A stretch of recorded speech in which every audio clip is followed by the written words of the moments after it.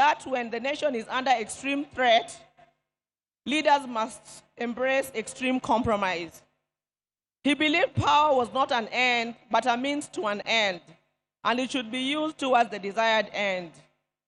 He believed power should be used to ensure the existence of the nation, not the demise of the nation. He wanted power to be used to ensure progress, prosperity, and peace of any among nations, and not for any causes that would yield contrary outcomes. We will cherish Raila in the heart of our nation, and I believe in the heart of many African nations. Thank you. Long live.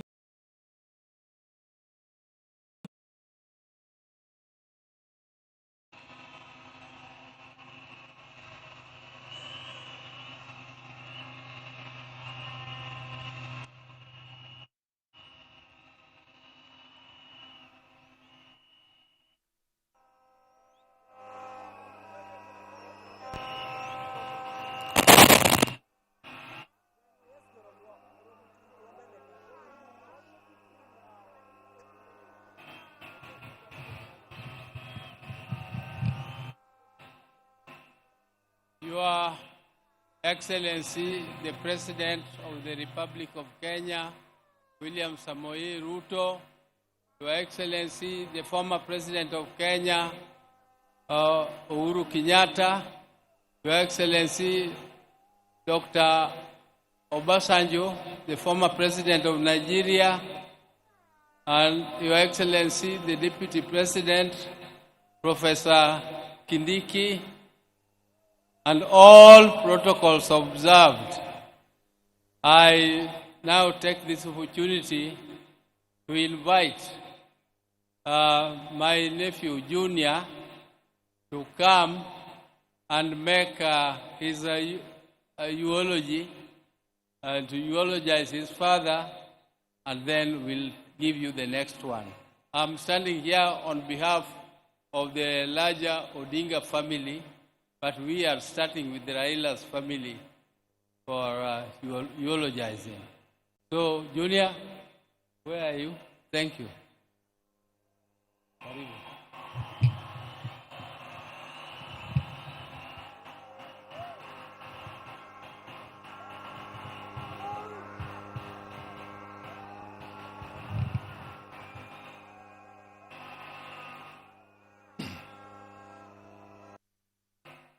Josurwa, Amoso, Jokanyanyam, Amoso, Nikwa Ramogi, Wuntie, Kamano.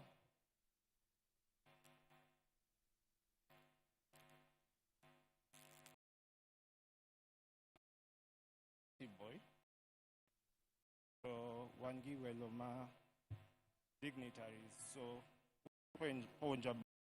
but for now, I'll continue the rest of my speech in English.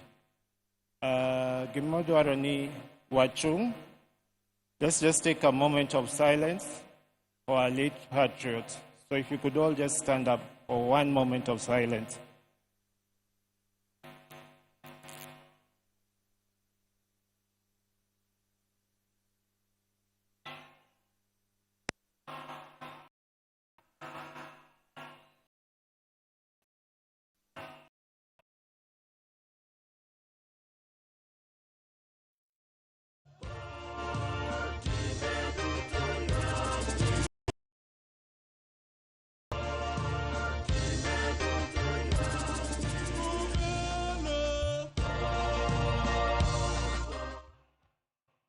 Pero Kamano.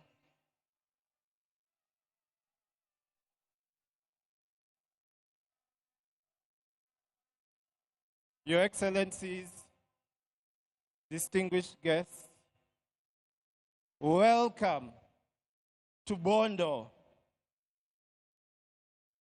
001, watu wa Pwani, Karibuni County 041.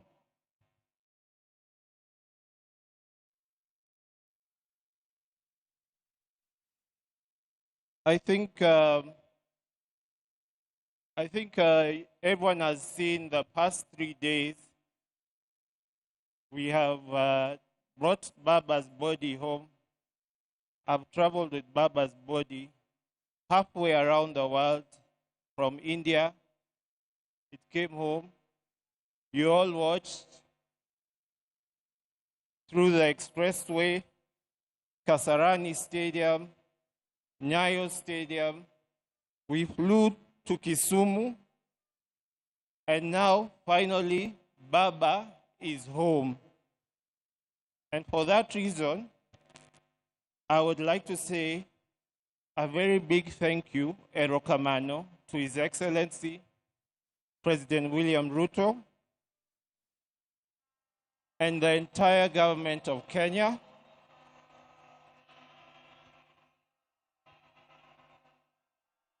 And the people of this great nation of Kenya. Wawachni William Erokamano Achel. Achel. Erokamano William. Wadi. Erokamano William.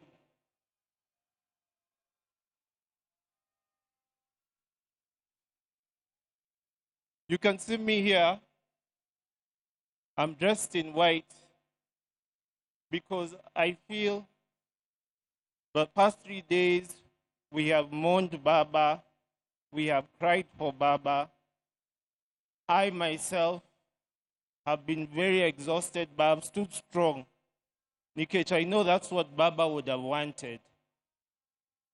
And today, we're not mourning, we are celebrating a life well lived. We are celebrating Baba at 80. Because Baba lived, and he lived his life throughout. So the rest of us, tonight, we are celebrating Baba and his legacy.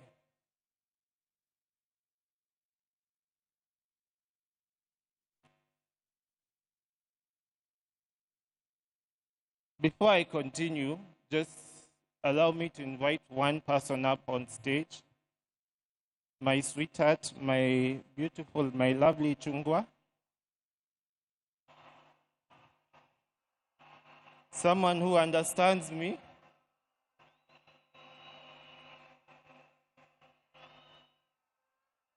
Nyaber, Nyamalo. Wave to them, sweetheart.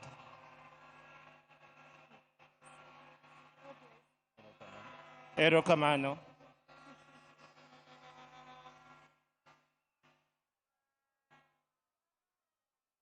I'm sure you all understand who Baba's immediate family is. Those or his children rather. Those my late brother Fidel, followed by Rosemary, followed by myself, and then there's Winnie. But we also have Baba's grandchildren. Unfortunately, I cannot see them right now, but I'll mention to you their names. There is Safi Odinga. Then there is Alai Odinga. Then there is Senai Odinga. And then there is Lion Amolo Odinga. And lastly, Wangi Jaramogi Oginga Odinga. And that is the grandchildren, Majakom.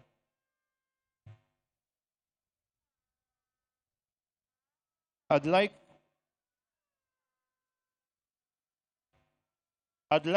the former staff, Ma Baba, wherever you are, if you could just stand up. I know I wouldn't have time to mention all of you, but if I see you, I know Ntie Bagi, Ntie Dennis, there is Juma, there is Buanamondo. There are so many of them. And for me, what I want to say is thank you to the former staff of Baba for taking care of Baba, and for just being around us and our family. Ntie Ogeta, Ntie Juma. So you know who you guys are, and I'd like to say thank you to all of you. Erokamano.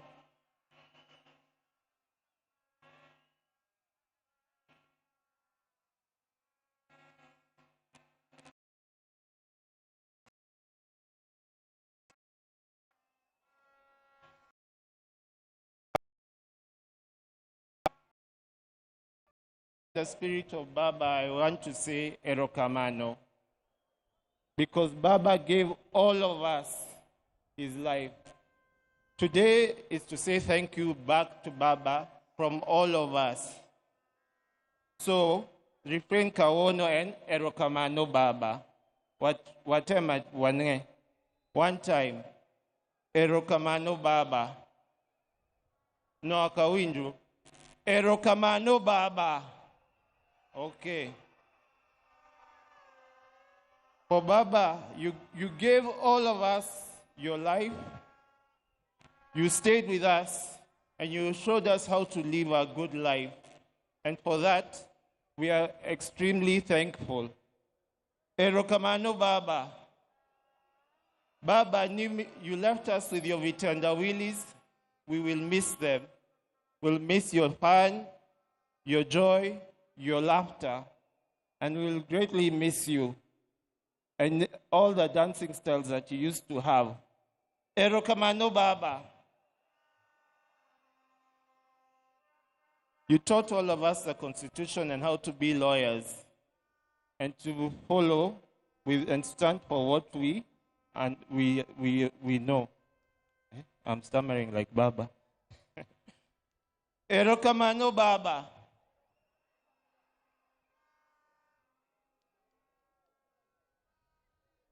And lastly, I know Baba is smiling because he's given us so many holidays, and now he has given us Easter in October. So for that, we are thankful. Erokamano Baba. I'd like, as I've finished, I'd like to introduce, call one person up to stage. But a lot of us were jealous about her because she was Baba's best friend. She was Baba's confidant, secretary, PA, doctor. So please join hands. She's one of the toughest women I've ever met. She's a very strong lady, and we were all jealous of her. Please give a round applause to my sister, Honorable Mheshimiwa Winnie Kazi Odinga.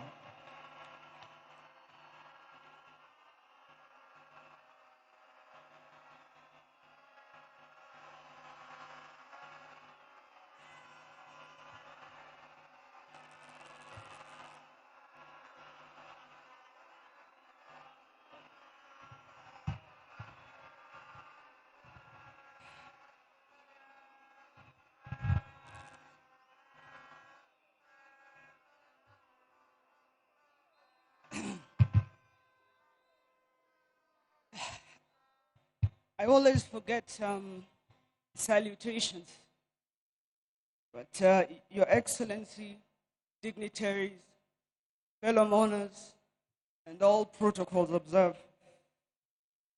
Good afternoon. Jotura, untie,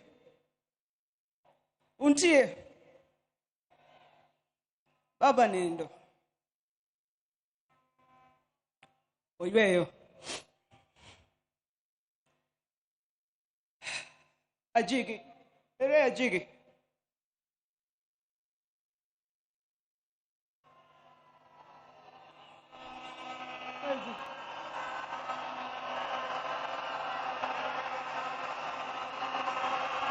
Okay.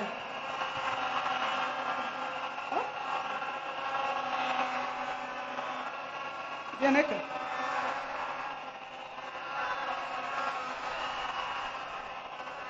Give him a mic.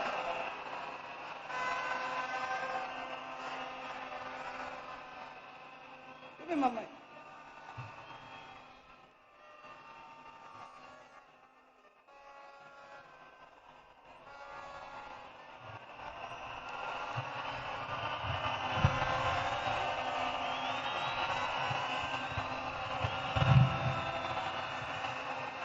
Joey!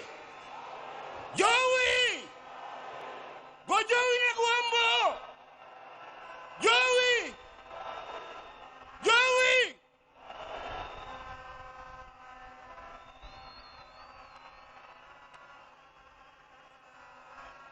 Yamolo! Amolo Jo! Amolo Uruganda Jo! Amolo Jo! Amolo Jo! Ruta Jo! Wajumbe Jo! Agweyo mogik nikech Amolo kamora mora mane entie no luonga mondo agwe atimo niero kamano Winnie kuom timo gimitimo ni adwa ni mondo agwe na Amolo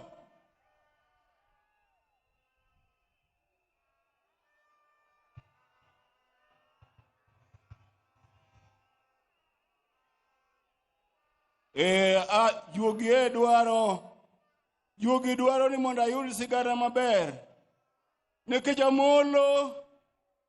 Amolo nohero sigweya to adwaro sigweya maber sigweya mana akwongo gweyone Ramogi wuogo oko biune wang'ni lech keuje koneyo mako wirwa yenye kora lago agombo mono Raila kod wuogo to en mana le rawa Joey keu koneya Amolo koko mar jonanga ruodhi Ramogi wuogo oko biune wang'ni lech keuje koneyo mako wirwa yenye kora lago agombo mono Raila kod wuogo to en mana le rawa Orao Moi Orao Kibaki Orao Uhuru Kawuono omiyowa broad-based government to Amolo mosnwa jodongo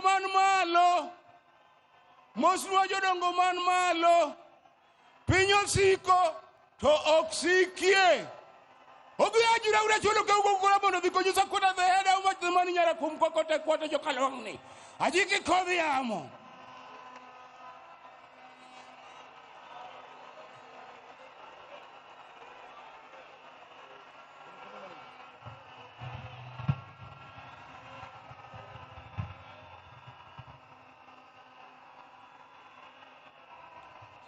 Jothurwa. Ang'eyo ni un gi lit. Kendo un gi rem.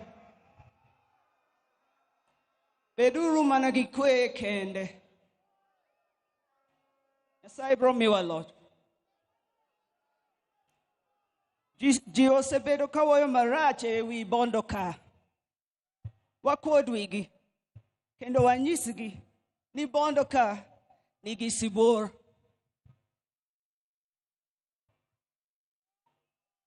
They wrote for me a speech, but today I have nothing to say. I want to thank you all, and there are a few people here I would like to specifically thank. To the staff of Baba, led by George Okong Opondo, Mr. Andrew Mondo, thank you for your loyalty and support. To Dennis Onyango, Keta Onyango, Morris Ocheng, Jack Nyamburi, Florence Olang, Ibrahim Auma, Jeff Oyer, Manuel Wanson, and others, thank you. To the staff of East Africa Spectre, Joff, and all the other officers, thank you. To Washington, Martin, Victor, Rose, Jackie, David, Caleb, Steve, Joanne, Joyce, and others, Thank you. And finally, to the late George Odwor, Eric Ominde, Juma, and my partner, Maurice Ogeta.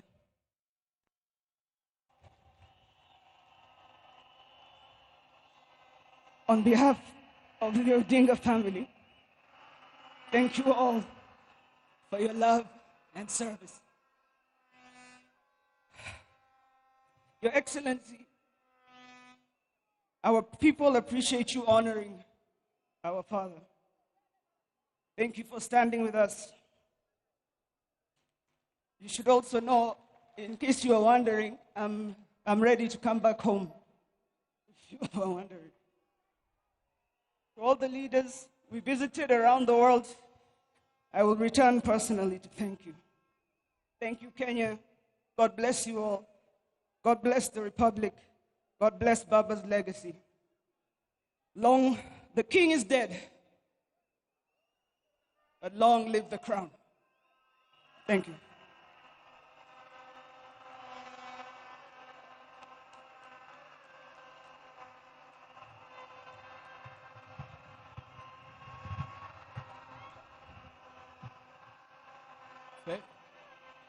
Fellow mourners, Joey, Yatura Joey, Joey. I want to take this opportunity now to invite Winnie Odinga, not Winnie, Rosemary Odinga to come and also give her eulogy. Karibu, Rosemary.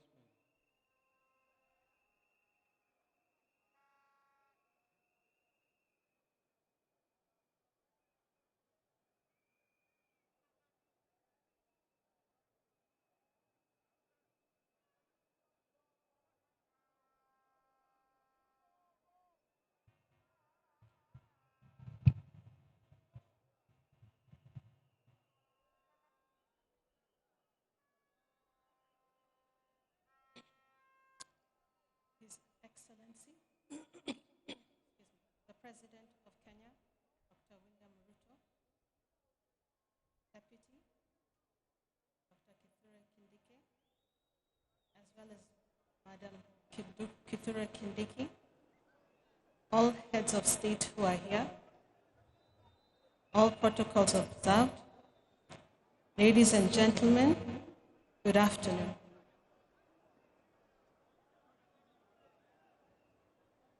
I said yesterday it was very hard for us as a family. Nonetheless, the day has come, and I want to just share with you a little bit about who our father was to us. Our father was someone who believed in us. As many who have spoken ahead and those who will speak after will let you. Our father listened keenly to what we had to say individually, after which he helped us sharpen our ideas and find solutions, and to work with others. As you can see,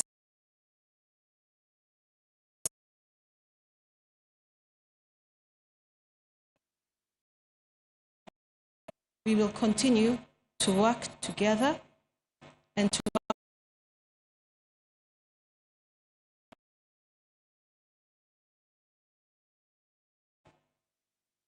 Our father also taught us to love the entire.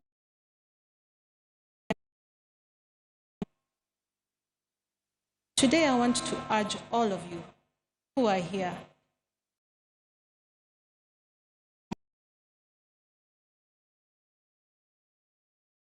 you and search for what makes you better, and search for what makes you.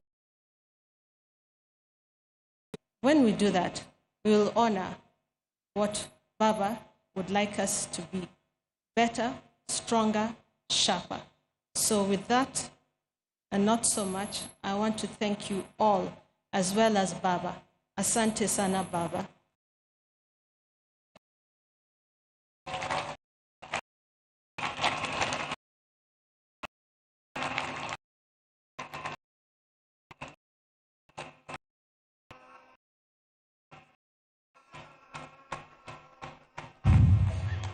Now, I want to take this opportunity to invite my sister, Honorable Ruth Adhiambo Odinga, who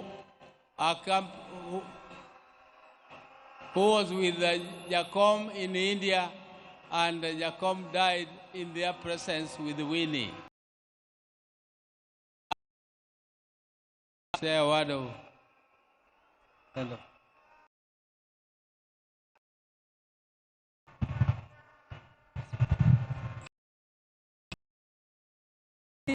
President of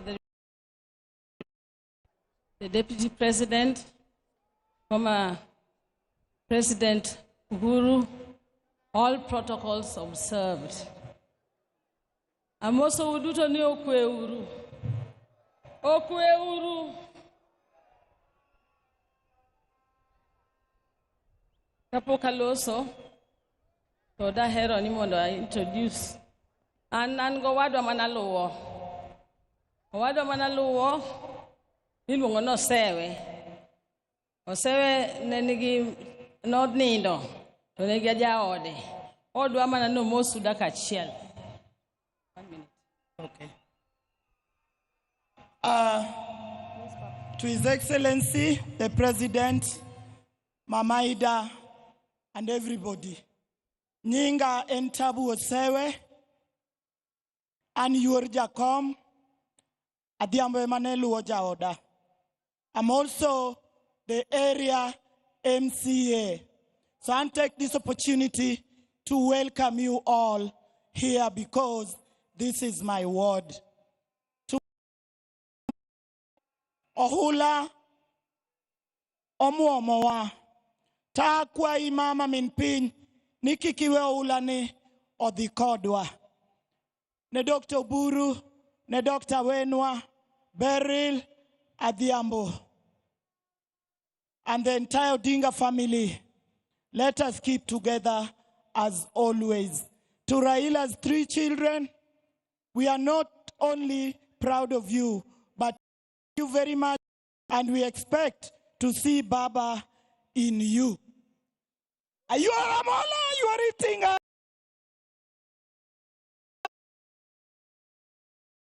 Konge toji chayo. Ayora mola yori tinga kionge toji ocha. Mayora mola yori tinga kionge tojogi kinya. Joey. Thank you very much, everybody.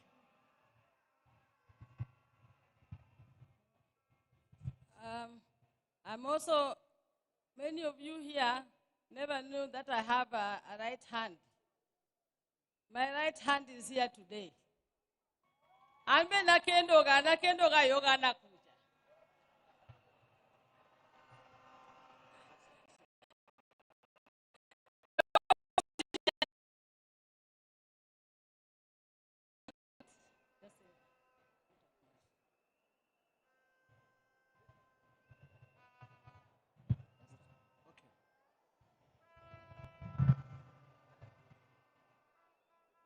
Jambo. I'm pleased to be here with special greetings from Ghana and from the Buzia family and the royal family of Winnie to the great man who is lying down there.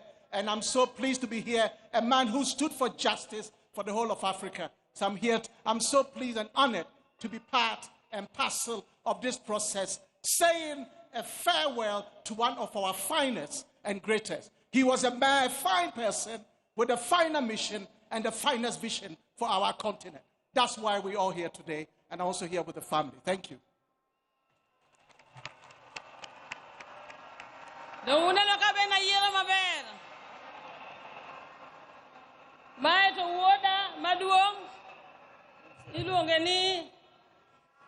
Sankara.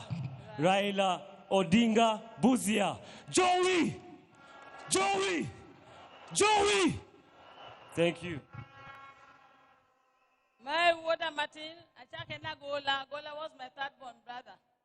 Alongoni Papa Patron. Antrogo Macho Go. Kora Agoimos. Winter. Aya Agoimos. Aerokomano.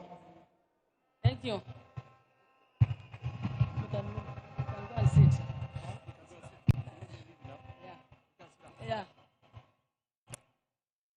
I will delete and give back. Raila Molo Nyatiwa Ninye no siepna. Nekitwa chal. Otuan tatuan. Koro luo rekata. Samoro we are not take, tomare be take. Ah molo.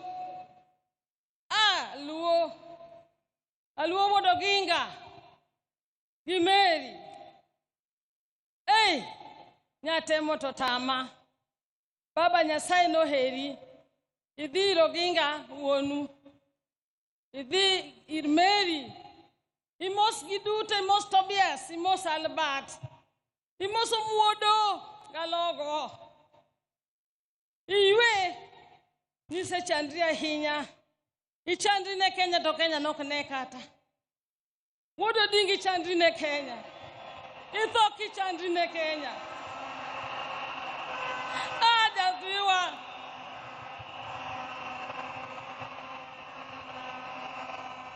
Hata kamano. Joey! Joey! Imichame Mari! Modong Girigen! Alwog imichame Mari! Modong Girigen! Sakwa wawinja malid! Sakwa lo! Lo jajuok! Yawa sakwa nyonuru lo nyonuru lo jajuok! Do Raila mawodo dinga lo nyonuru lo jajuok! I don't want to say much, but I'm going to say this. I was with Raila throughout most of the time. Even when we left Fort Kenya, I was with him. We went to NDP together. And I remember in 97 when he came to Nakuru, myself and the Honorable Ouda now, who used to be my youth, we went to Massive Ferguson and told them we wanted to test their tinga. They gave us the tinga. We went and got him as he was entering Nakuru and took him up to Stem Hotel with the Massive Ferguson tinga. I have been there. In 1982, some of you don't know, you only see me in this siyasa. I'm the one of the first women who was said that I was with my brother as he was picked to go to detention. I was forced by the society to be one of the first women exilees. I went living in Uganda, Tanzania, and ended up in Zimbabwe. When my brother was supposed to be taken back to detention in 1990, he was asked where he wanted to go. He said, I'm going to Norway to my sister. Raila became a refugee in Norway, staying with me, Ruth Odinga. I'm just saying this to show you that this was a stoic man. The family has suffered. Some of you are looking here, you don't know what Mama Ida has gone through. I used to know, I stayed with her. Being alone without your husband for all those years, the 9 years, I didn't see people mentioning. Some of these men, my fellow colleagues, even MPs here, to hear just about a cell, I was saying, you know, Raila won't go to Yedonga Jela, he got quiet to Donga Jela, he got shell, Ario, Nakochiko, Manadisho, Hogdito, or Tuan Gosokotuan, or Tuan Gosokotuan, or Chandana Kenya Kosoko Chandana Kenya.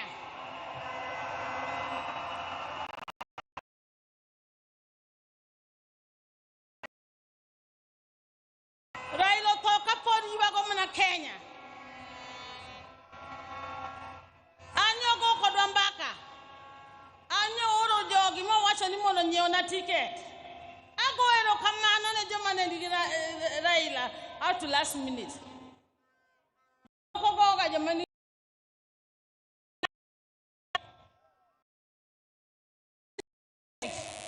ne vedo gi Raila kamoro amora. Ago ne erokamano. Ago ka erokamano. Ne ogeta Maurice. Ogeta Maurice analuongra ni Jaground en Jaground. No changi sendi ogeta. Saniti ne ilo chopa iwa ya ground. Chieng ni duoge yuda ground. Ogeta ki wanyi neno. Gi Dr. Lunya. Gi Winnie nyaka wuor. Gadhiambo. Onge gima tek neno ng'ama thuon ka Raila ka koro nindo pinjo kama okika wuondu onge gima tek. Latego nindo. Poko ni koro baba zigi kwe. Okno yotnwa. Doturwa. Anamor. Matnuchul mongan laktar mako dinga. Ane laktar mathiedho ji te chakre Dr. Burma wado manikani. Nyamera moni chanan go India. Iluongo ni beri la chieng'. Podo tuo ko nya chop. To nyamera kane tuo to monyo yath. To openyen be safe en laktar. Kanyo dhi oro na ticket. Monda dhi abed kode kaka laktar. Ana neno kaka Raila molo dingo to. Latiwa digi kwe. And what you said about our party must remain. You told me that at 8 in the evening, the day before you passed on.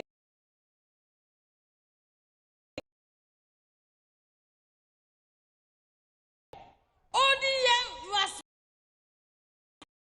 be strong. And if it is not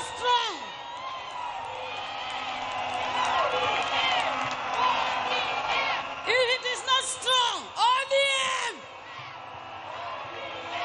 ODM! ODM! ODM! ODM!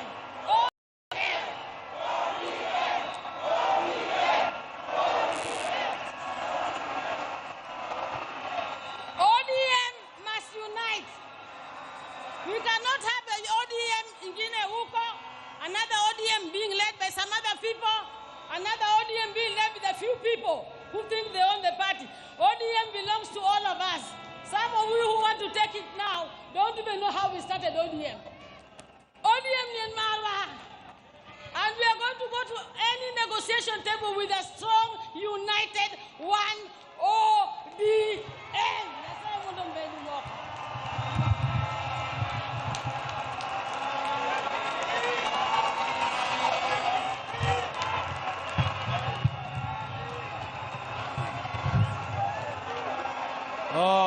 I now want to take this opportunity to invite my sister, Dr. Wenwa Akinyi Odinga Oranga, is a long name. Dr. Wenwa Akinyi, or we call her also Dodi. Ma'am,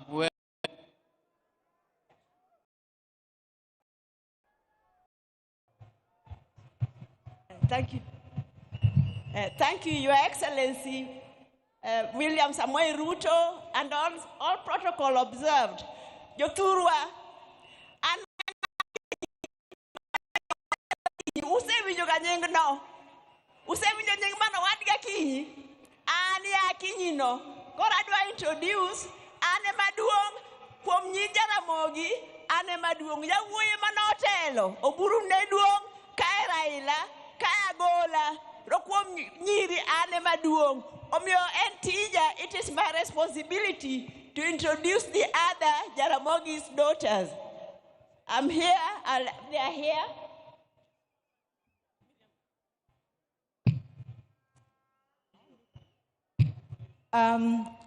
All protocols observed.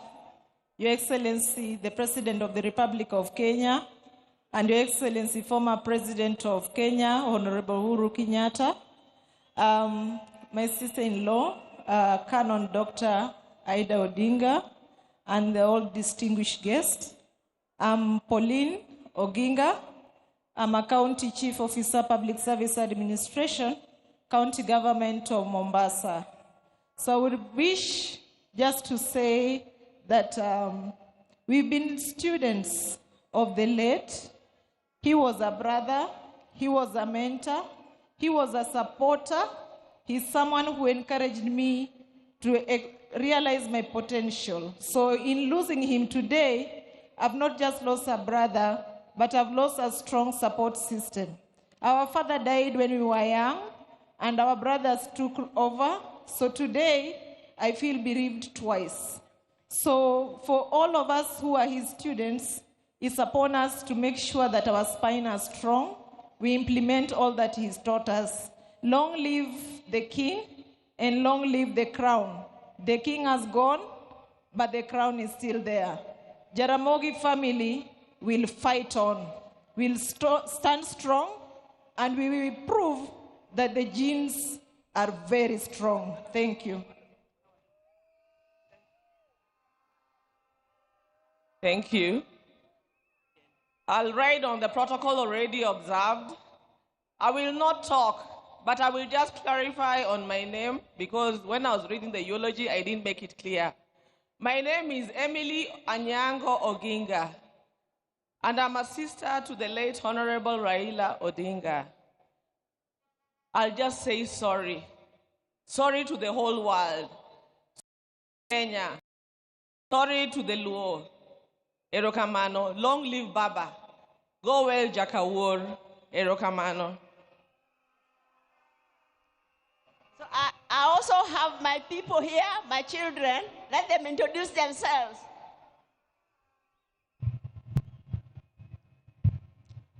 Haya, kwa majina naitwa Jaramogi Orango. Kama ningekuwa najua ati nitaongea, ningeenda niulize Uhuru anisaidie na ile uji alikunywa na Raila.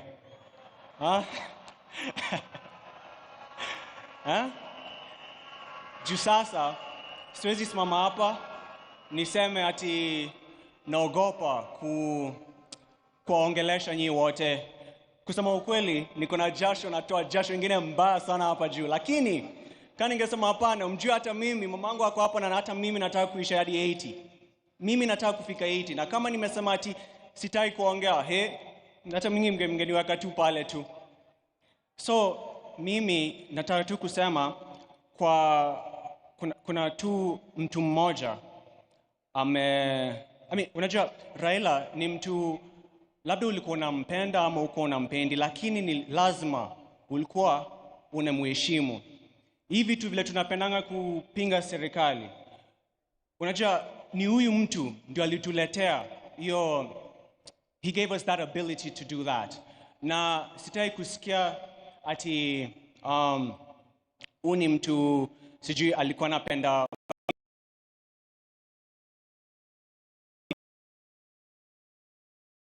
kwa baba, na nataka ku pass my condolences kwa Auntie Aida na kila mtu mwingine. Asanteni sana kwa kukuja na kwa kunikusikiza. Asante. Thank you.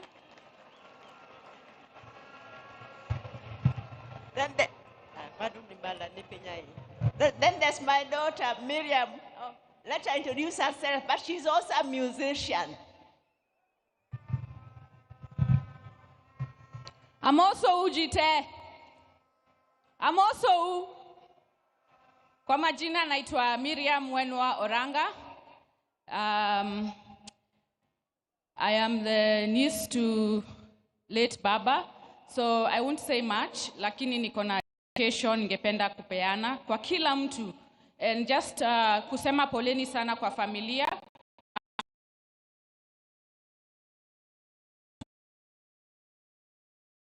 Wananchi. Asanteni. I'm singing. All right. Hallelujah. Hallelujah. Hallelujah. Hallelujah. I heard there was a secret chord that David played and it pleased the Lord. You don't really care for music, do ya? It goes like this: the fourth, the fifth, the minor chord, and the major lift. Baffled king composing, hallelujah, hallelujah, hallelujah.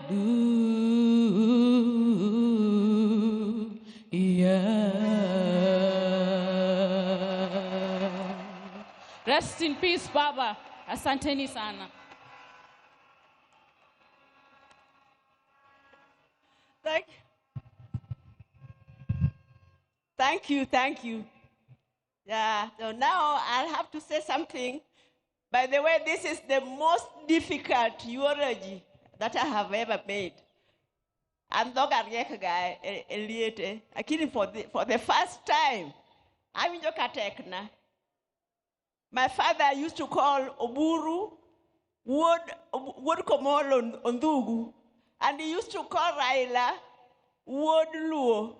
So then quickly the names changed to Wodi and Aluo. So me, I grew up knowing Raila as Aluo. Oburu was mostly away in school in South Nyanza. He didn't spend much time with us, but Raila would be left to look after us, to cook for us whenever my mother was away. And then Oburu said the other day that Raila lived news, even from the time he was a little child. Let me tell you, whenever he was left to look after us, and he's going to cook and it's news time, he would put me there to listen to news and then tell him later what had been said. Can you imagine? Listen to the news, and when he comes to tell him what was said in news, I was not more than 6 years old, I'm sure. It's called Cosmas, Bala, or what they call work. And then I used to hear the name Accra, Ghana. And then I used to hear an advertisement, Vaseline hair tonic. But my English was poor. So when he came, I would only tell him those things, but then I would say Vaseline hair tonic instead of Vaseline hair tonic. And then Oburu will tell you maybe how Raila was strong-headed. In school, there was a rule that when you are caned by the teacher, you were supposed to get up, salute, and say, "Thank you, teacher," which he refused to do. Every time he would get up, walk away, saying things about the teacher, maybe just mumbling, and the teacher would call him back, cane him again, until the teacher gave up. Maybe Oburu will tell you more. Then,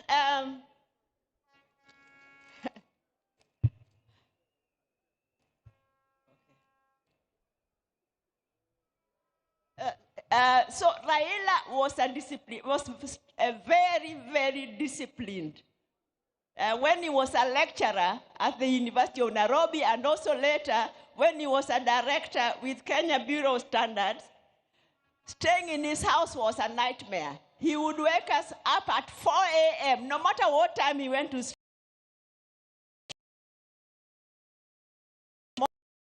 Jog. And for work. He was working at the Kenya Bureau of Standards. So when you're working under him, you could not be late, because if your boss is already there after just at 6 o'clock, you cannot even lie that you are there on time. And he introduced an attendance register. I mean, you had to clock in. You had to clock in, and he knew exactly what time you had come.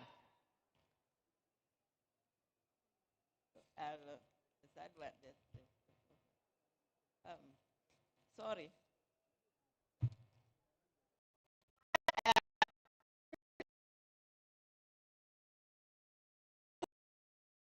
So you won't believe it, but we also used to have our differences. We have, even now, we have our differences, and we can have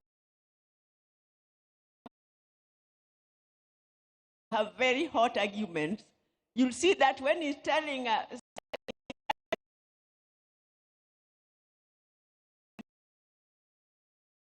I would not spare him. I used to tell him whether he wanted to hear it or not. So one time he came to my house, and then we were having a hot argument.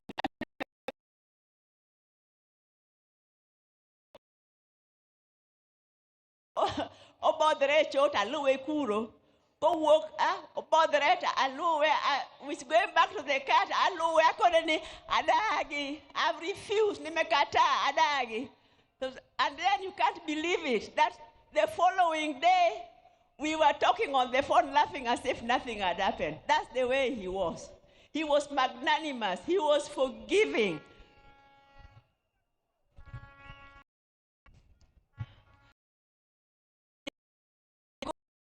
The overwhelming love that Raila was received, many, he is very happy. But Raila, because he was so compassionate, I'm sure the only thing that is making him unhappy is that some of the people who came to receive him back got hurt by our security organs.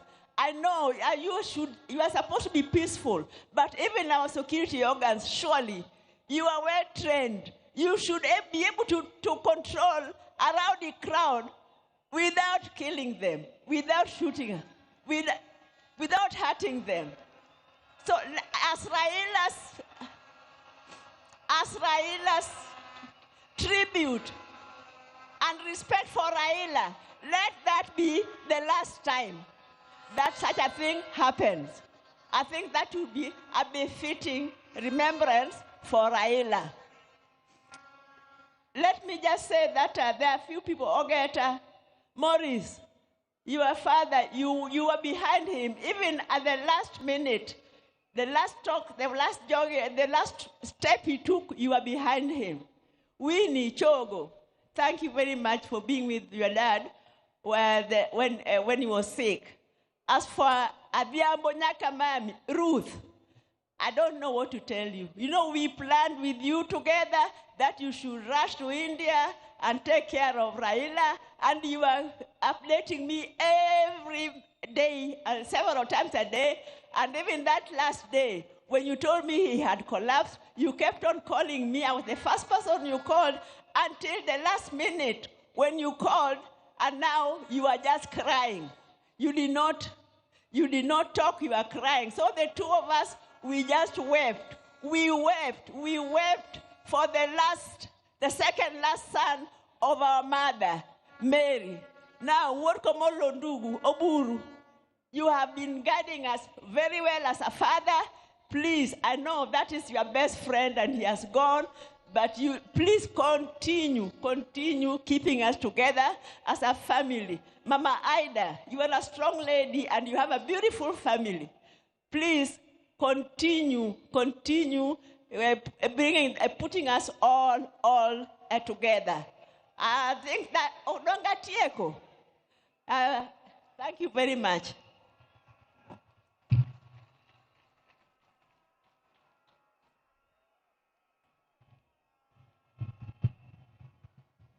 Yeah, thank you, my sister. I now want to take this opportunity to invite Taurei, who is the son of my sister Achieng, and Achieng is not able to come because she is a bit indisposed, and she is bringing her condolences through her son to Taurei to tell you one or two things. Taurei, please. Hello, Your Excellency, fellow dignitaries, my family, and friends. I'm here representing Beryl Ocheng Odinga. I'm her son, her lastborn. Her other daughters couldn't make it at the moment, but we're here representing her. I'd just like to tell you all that Baba was Mom's best friend. He really cared about her, saw her through thick and thin, and even right now, I'm married to someone from Game. She's back there, her name is Brenda, and Baba contributed heavily to our marriage.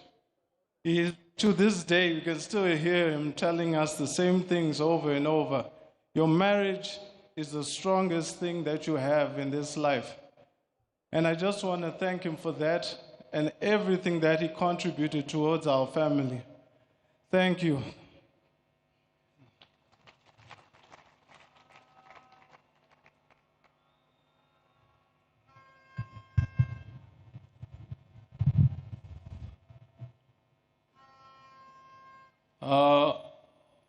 All protocols observed, I would now want to say a few words about my brother Raila.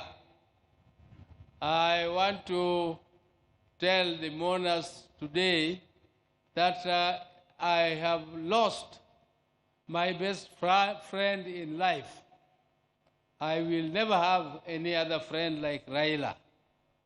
And it is with heavy heart that I stand before you to mourn him, and I really feel like not saying anything because my best friend is gone.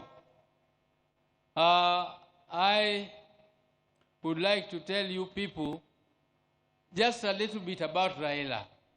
I cannot say it because it is too much. I cannot tell you. It can take the whole day. But I want to tell you that from childhood, Raila was a very, very caring boy. But he was also very principled. If he felt that he was being misused, he refused. For instance, one time, my father used to live in Kisumu, and we were living with my brother Raila in Nyamira here. And we used to go to Maranda school every morning in the dews before we reached school. We reached school when we were very wet. And one day, because my father used to come back home here every weekend, and when he came back that weekend, he expected us to be picking cotton, because this area used to be a cotton growing area. And all of us had woken up so early to go and pick cotton, because Mzee was very strict. Everybody had to go and pick cotton. But Raila was why he is not picking cotton. He told Mzee, Baba, don't you know it is very difficult to pick cotton? Why don't you also try to pick it? And Mzee was not amused. So Mzee disciplined him a little for that statement. Again, the other time, my mother was going for a funeral to Alego. And he went to school and asked permission so that we could look after our siblings, the children, who are my sister Akinyi, who has just spoken here, and the other Achieng, whose son has spoken here. Those who are still small kids. So when we missed school for one day, the next day when we went to school, the same teacher gave us a lot of beatings, why we missed class. But my mother was not amused. So my mother went there to quarrel, but before then, when this teacher was disciplining us in class, he expected us to salute him. After he has given you the beating, you do the saluting. But Raila refused to salute the teacher. So the teacher was not amused. The teacher called him, come again for another beating. He came back, and again the teacher gave him another beating. He refused to salute. The third time, when the teacher gave him the last beating, he told the teacher that you are caning me for nothing, and my mother asked you for permission. So don't cane me again. And I can tell you that my brother also liked school. He liked school and he never missed school. Unlike my other brother, Agola, who did not enjoy school very much, but whenever my father put him to discipline, he went to school and studied, and that time he becomes number one. So can you imagine somebody who is a bottom and next term he is number one? And Raila was always number one in class during those days. And Raila loved sport so much so that when we came back to Nyamira, we had a field where we were practicing jumping, we were practicing pole vault, we were practicing triple jump and other athletics.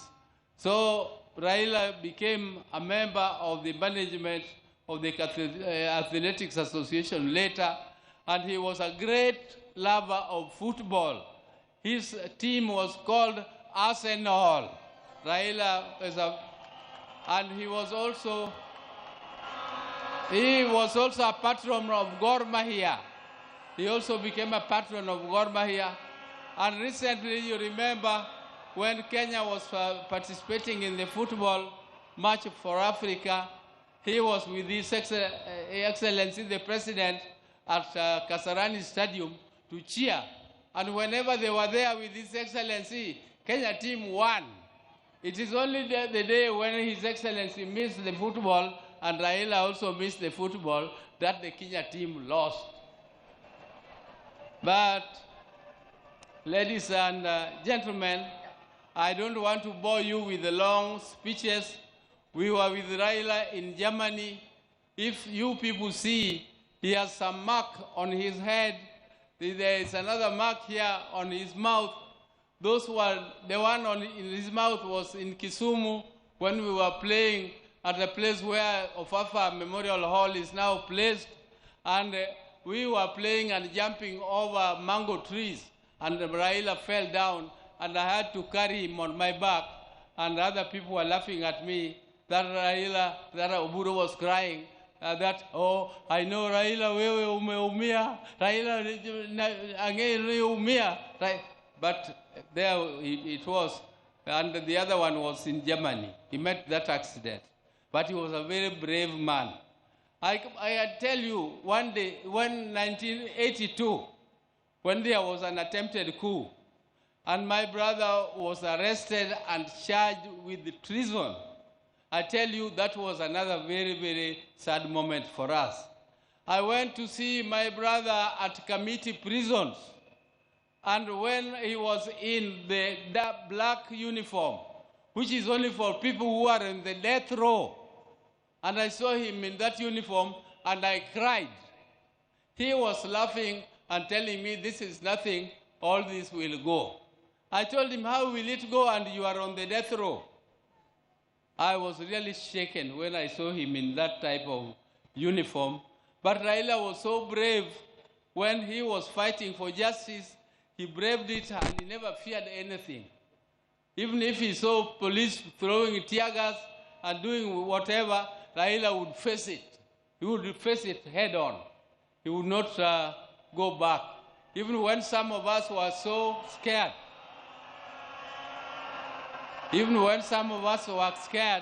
Raila would go ahead and continue. Gentlemen, I want to thank these people.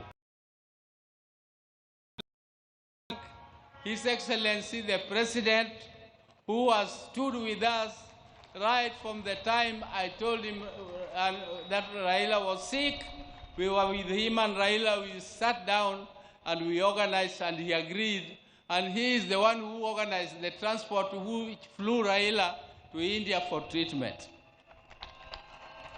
I also want to tell you that the President kept a vigil and he always checked on Raila to know what was happening with him. The day Raila died, I first of all called him and told him he was in a very critical condition.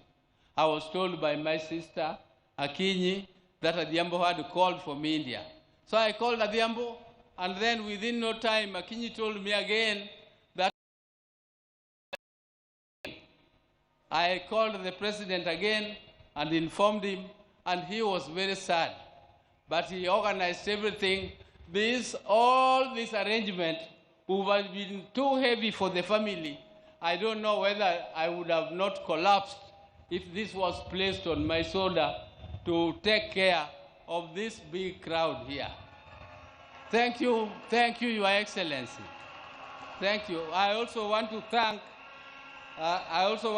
the chairman of the National Funeral Committee, Professor Kithure Kindiki, who tirelessly worked and made sure that everything was organized and well arranged as it is now. I also want to thank the security which did this, the army, all the armed forces. All these are under instructions of the president. Thank you again for all that you did to us. I also want to take this opportunity to thank Honorable Musalia Mudavadi, who led a team to collect the body of my brother Raila from India back here home, and he was accompanied by the ministers, Mukomen. Thank you very much, everybody who was in India to bring the body of Raila home. You did well. My special thanks go to Dr. David Olunya, who is a personal doctor of my brother, and he has been with him all through. He went to India, but he has been with him even earlier than that. They were together in Dubai. They were together at Nairobi Hospital. So thank you, David. Thank you for everything that you did. I also want to thank Ogeta. Ogeta is our relative, Enyake Waka. He is the one who was taking care of Jacom up to the last moment when Jacom took his last breath. I also want to thank Jeff Oyer. I want to thank Winnie, particularly Winnie, the niece. Winnie is a very brave lady. She was there with Jacom when there was a session in Arusha where they were supposed to go for a session. I asked her, Winnie, are you not going? She told me, then she just pointed at the father and said, him. I'm not going because of him. I have to be with him. And that is before Raila went to India. And she was there from that date. She took care of her father, and she was very, very, I think she was very caring. She did everything that is humanly possible to do. Thank you, Winnie, for everything. And my sister, Ruth Adiambo, who also bought a ticket and went to see Raila. She sought her own visa, and she went there, and she was with him up to the last minute. Thank you, my sister. Thank you very much. I also want to thank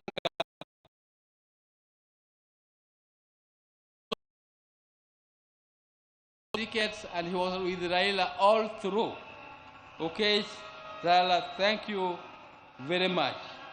I want to thank the National Assembly, Speaker, the members who also organized and went to collect Raila's body, Aaron Cheriot and Junet, Honorable Junet, though he did not go, but the majority leader in the National Assembly.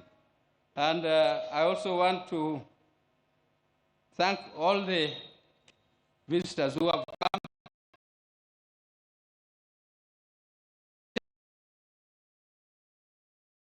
So I would like to plead with you. They have done a great job. They have kept vigil, and they have been there for him all through. So, Your Excellency, please give them promotion 1 grade. Just 1 grade won't be. With those very many words, I would like bye-bye to my brother. Bye-bye my confidence. My advice, I would want to ask God the Almighty to put your soul in peace, and please greet for us our people who went before you, my mother, Mary Oginga, my father, Jaramogi, who went before, and all our siblings, like Julius Nyerere, greet them all for us. Thank you. May God take care of you, because you are a good man. You are a good man and a truthful man. Thank you very much. Thank you.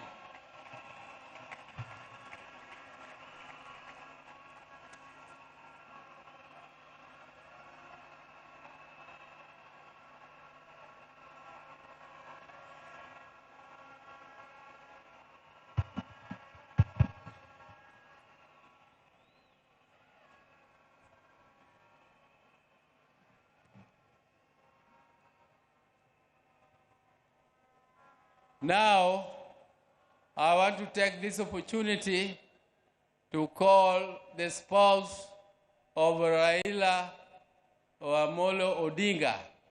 She became more or less a widow when Raila was detained. At that time, Raila was only 37 years old. And this lady was younger than that. And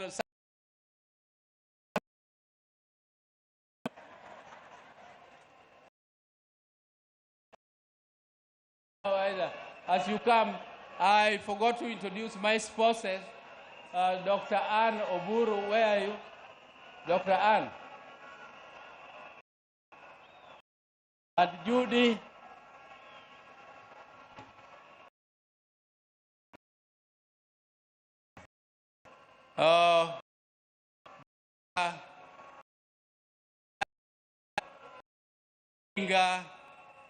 Canon, who is a canon of our church, Anglican Church, and I would now ask her to come and address the gathering.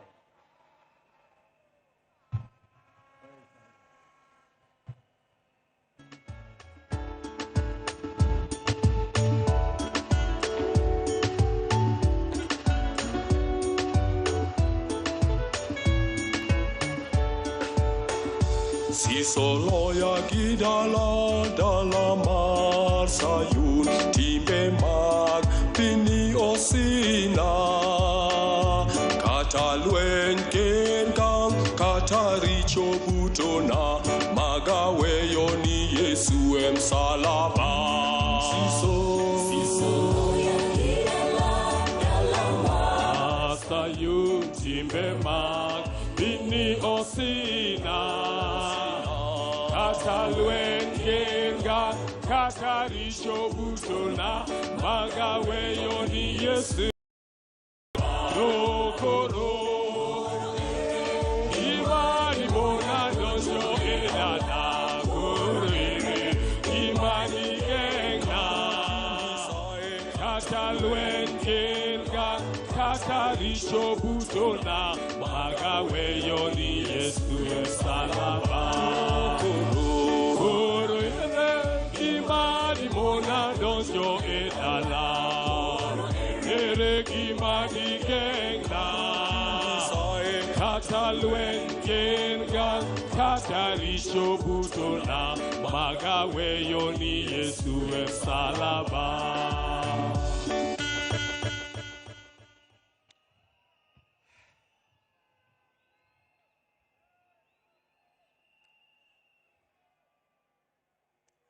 God is good. God is good all the time. I know you say that is his nature. And even at a time like this, let's not forget our God is there and our God is still good.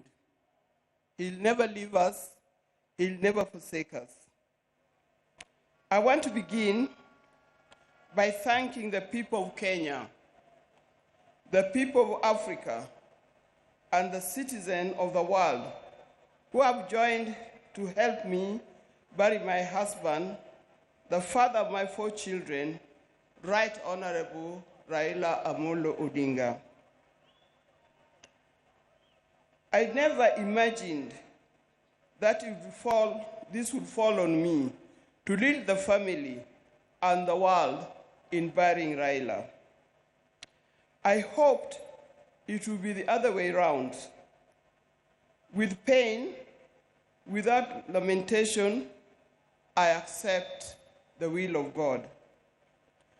I want to thank the President of the Republic of Kenya, His Excellency, Dr. William Samoei Ruto, and the government for going out to accord my husband, our father, Right Honorable Raila Odinga, such a dignified send-off. Indeed, in this part of the world, we've never seen something like this. We've never seen a dignified send-off like what we see here in Bondo. Mr. President, thank you very much for according this kind of send-off.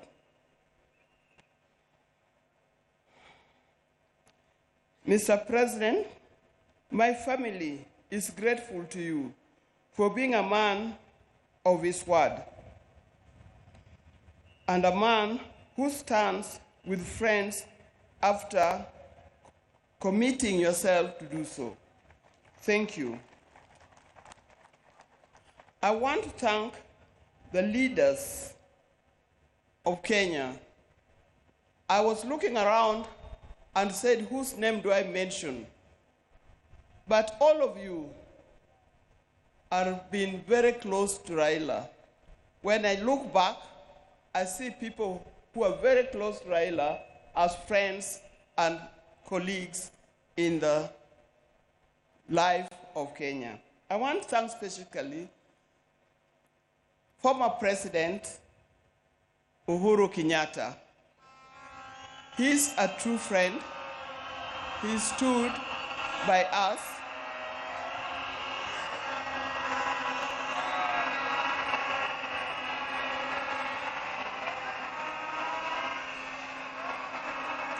Yes, thank you. I want to thank once again all leaders from Kenya and across the world who have taken their time to mourn with us and to mourn with the family. And for this kind thought, you have spared your time to be here today. I know there are many, many leaders from other parts of Africa. His best friend, Papa Olusegun Obasanjo. Thank you very much for being here. Thank you very much. He comes from Nigeria, for those of you who don't remember. And if you remember, after Jaramogi's death, he was here and opened the museum. I would also want to thank Her Excellency, Mrs. Morgan Shangarai from Zimbabwe. Thank you very much for being with us. I know there are many others, and I'm going to write special letter to all others when the time comes, because I'm not able to mention them by word. Your words, your letters, your social media posts has gone a long way in lessening our pain and lifting our spirits. Thank you very much for that. Raila has been my husband for the last 52 years.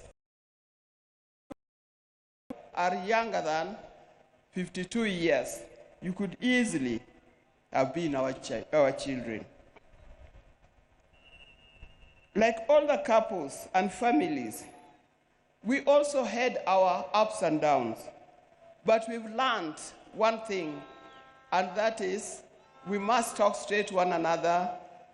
We must forgive and move on. Now, juggling the family life and public lives exert extreme pressure and demands on us from time to time. I know most of the time we used to say, Raila is more of public life, political life, than he is for family life. But every time he came, he gave us what we deserved. I remember he attends to each one of us individually according to our needs. And that is not only his children and grandchildren, but also to his brothers and sisters. When Oburu was here, he didn't emphasize. But I think the next person, after loving me, the other person that he loves, leave alone his children, is Dr. Buru. Raila would not do anything without consulting with Dr. Buru. And if you wanted to know more, and you wanted to get to know what he's going to do, you had, if you are clever, you talk to Dr. Buru first to talk to him, so that he softened the way for you to talk to him.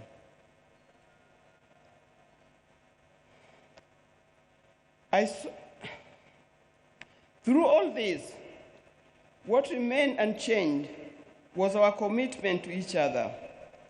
On our belief that he had seen through and vows, and we made each other at the start. It worked for us.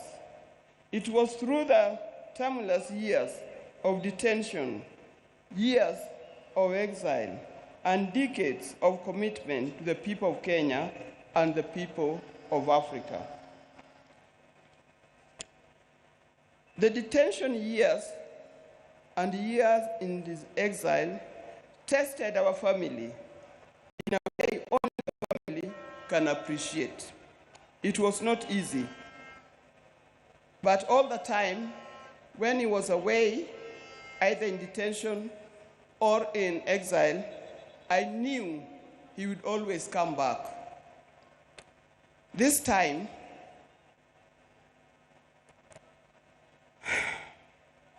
I'll have to join him wherever he has gone, because he'll never come back.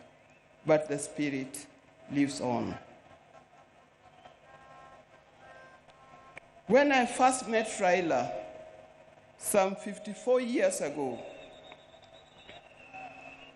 I didn't see his political side. I didn't see it coming either. He was not a politician in any form. I knew his father was, but him was different. And with my friends, then I was at the University of Nairobi, we were young, idealistic ladies who swore not to marry. We swore to marry calm, professional men, not those who give to the loudness of politics. I swore we had no time for the people who are doing political science, the lawyers, and so forth. We didn't know what was coming. In my group, and then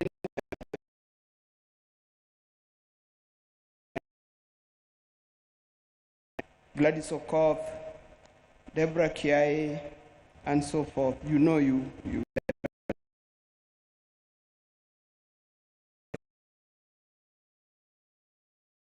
Engineer, a man of calm demeanor and reflective character. They all congratulated me because of that. Little did I know I was marrying a political engineer who would proceed to make engineering of Kenya his lifelong project. I didn't know. From the turn of events, I came to understand firsthand that they mean, I came to understand firsthand the meaning of still waters runs deep. He was a calm person, but as we lived, I realized he was a deep thinker of a different kind.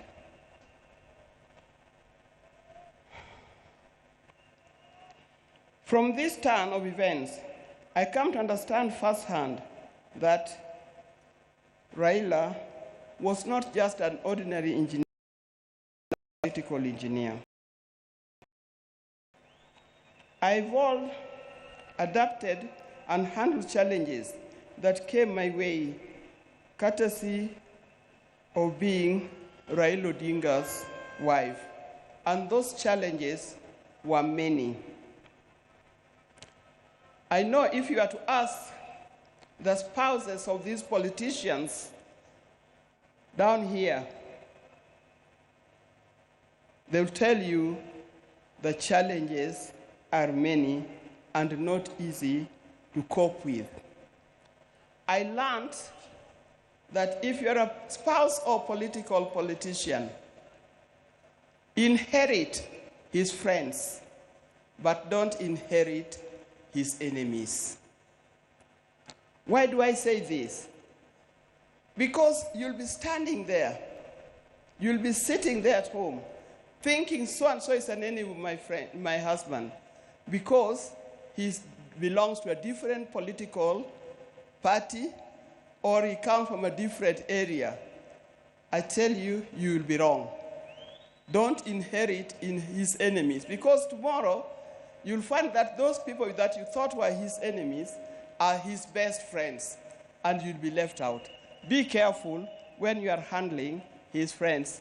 Inherit his friends, but his enemies, let him deal with them the way he made them.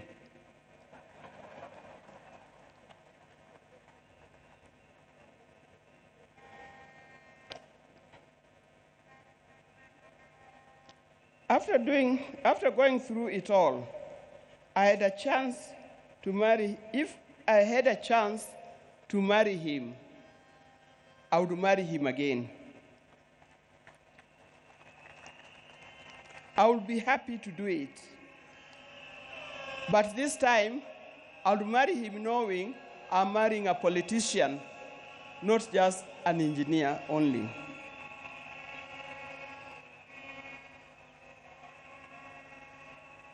But Raila never really stopped being a production engineer.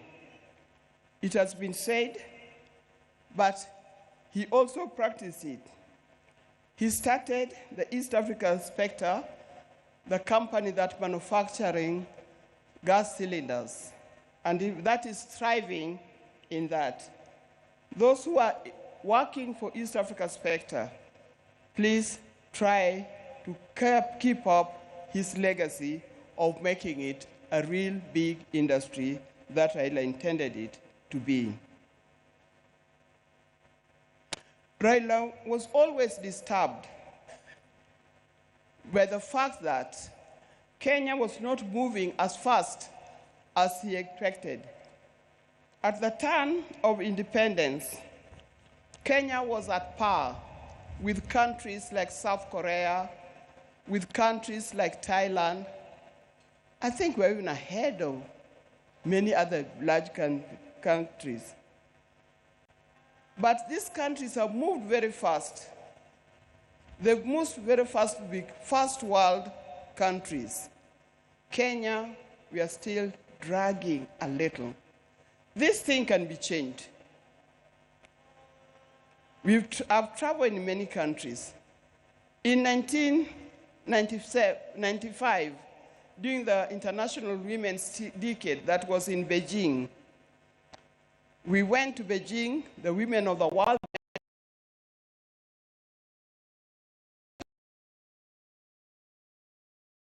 Was a 4-story building, and it was a hotel. I also noticed, that's me, that many of the people who are working in Beijing, the Chinese, they were wearing what we call overalls, the things that industrialists wear in the factory. They were either yellow, red, blue, green, or any other. And everybody was moving in a rickshaw. Go to Beijing today, you can see a different world. It can be done. Even in Kenya, we can change it. With hard work, determination, focus, we can change our country. And as I'm talking here, I know we have leaders here. Please focus in changing the country. Let's not seek leadership to enrich ourselves. Let's not seek leadership to acquire wealth for ourselves, but acquire wealth for Kenya and acquire wealth for our generation to come.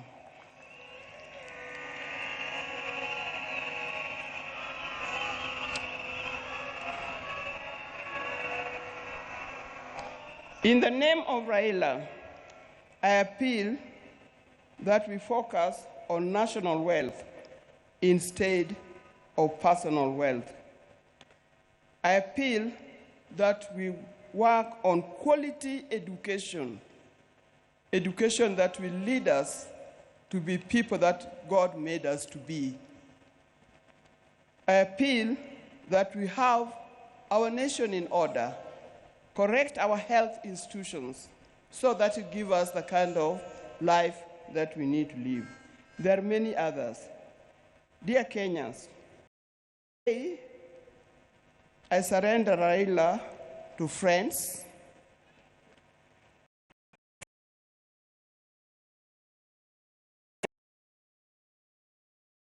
Raila to eternity, and I surrender Raila to all the ages. I know he's comfortable where he is. I know he deserves to be in the company where he is. And I pray that when my time comes, I'll join him there in heaven realms. Fare thee well, my dear husband. Fare thee well. Fare you well, the friends of many. If you were to start again, I would be there with you. Thank you, and may God bless you all for being here.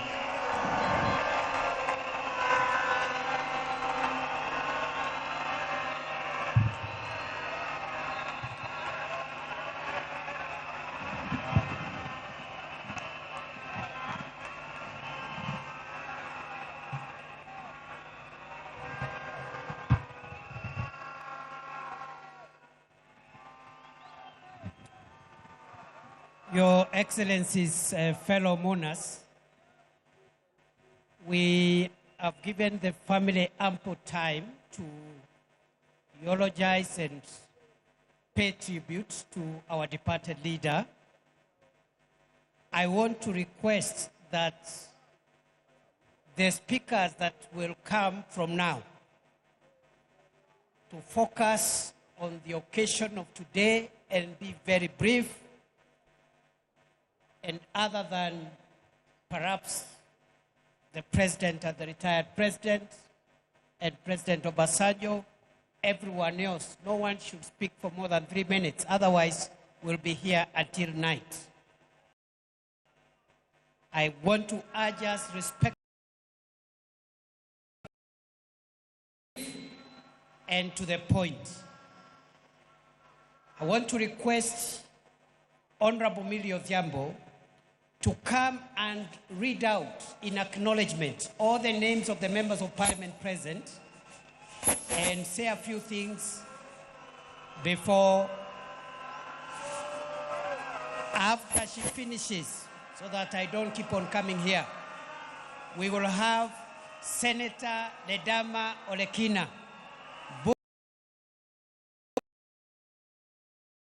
come and introduce senators.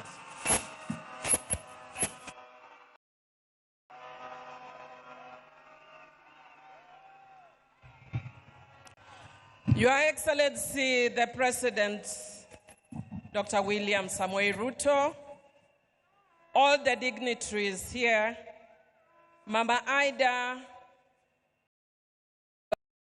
of Baba, and the larger family of Baba, including the international family, I greet you in the name of our Lord God Jesus Christ.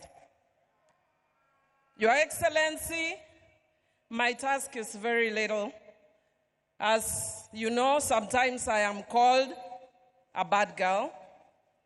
But for the sake of Baba today, when we are sending Baba, a man I respect and to whom I owe my political career to, I will be a good girl.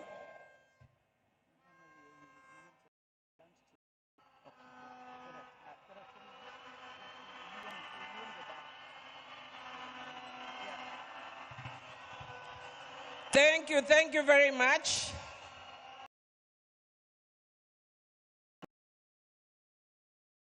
For members of Parliament, because that's how good I'm.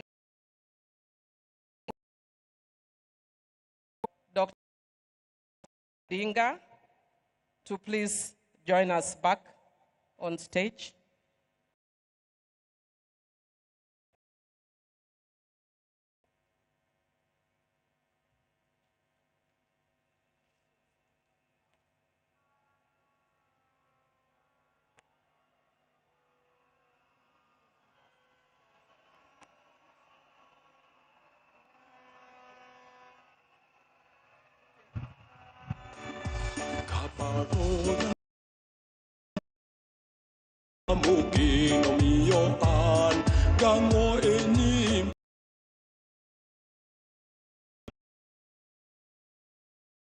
Things start early. When I was speaking here, I'm being reminded that I did not introduce the grandchildren. Raila had grandchildren. The ones who are here, we start with Safi. We start with Safi.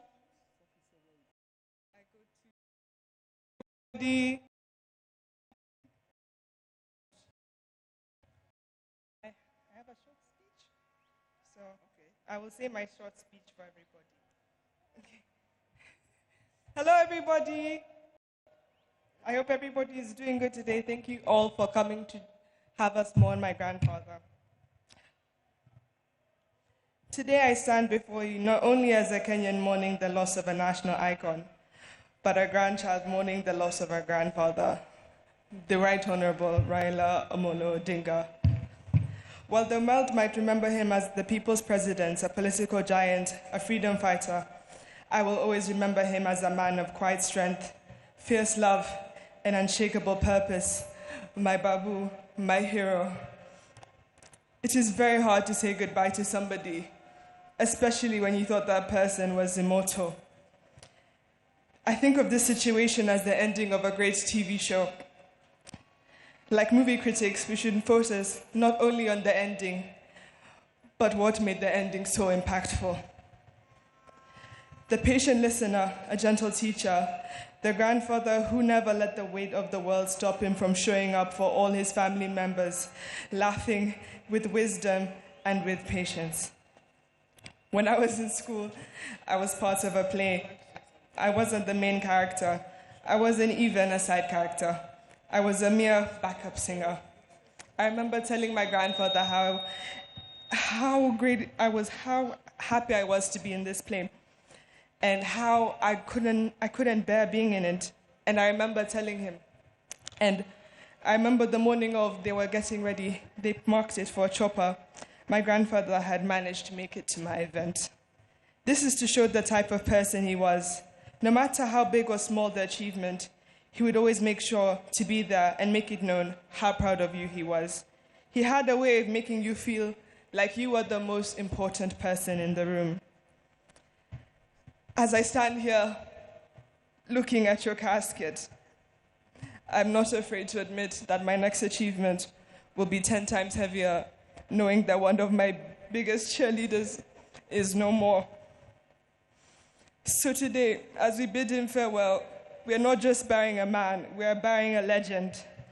And I want to say this especially to my Kenyan people. We are the legacy. If you ever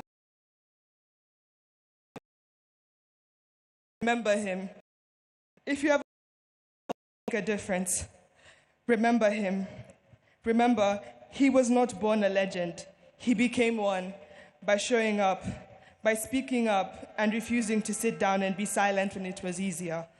I used my time to keep this legacy alive and remind the nation that not only was there so much greatness in him, but there's as much greatness in you as well.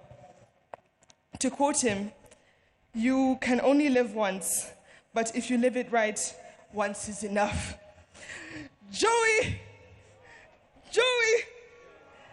Joey! Thank you. Oh, sorry, I'm Safi. And I go to school in the University of Maryland, Baltimore County. I now use this opportunity to introduce my other cousins. Come on. Hello, everybody. My name is Sanaya Odinga. I stand here before you not just as a young Kenyan, but as a proud granddaughter of the now late Honorable Raila Amolo Odinga. To the world, he's a statesman, a leader, a freedom fighter, a symbol of Kenya's struggles for democracy and justice. But to me, he's always been more than the headlines, crowns, or politics. To me, he's my grandfather, a warm, wise. He was always warm, wise, and always full of stories, laughter, and love. Some of my earliest memories of my grandpa are sitting beside his side, listening to all the stories he told me about our country, about where we've come from, and about why he chose to fight, and about Kenya. And I really miss him, and I still can't believe this is happening. Rest in peace, Baba.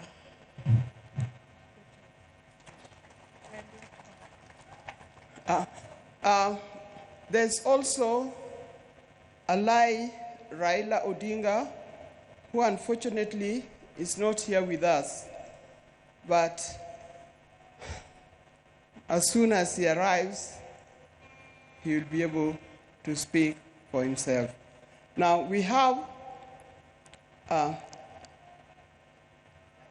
Safi and Senai. These are children of Rosemary. Alai is a son of my late son, Fidel Castro Odinga. He's the one who is not here with us today. But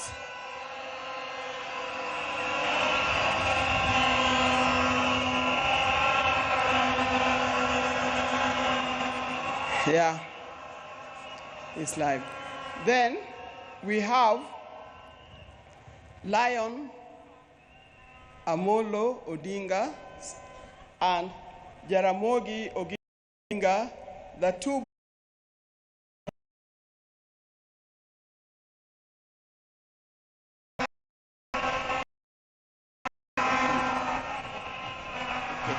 Sorry, good girls.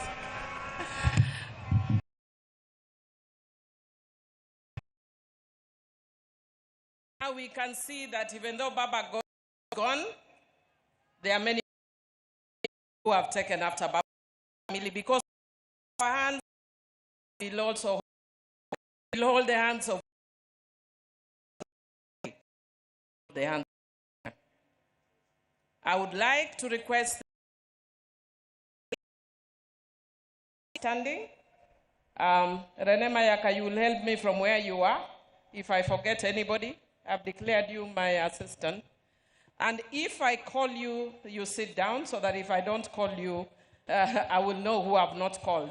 And if I don't call you, please, I don't have anything against you.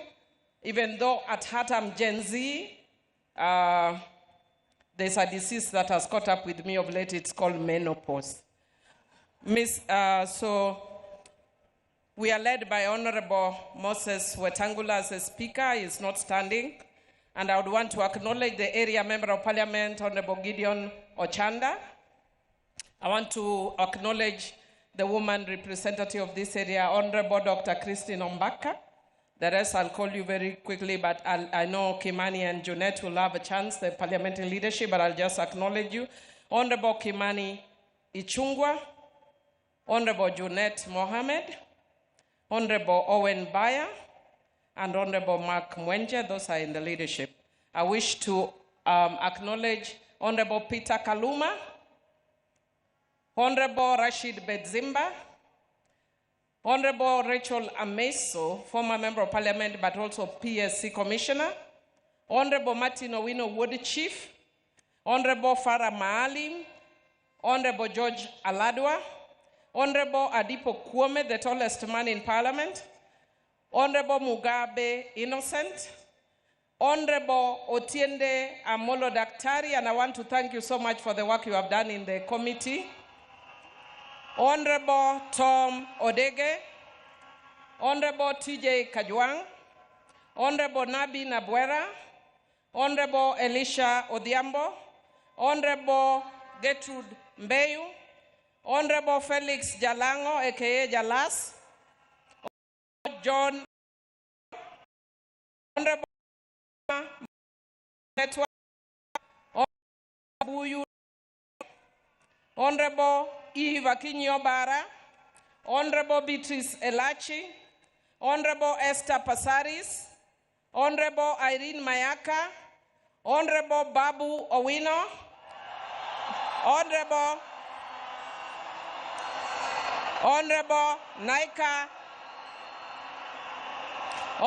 Naika Johnson, Honorable Oku Kaunya, Honorable Samuel Atandi, Chair of Budget, Honorable Shakil Shabir, Honorable Oyula, Honorable Mark Nyabita, Honorable Aduma Uwar, Honorable Joshua Ngeno, Honorable Tindi Mwale, Honorable Buddy Twalib, Honorable Dr. Lillian Gogo, Honorable Jared Okello, Honorable Koyo Wura, Honorable Mishi Mboko, who is also a PSC Commissioner, Honorable Paul Abuor, myself, Emilio Diambo, of course, Honorable Chonga, Honorable Raphael Wanjala, Honorable Dixon Maungu, Honorable Dr. James Nyikal, who is also the chairman of Dual, Honorable Oscar, Honorable Jen Kagiri, Honorable Mark Mwenje, Honorable Manduku, Honorable Rehab Mukami, Honorable Doris Donya, Honorable Lillian Sioi, Honorable Sabina Chege, Honorable Irene Njoki, Honorable Geoffrey Odanga, Honorable Caleb Amisi, Honorable Naisula Lesuda, Honorable Joyce Bensuda Osogo, Honorable Wilberforce,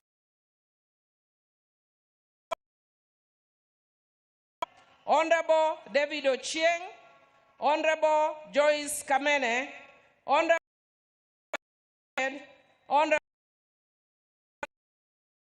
Hamza Mohammed,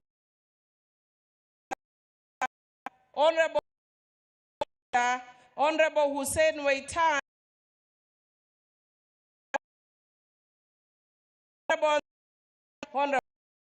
Honorable Stephen Mule, Honorable Caroline,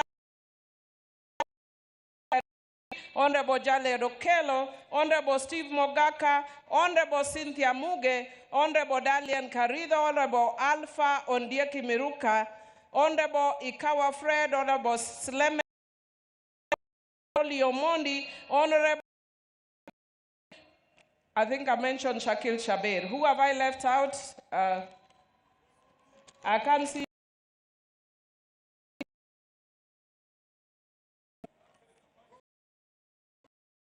Honorable Joshua.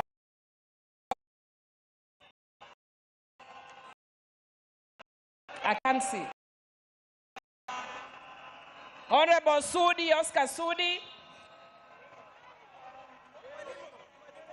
Honorable Mwalimu Herrera. Umi Harun. Honorable Catherine. Who? Honorable Fatuma Jeho. Honorable Amina Mnyazi. Honorable Kombe. Honorable Machele. I think I am done with the National Assembly and Your Excellency, the day.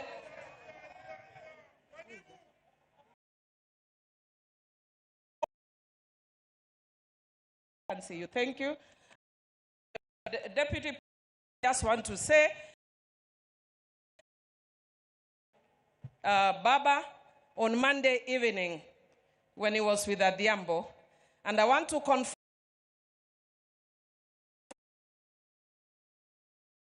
to me that we need to be united as a party. And he told me in Kijalu,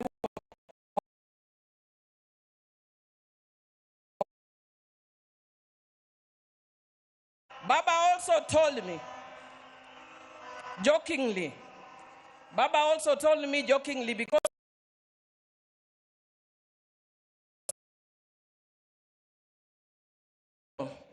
I am fine. In fact, in the morning I walked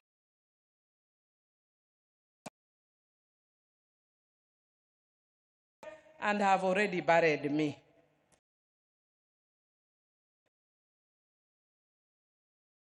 That for those who killed Baba and buried Baba before his time,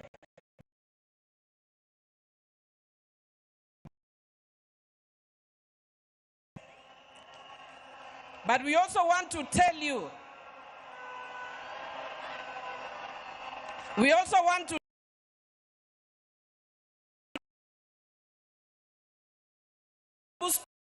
Baba. For those who stood with Baba,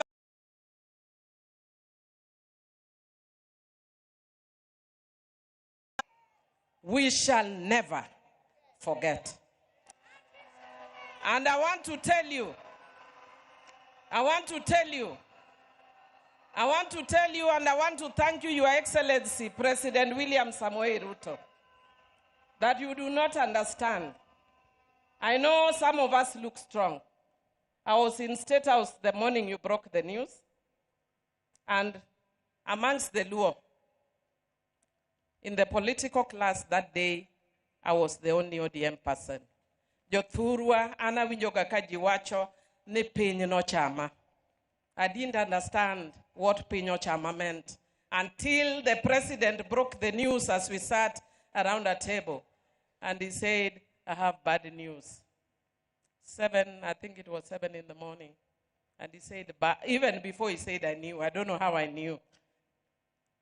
And Mr. President, Your Excellency, the longest journey I have walked, if you don't know, was from your office to where I left my car. I almost collapsed twice. I am strong, but the death of Baba is the hardest thing that those of us from Luo Nyanza and in Kenya, those who believe in his ways, have had to deal with. And when you sent us, you removed the women, and I thank you for your sensitivity. And you told us to go and stand with Mama Ida. I thank you for that sensitivity, for remembering Mama. As a woman, I know what it is. We shall never forget.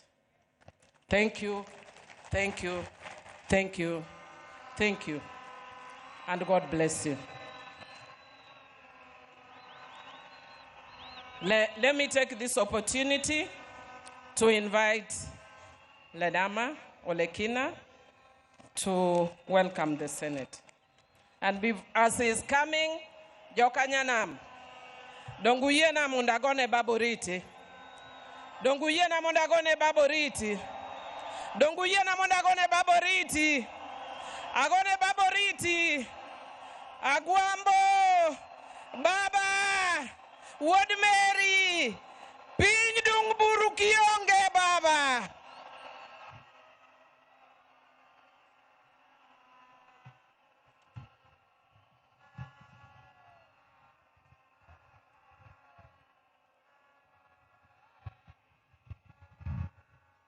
Your Excellency, Mr. President, Your Excellency, the Deputy President, Your Excellency, the former President of the Republic of Kenya, Your Excellency, President Olusegun Obasanjo, the speakers of the National Assembly and the Senate, all mourners here, the ODM fraternity, good afternoon. I stand here today before I introduce my colleagues in the Senate. I just want to say that I've been shaking ever since I had the news that Baba is no more. Baba taught me a lot. There's a lot that he shared with me. Occasionally when we had private lunches, when we traveled together. And I remember, because this is very personal to me, that on the day that we lost our election at Bomas of Kenya, and I was admitted at the hospital after having been hit, Baba called me and told me one thing. He said to me, "My son, what is important is the unity of this country. Your health is more important. Our victory has just been delayed, but it is inevitable. It is coming." Today, I want to speak to all of us here that Baba spoke for us for generations. He spoke for us for decades. Baba is no longer there to speak for us. It is now us, it is upon us to be able to speak for ourselves, to make sure that we do what is right for Baba. Before Baba went, he showed us the way. He brought us to the broad-based government. And I want to tell you, that is where we are. And Mr. President, I want to assure you that, we always say that Baba is right. Baba was right when he was alive, and Baba is still right when he's lying and when he's in heaven. Baba will always tell us, go right, and would not question. And I want to assure you, Mr. President, for what you've done for us, we shall remain united to be able to go the way Baba wanted us to go, to remain in the broad-based government. There are challenges ahead, but we are determined. Let me take this opportunity to introduce my colleagues in the Senate. I'd like to request all my colleagues in the Senate to please stand up.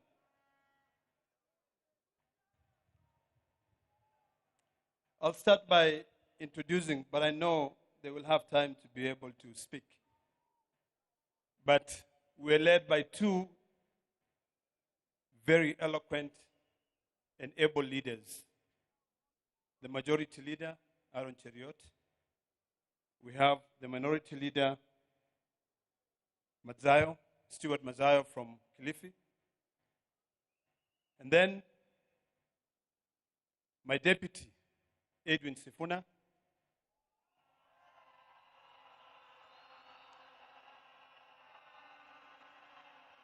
Who is also the Secretary General for the ODM party. The distinguished senator from Vihiga, who is also the chair of CPIC, Geoffrey Osoti. Then I have a man who's never gone to law school, but is a lawyer. The senator from Busia, Okiya Mtata. My dear sister, Senator Hamida, who's always been right where Baba is, nominated senator. And then we have the women's president, Beth Siango, nominated senator from ODM. Then we have senior counsel, who is also a member of the Parliamentary Service Commission, and senator from Nyamira. His name is running away from my head. Okongo Omogeni. And then we have a young man who I love and respect, who has always been very, very close to Baba, Senator Eddie Oketch. Thank you for what you did for Baba. We have Baba's daughter from the north, Senator Hezena Lemalatia. Then we have my brother, Senator from Homa Bay, a man I love so much, and a man who loved Baba so much. Senator Moses Kajwang, who is also the chair of PAC. Then we have Bunge FM. Her name is Senator Miraj from Mombasa. We also have a former governor of Western Gishu County, Senator Governor Mandago. We have the next is Senator Catherine Muma, who is also a member of the Speaker's panel. We have a distinguished senator from Homa Bay, and her name is Beatrice Ogola. And then we have a man who speaks Swahili, and a very good man from Embu, and his name is Senator Mundigi. We have, next to Senator Mundigi, we have VIP. Baba was magnanimous. The only virtually impaired senator we have in Kenya, who is a lady of our own standard. Her name is Senator Crystal Asige. Next to Crystal Asige, we have a senator from Nairobi, and her name is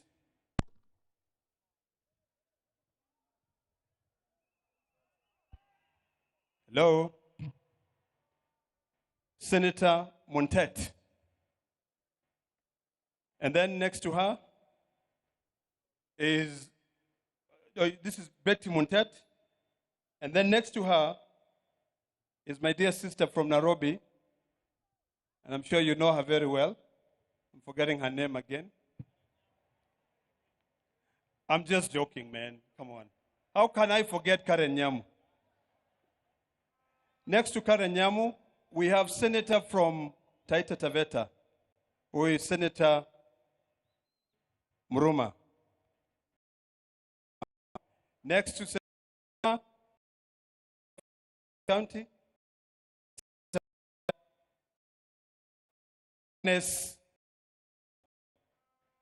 then next to Agnes Modama, we have the Deputy Minority Leader of the Senate, Senator Wambua from Kitui County.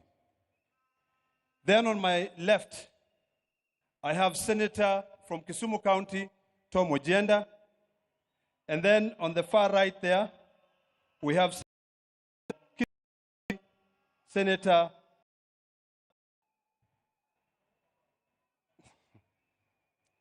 Onyonka. And then finally, we also have a senator from Bungoma County. I'm trying to remember his name. Senator Okoli. And then finally, is a senator from Sierra County, the youth leader, Oburu Odinga. Now, Deputy President, this is a message for all of us here in Kenya. I know a lot of people are expecting that the ODM will fight, that the ODM will have different facets. I want to assure Kenyans that as long as God gives us time on this earth, we will follow Baba's footsteps. Baba said, we stay together, and that is the last message that he left for us. And I do hope that we can all come together to be able to ensure that we'll fulfill the dreams and aspirations of our hero. Baba, I will miss you. The Maasai nation will miss you. You stood firm with us. land rights. We will never forget that.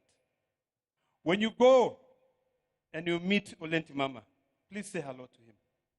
When you meet all those Maasai leaders, Ole Sankale, Ole Tip Tip, including even Saitoti, please say hello to them and tell them that the current generation will keep the fire that you left burning, continuing burning.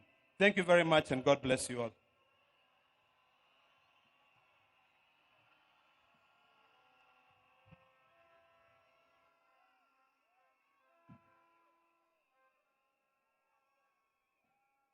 I now want to invite the chair of ODM, Governor Gladys Wanga, to come and invite a few speakers from the party.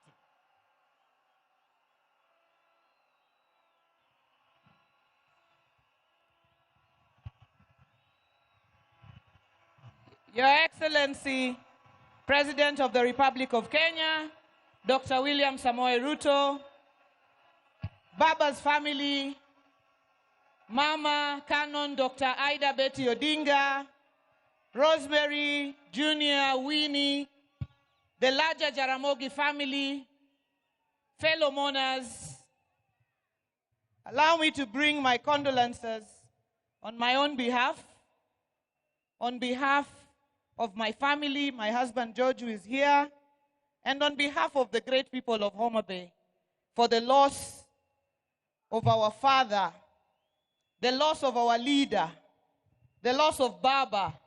We celebrate the life of a patriot, the life of Agwambo Wanyalego, the life of Tinga, the life of the Enigma, the life of Juan Fidel, Owaga Kinyi. And allow me, on behalf of the party, to thank you, Min Pin. Receive gratitude from a grateful party for taking care of Baba all these years, the 50 plus years. If you are a woman or person here, Baba would have come back sometimes and found you not there. You stood firm beside him. And for that, we say, thank you very much. Over the last 20 years, Baba built a national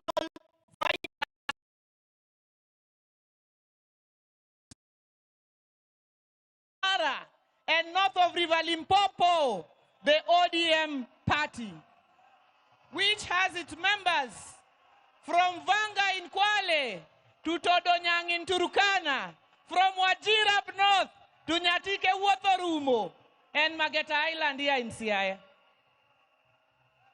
To the over 7 million members of the ODM party, who and some of whom are not here, but are mourning across the country, we say pole. But we say we remain focused and Baba's spirit lives on. The over 1.3 million ODM party officials, from polling stations to branches to counties, najua mko hapa, nataka kuwaona kwa mkono, our grassroots officials of the ODM party, mahali popote ambayo mko, nikisema ODM mnipe tuko tayari. ODM!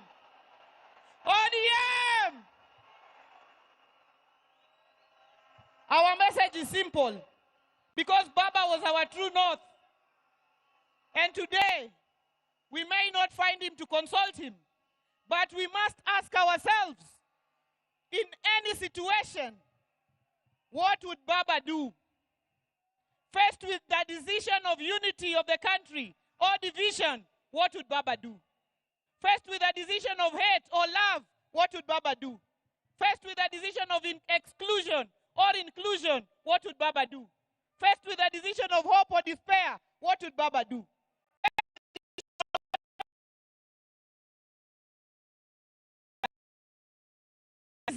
What would Baba do?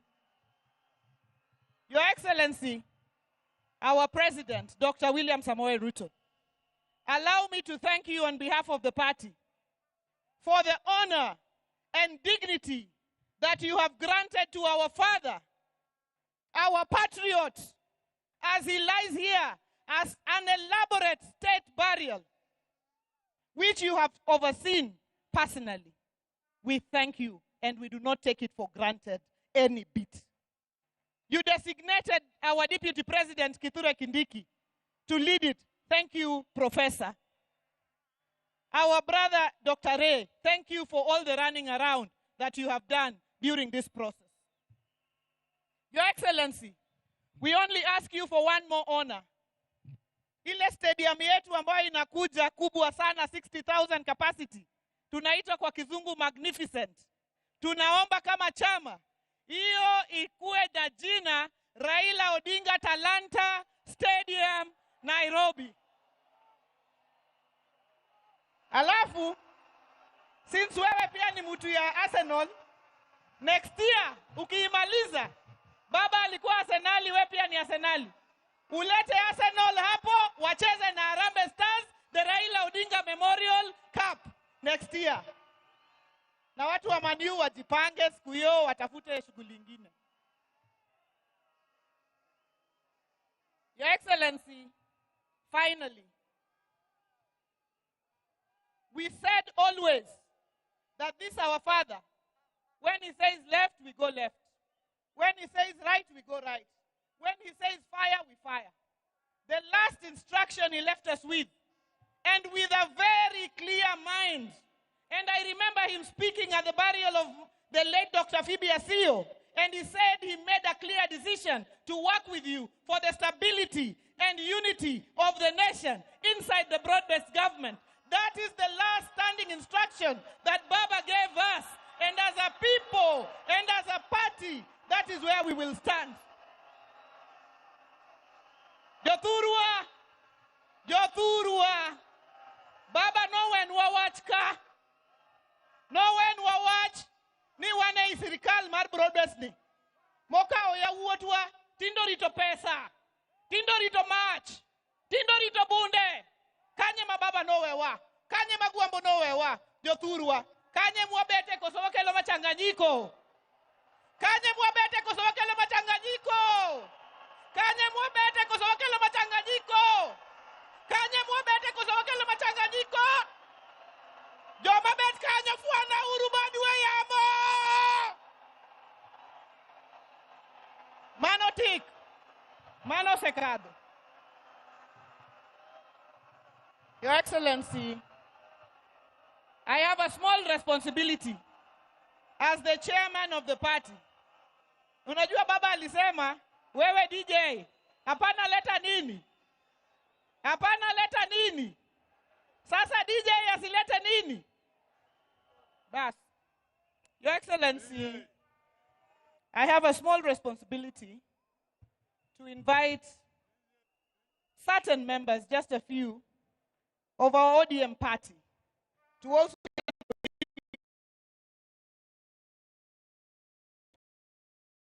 we have with us our care. The care is not a party member, but he is a leader of the Luo. So I want to invite our care, or he's a bit far. So as the care comes, because it will take a bit of time, I want to invite somebody to invoke the spirits. And since Ajiki, Winnie already invited Nyabungu to invoke the spirits, I want to invite Owaka. As he comes, please invoke the spirits of Ramogi so that they can come down. DJ, pana leta mchanganyiko. DJ, pana leta mchanganyiko. Joey! Joey! Hola! Hola, hola, hola, hola, hola, hola, hola, hola. Joey! Joey! Raila ina tuture, winyo mangongo, akwambo ina tuture, winyo mangongo, winyo moja yako gwen. Raila ina tuture, winyo mangongo, Raila ina tutuni, winyo mangongo, winyo moja yako gwen. Joey! Joey! Luo! Wachuk luo! Luo nigi mare! Simbi nyaima, Olibe namdirio kanyamgodo wudu marino dukuro mena migori usuna kamanura de girude Hallelujah lunorid pinyingiba Joey Joey Joey Thank you.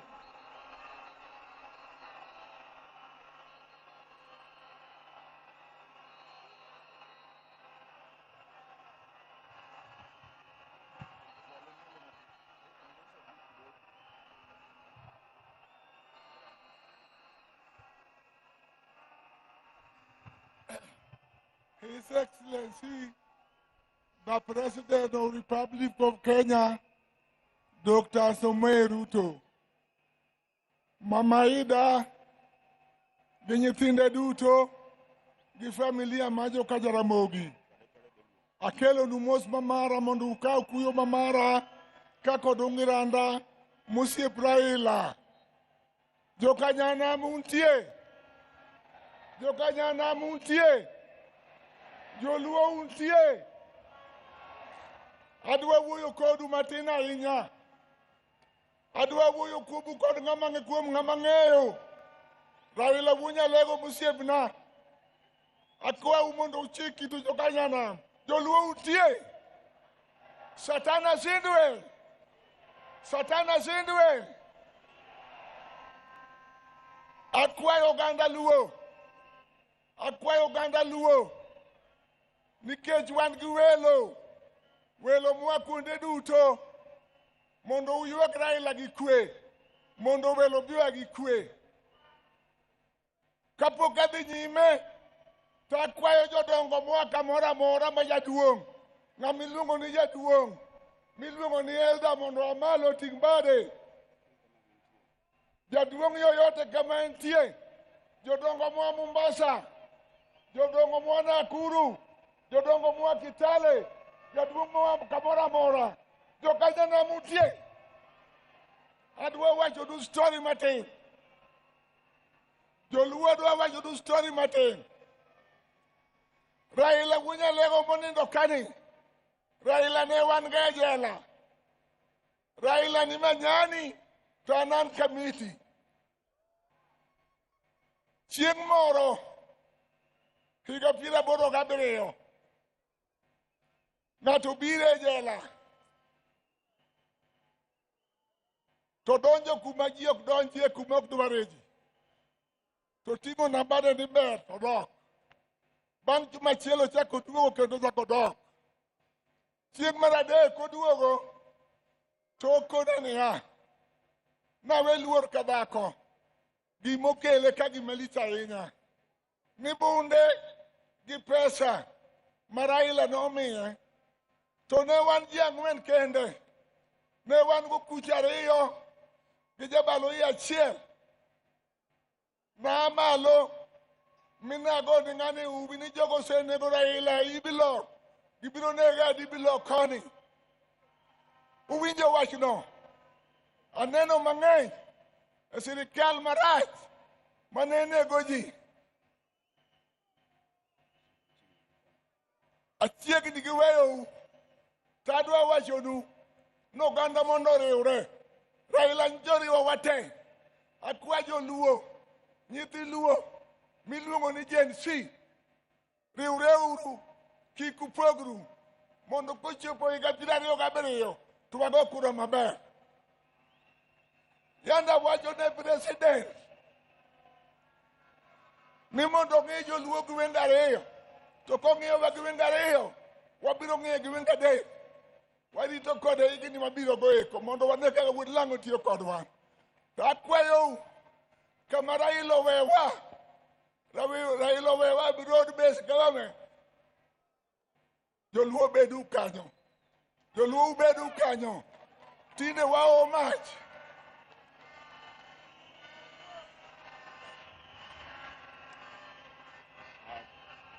awacho duka weuniya nyocha an ga ogudu mar wakoni joluo makonge mayando kelona to joluo gi openja to bwana ker joluo ma un go gin milion adi sakone gi 1 milion 4 to konu timang'o gi mon. Uwinjo wachni?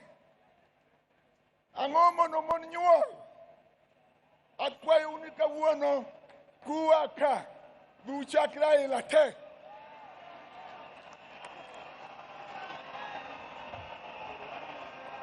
Pero kamano mama.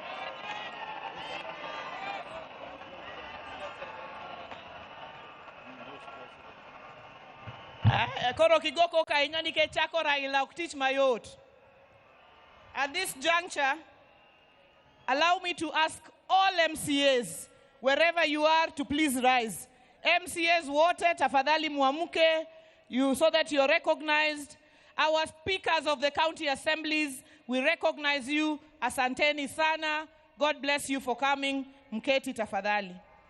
And now let me invite the Honorable Dr. James Nyikal, MP for Seme, Chair of the Health Committee, and Chairman of Duol, to come and speak on behalf of all MPs of this region.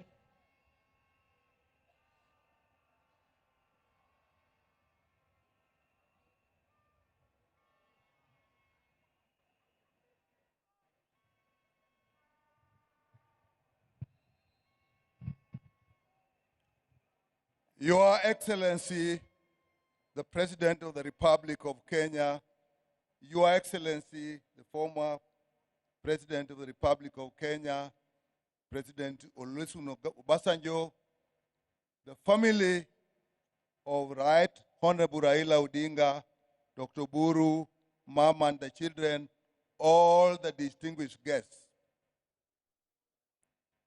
I am chair of the caucus of Luo MPs.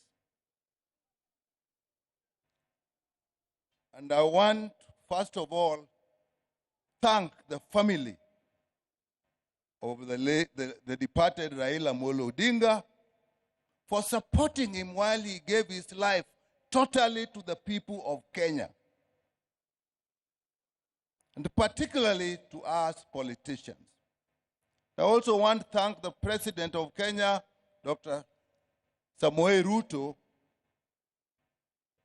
for the befitting send-off and the care he took of our departed leader. I also want to thank him for the cooperation.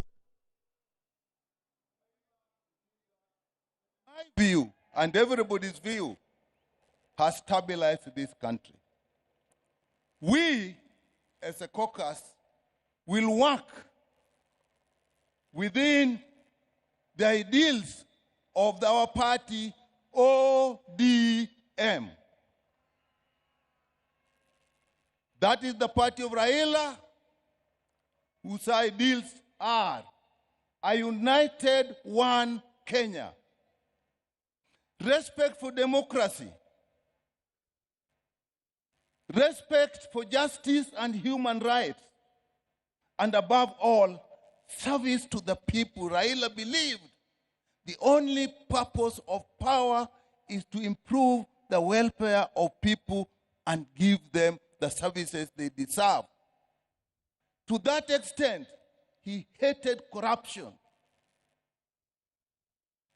And those are the ideals of the party he has left us, and those are the ideals we shall live with. The last consultation we have with him as a caucus, he told us, as you work with the government, which is the broad-based government, make sure Kenyans get services that they deserve.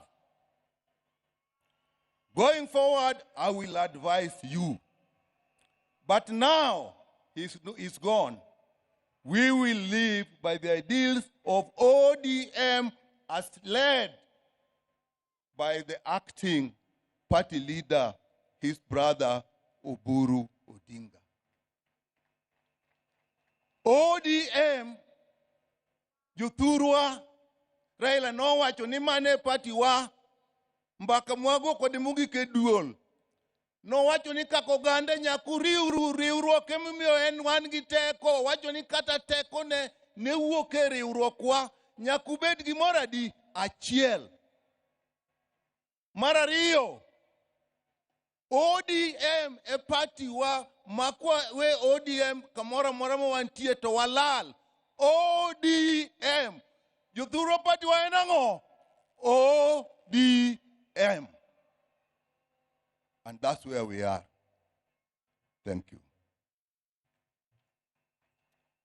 Thank you so much, Dr. Nyikal. At this juncture, I'd like to ask our National Executive Committee to please rise wherever you are. The National Executive Committee of the party, tafadhali tusimame for recognition. Asanteni sana. Thank you so much, the National Executive Committee. I want to specifically recognize our Executive Director, Odoro Ngwen, and our Finance Director, Joshua Kawino.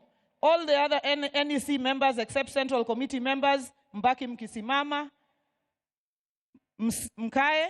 All others, please sit. Central Committee members, please remain standing. Central Committee members of the party. Together with our Vice Chairpersons, I just want to recognize you. Our person, Dr. Polo, our Professor Peter Nyang Nyongo, who's also in the Central Committee of the party. Our Deputy Party Leader, Abdul Somad. The Deputy Party Leaders, I'll pass you and the SG because you'll come and speak, just sit. Our Whip, who is Honorable Millie Mabona. Honorable Rosa Buyu, who's the Director of Political Affairs. Our President for the Women, Beth Siengo. Our Vice Chair, Honorable Ariko from Turkana. Our Youth President, Ketora. Our Vice Chair, Senator Mwaruma from Taita Taveta. The party's Treasurer, Timothy Bosire. And no, the next members just be our Vice Chair, Christine Lemein. Amevaki Masai. Oh, no. Something is covering her. Christine Lemein, our Vice Chair from Narok. Asante Sana. Please just be seated. I would now like to invite our Secretary General of the party, Senator Sifuna, to come and make his remarks.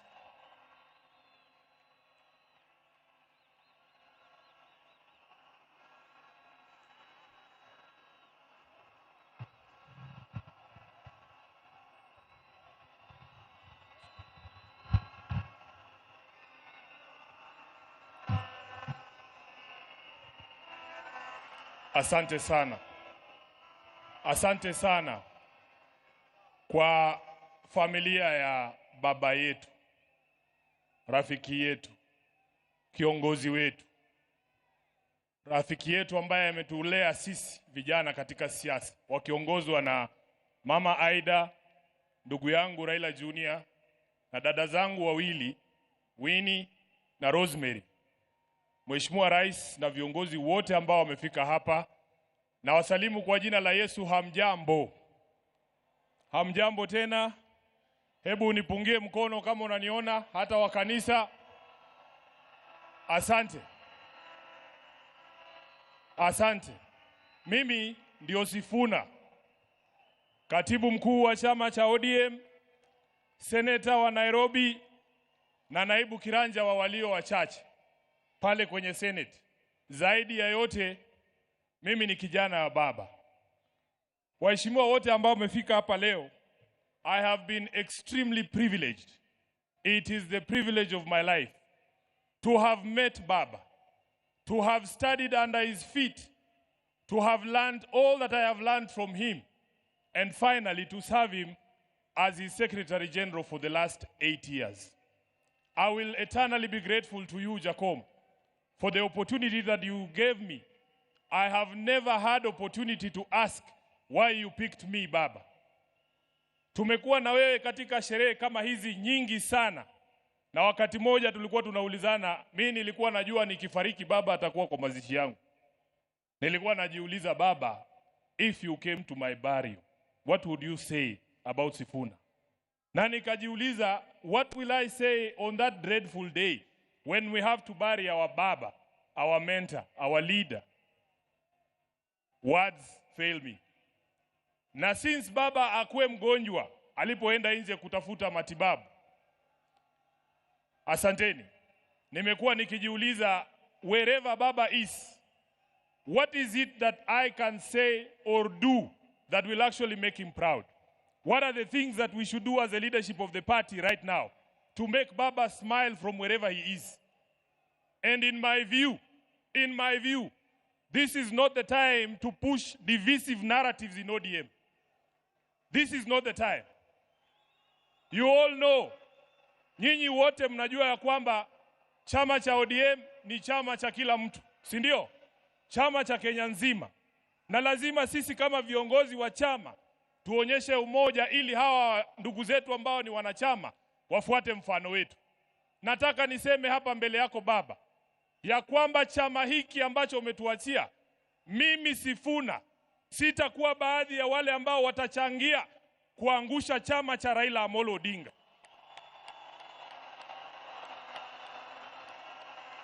Baba, because ODM is one of your biggest legacies, Your Excellency Baba. I, as Sifuna, will do everything in my power to keep this party united and together.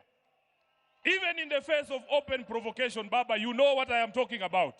You know why I'm saying that. So, mimi nataka niseme ya kwamba vile Reverend Wesonga ametuambia hapa. Baba alikuwa anasikiza wananchi. Baba alikuwa anasikiza wananchi. Na mimi nataka kuencourage wanachama wa ODM. Sisi viongozi sasa tunyamaze kidogo, tusikie nyinyi mnasema nini. Nyinyi mtuambie mnataka tufanye nini na chama cha Baba Raila Amolo Odinga. Namaliza nikisema Baba Raila Amolo Odinga alizungumza wazi mbele ya nchi nzima tarehe 22 mwezi uliopita mbele ya hawa wabunge katika hoteli ya Agile pale Nairobi. Baba aliongea kwa kinywa chake mwenyewe, na waomba viongozi msiingize maneno kwa mdomo ya mtu ambaye amelala. Alisema yeye mwenyewe, akasema kama chama lazima tujiandae kwa ajili ya uchaguzi wa mwaka 2027. Na wale ambao wanaeneza mambo mengine hapa, Baba alisema, who has told you? Who has told you? Who has told you?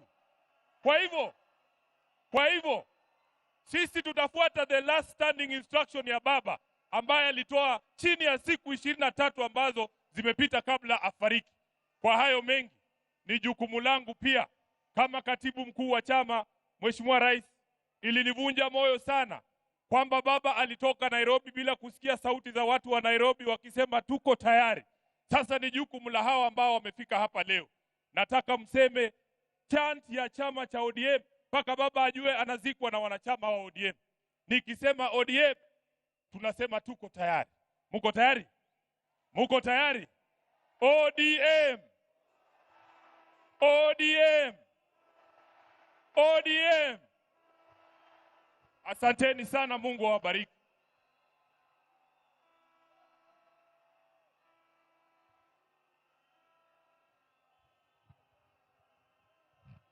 Thank you so much, our SG. Our party leader, when we were saying members of the Central Committee, you did not rise, but I want to recognize you. Our party leader, who is the chair of the Central Committee, Dr. Oburu Oginga, the chairman of the Central Committee. Wamama wa chama cha ODM ebu muamke, because Baba alikuwa mtetezi wetu. Baba could fight for us even personally. Please just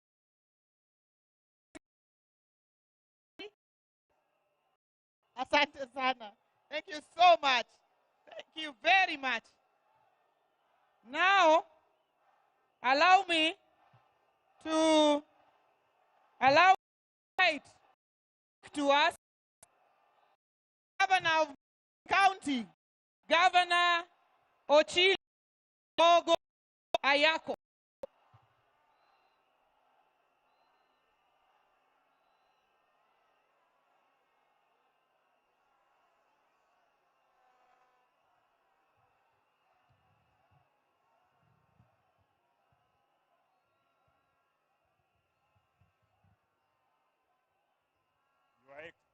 Your Excellency, the President of the Republic of Kenya, Your Excellency, Madam Ada Betty Odinga, all the dignitaries present and all the protocols observed. Nyasaye ber, seche duto. I want to take this opportunity to bring the condolence of the great people of Migori, the condolence of my family, and the condolences of all the living things from Migori County. I want to say that we are so sorry. We have lost our leader. We have lost our mentor. We have lost our alter ego. But I also want to say one thing because I'm cognizant of the time. Not many people are aware of the fact that His Excellency the President, President Ruto, was a founder member of ODM. Allow me to remind all of us who are here today that in 2005, when there was a movement to bring the new constitution to this nation, that movement was headed by the current President Ruto was in that movement. The former president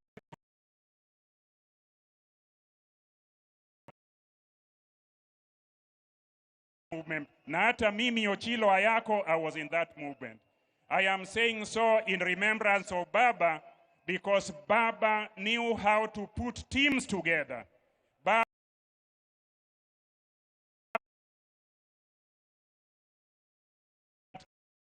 were to have a new constitution.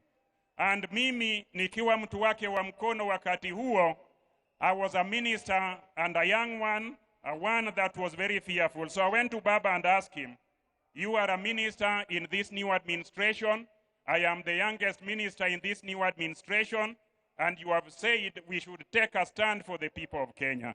I am saying so to confirm that Baba never betrayed the people of Kenya when the interest of the people of Kenya was ahead of everybody. Baba sacrificed everything he wanted. So I want to say tukumbuke Baba, tumkumbuke kwa ile msimamo alichukua na sisi zote tuendelee hivyo. Asanteni sana na Mungu atubariki. Thank you so much. As we remember that we are in the solemn occasion of sending off our father, our leader, our statesman, an occasion being watched from across the world. I would now like to invite to speak to us the founding Secretary General of the ODM party and the Governor of Kisumu County, His Excellency, Professor Peter Anyang' Nyong'o.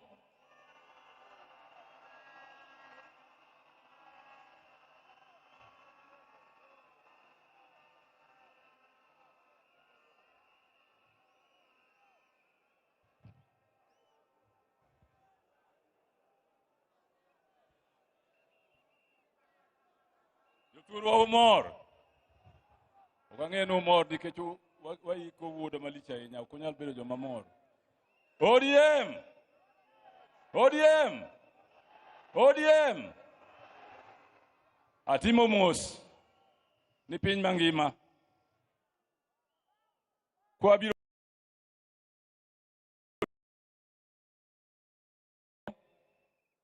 mosegero piny Kenya ga Afrika mangima.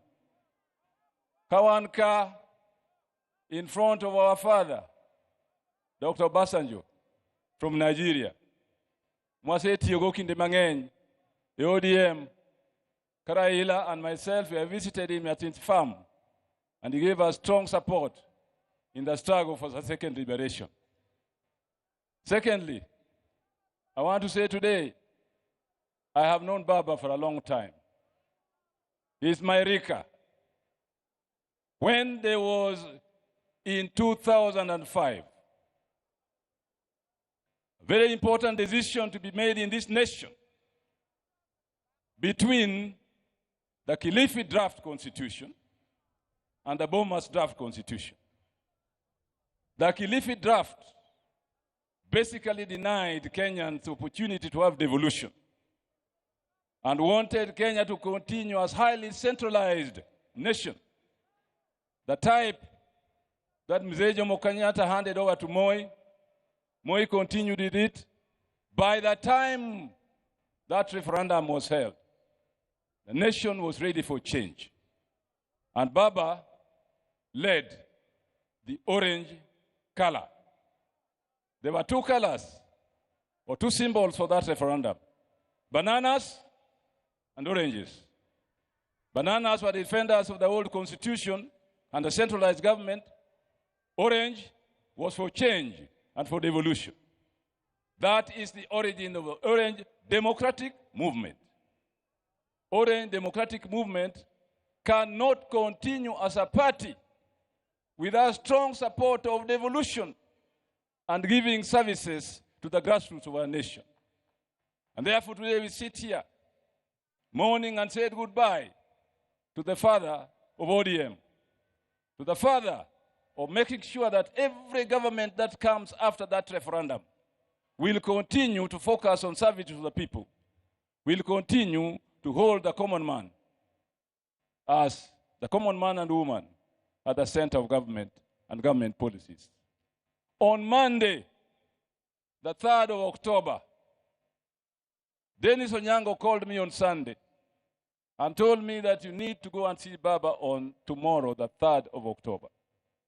I left Kisumu in the evening of Sunday to make sure that I was at Jacom's house very early in the morning. We spent a whole morning together. And he said, Owadgi Mary, he used to call me Owadgi Mary, the brother of Mary. And I would call him Iwonya Lego. Owadgi Mary, adwani time gimoroka. Kaukinde ni, monindiki e pepa moro. Manyalo deal with this issue of tribalism. The word tribe came from the colonialist. As far as Kenyans are concerned, we knew people as Jo, Joluo, Jokikuyu, Jakamba, the people of. And therefore the word tribe is a retrogressive word and concept. Do a paper on the issue of nationalities and the state, the modern state, so that the central committee of the party can discuss it and put it before the party as the understanding of the people of the party on tribalism and the death of tribalism and the birth of nationalities are the only progressive concept in democratic times. ODM! ODM! Asanteni sana.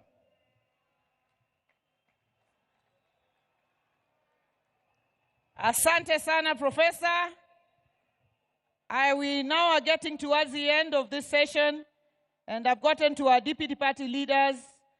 Before I invite the first, let me recognize Honorable Walter Owino, MP Awendo, who is also here with us. Let me now invite Senator Godfrey Osotsi, Senator of Vihiga, and deputy party leader of the ODM party.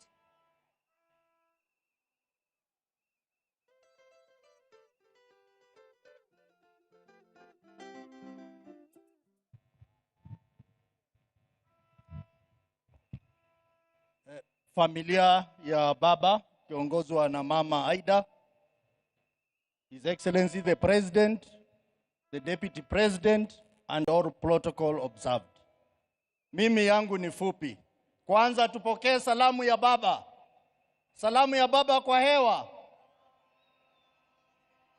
Ya kwanza, tarehe 2 mwezi huu itabaki kama siku muhimu sana. Kwa sababu baba Raila Amolo Odinga alikaa pale hoteli ya Serena the whole of afternoon mpaka late in the evening, na alikuwa na summon watu, anawaita na waongelesha. Mimi am lucky, I was one of the people. Nikiwa kule Senate, baba akaniita, nikakaa na yeye pale Serena.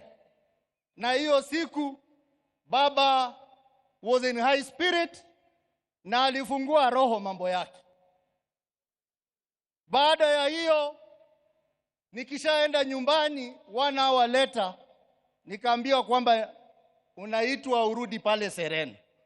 Nikapata pale Serena Mheshimiwa Gladys Wanga, Mheshimiwa Junet Mohamed, Mheshimiwa Rosa Buyu na Mheshimiwa Odoro Ngwen kwa mkutano na baba.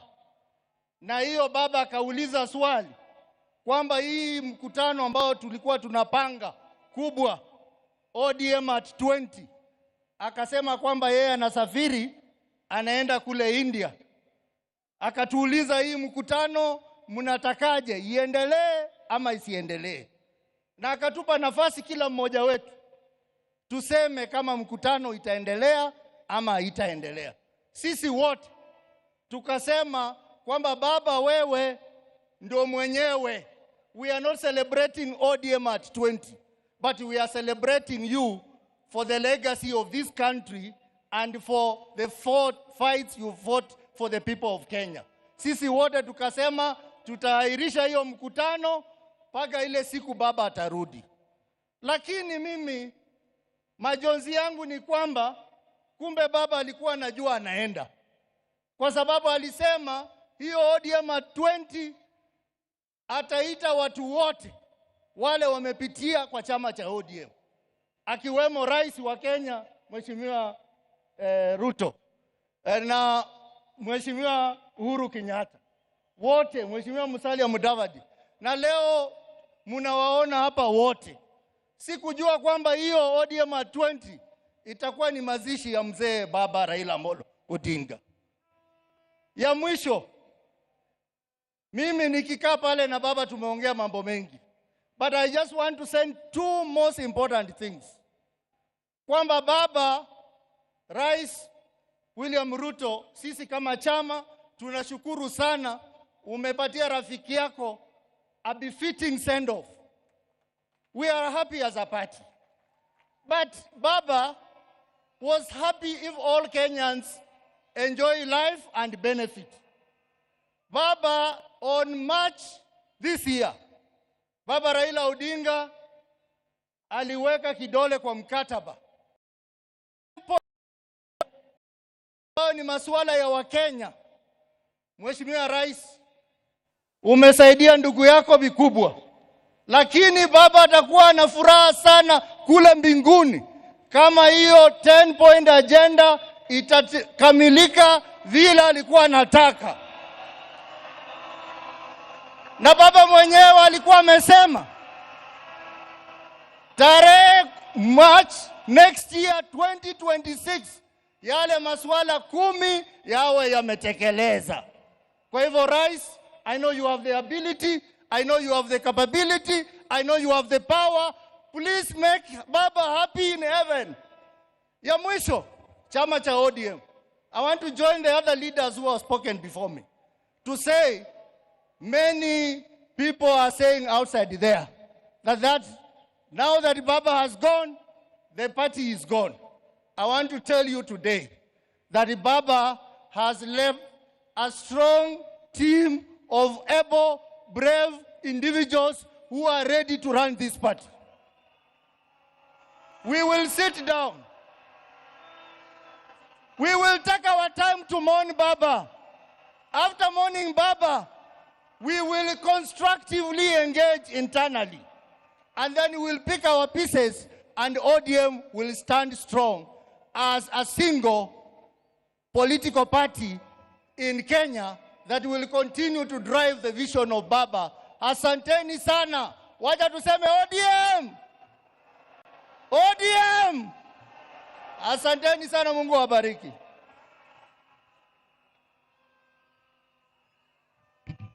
Let me now invite the governor of Kisii, deputy party leader of the ODM party, Honorable His Excellency Simba Arati.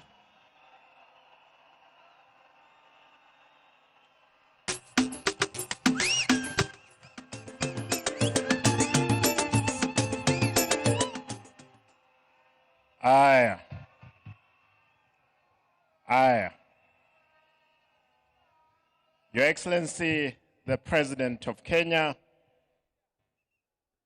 Mama Aida, distinguished family members, fellow mourners. Allow me, wanted to read a long speech that I had, but because of time, I'll speak as the deputy party leader of ODM. Kwanza, mnikubalie, mimi kama Simba Arati, gavana wa Kisii, nilete rambirambi zangu na familia yangu na watu wangu wote wa jamii ya Omogusi. Pili, nataka nirudie, mimi leo hii kuwa gavana. Baba Raila aliniteua kuwa kansela kule Nairobi kwa miaka 5. Baadaye nikiwa nanyang'anywa tiketi yangu ya ubunge, baba akaamua anipe tiketi ile. Nikakuwa mbunge wa 2 kule Nairobi kwa tiketi ya chama. Na hata wakati nilikwenda Kisii kusimama kama gavana, hawakuamini kwamba ningechukua. Baba akanipa tiketi ile. Nimesoma katika darasa la baba. Amenipa mtihani. Nimepita mtihani. Baba ananipigia simu akiwa hapa. Mara ya kwanza mwezi uliopita akaniambia nikatoka Nairobi kuja kumuona. Tukaongea. Akaniambia nirudi Nairobi niende kukutana na Rais Ruth. Tuongee mambo ya chama na viongozi wa Kisii kukutana na yeye. Baadaye wiki moja kabla hajaenda kule India, mzee amenitafuta kwa simu. Akaniambia nataka simu ya bibi yangu. Alikuwa anataka amuongeleshe. Nikampea, wakaongea. Wakakubaliana kwamba wiki hiyo angesafiri kule Uchina kwenda kutibiwa. Lakini baadaye nikaondoka Kisii mara moja kuelekea Nairobi kumuona. Nikaenda nyumbani, nikakutana na mama Aida. Nikampata. Mzee alikuwa Serena. Akaniambia, Simba, usije Serena, uje nyumbani. Tukakutana. Mzee akaniambia, Simba, nataka niende Malindi kwa siku 2. Nitarudi nione kama nakwenda India ama naenda Uchina. Tukakubaliana na baba, akaenda Malindi, akarudi. Tukakutana na Mheshimiwa William Ruto, rais wetu. Rais akaniambia, we cannot gamble with the life of our brother Raila Amolo Odinga. I'm giving a plane tomorrow to take mzee to India. And Mheshimiwa Rais, nashukuru, asante sana. Nataka niseme, najua kwamba baba amelala, yuko pale. Baba amelala, baba aenda salama. Lakini jua kwamba papa wameamka sasa. Wamesema kwamba kulala kwako chama cha ODM kitalala. Nataka nihakikishie umati huu, chama cha ODM sasa ndio tumeanza mapambano. Mapambano ndio tumeanza. Baba, utafurahia mahali utakuwa, safari ambayo tuko nayo. Nataka niwahakikishie wanachama wa chama. Wanga, nipe dakika moja, mimi nalia. Dakika moja. Nataka niwahakikishie wanachama, wale ambao hapa, wale walikuwa napinga baba, wale walio dhurumu baba, wengine wako hapa ndani.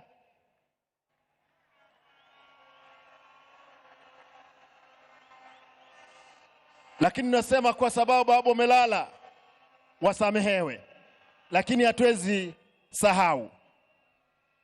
Nataka niwahakikishie mimi kama deputy party leader, siku ya kesho, Mheshimiwa Rais, tafadhali tunaomba kwamba shujaa ambaye tunasherehekea kesho ni Baba Raila Amolo Odinga.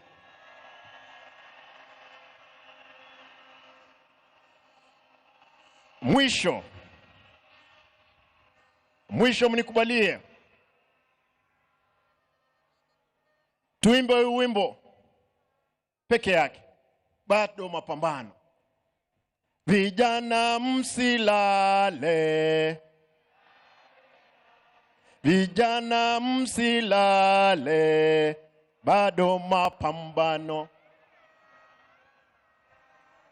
Hebu tusimame juu tafadhali. Huo wimbo lazima tukumbushane kwa sababu mapambano sasa ndio tumeanza kuelekea mbele. Vijana msilale, vijana msilale, bado mapambano, mapambano, mapambano, bado mapambano. ODM msilale, ODM msilale, bado mapambano, mapambano, mapambano, bado mapambano. Asanteni. Lazima kura za 2027 sisi kama chama lazima tushinde uchaguzi huo pamoja, lazima tutashinda. Asanteni. Mungu awe nanyi.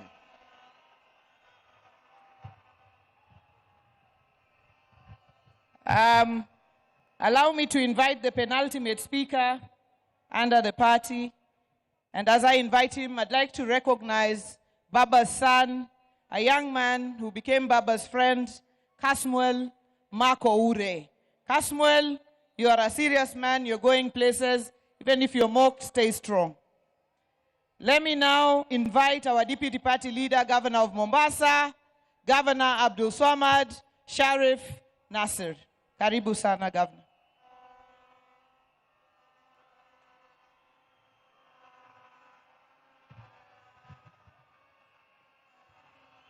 Haya, baada ya kufuata itifaki zote, mimi nimekaa hapa na nikaona kila mmoja anaongea lile ambalo kwamba baba alikuwa amemwambia. Lakini mimi kwa unyenyekevu niko na barua ambao kwamba nimemwandikia baba, yale ambao yameweza kujiri kuanzia alipokuwa ameenda mbele ya haki na mpaka sasa hivi. Baba, katika barua ambao kwamba nakuandikia, nimeona watu wengi hapa, aliyeongea Kijaluo, aliyeongea Kiingereza. Mimi nitaomba niongee Kiswahili ili sije wengine wakaona na wasengenya, na ndio maana siongei Kijaluo hii leo. Baba, katika mazishi yako, baba, katika mazishi yako ni mazishi ambayo kwamba ni ya maajabu. Dunia nzima inaweza kuomboleza na wewe, jamii, marafiki, familia, wale ambao kwamba alikuwa ni wako wa ndani. Lakini baba, lile ambalo kwamba la ziada, hata maadui zako sote tunashtuka na tunashtuka ya kwa leo wanatoka machozi, na tunajiuliza ya kwa ilikuwa ni machozi ya ukweli ama ni machozi ya uongo.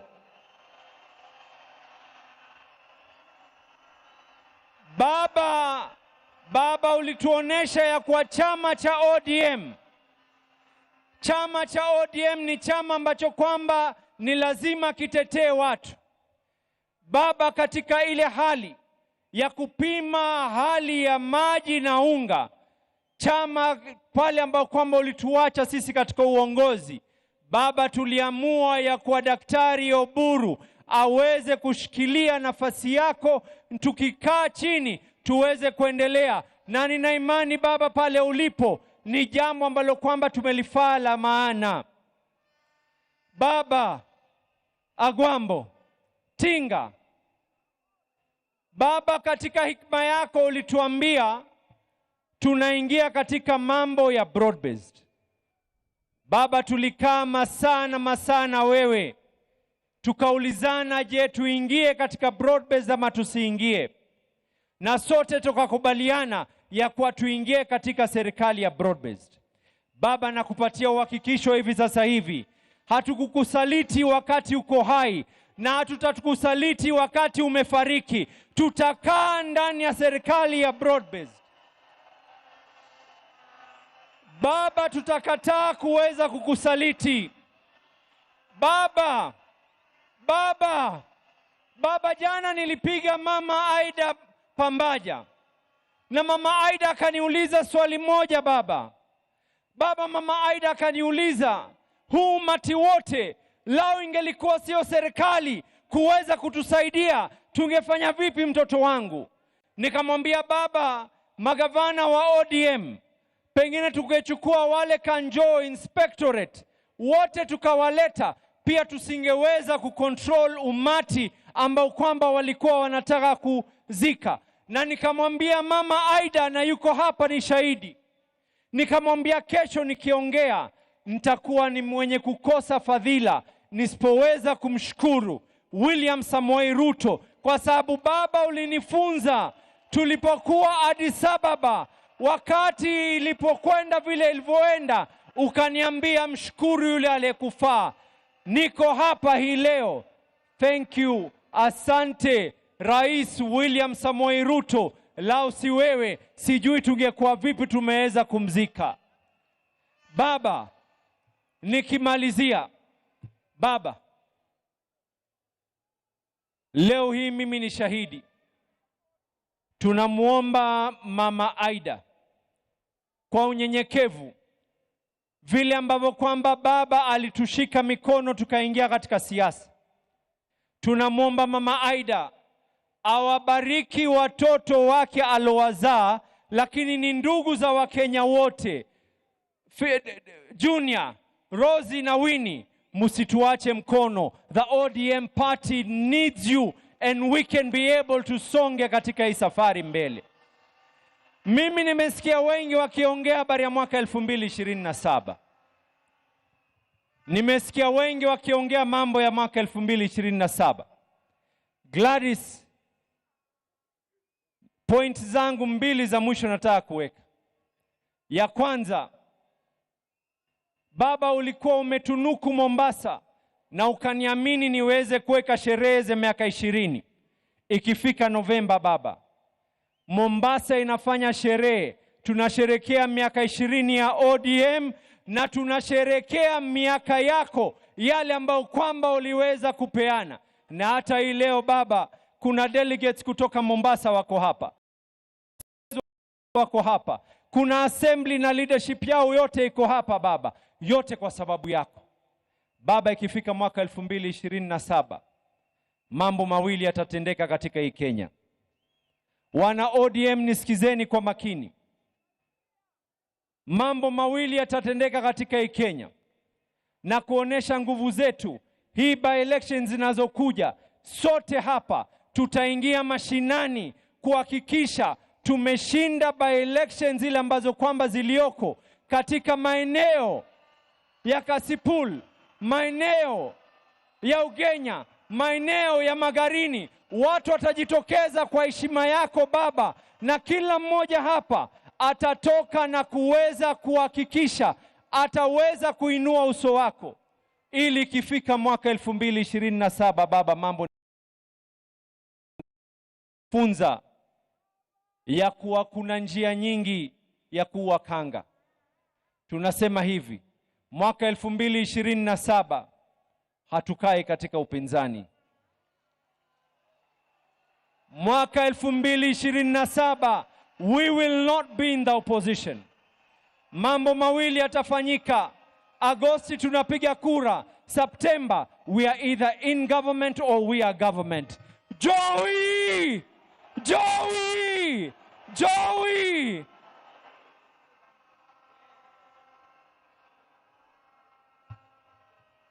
Jothurwa ber kosok ber? Bas.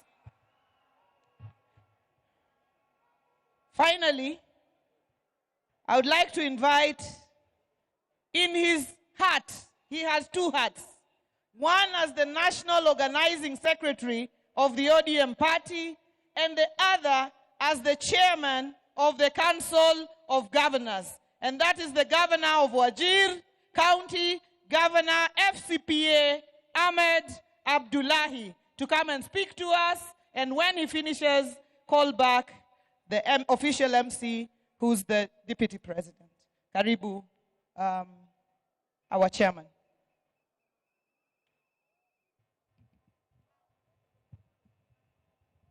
Your Excellency, the President of the Republic of Kenya, William Samoei Ruto, Mama Aida, and the entire Odinga family, all mourners here present, Hamjambo. Your Excellencies, allow me to introduce the Excellency Governors of the various counties who are here. Excellency Governors, please stand up. And after I call your name, please be seated. We had here on stage Her Excellency Governor Gladys Wanga, Governor of Homa Bay. We also had up here on stage Governor Professor Peter Anyang' Nyong'o, Governor of Kisumu County. We had here the two party leaders, Governor of Mombasa, Abdul Samad Sharif Nasir, and Governor of Kisii County, Excellency Simba Arati. We have the host governor also, who I'm positive will come and speak, Governor James Orengo. We have Governor Dr. Ochilo Ayako, Governor of Migori County. Governor Dr. Paul Otuoma, Governor of Busia County. Governor Speaker Emeritus Kenneth Lusaka, Governor of Bungoma County. Governor Dr. Wilbur Otichilo of Vihiga County. Governor FCPA Fernandez Barasa of Kakamega County. Governor His Excellency Joseph Olelenku of Kajiado County. Governor Dr. Dado Godana of Tana River County. Governor Gideon Mungaro of Kilifi County. Governor Patrick Olentutu of Narok County. Have I missed any governor? Oh, yes.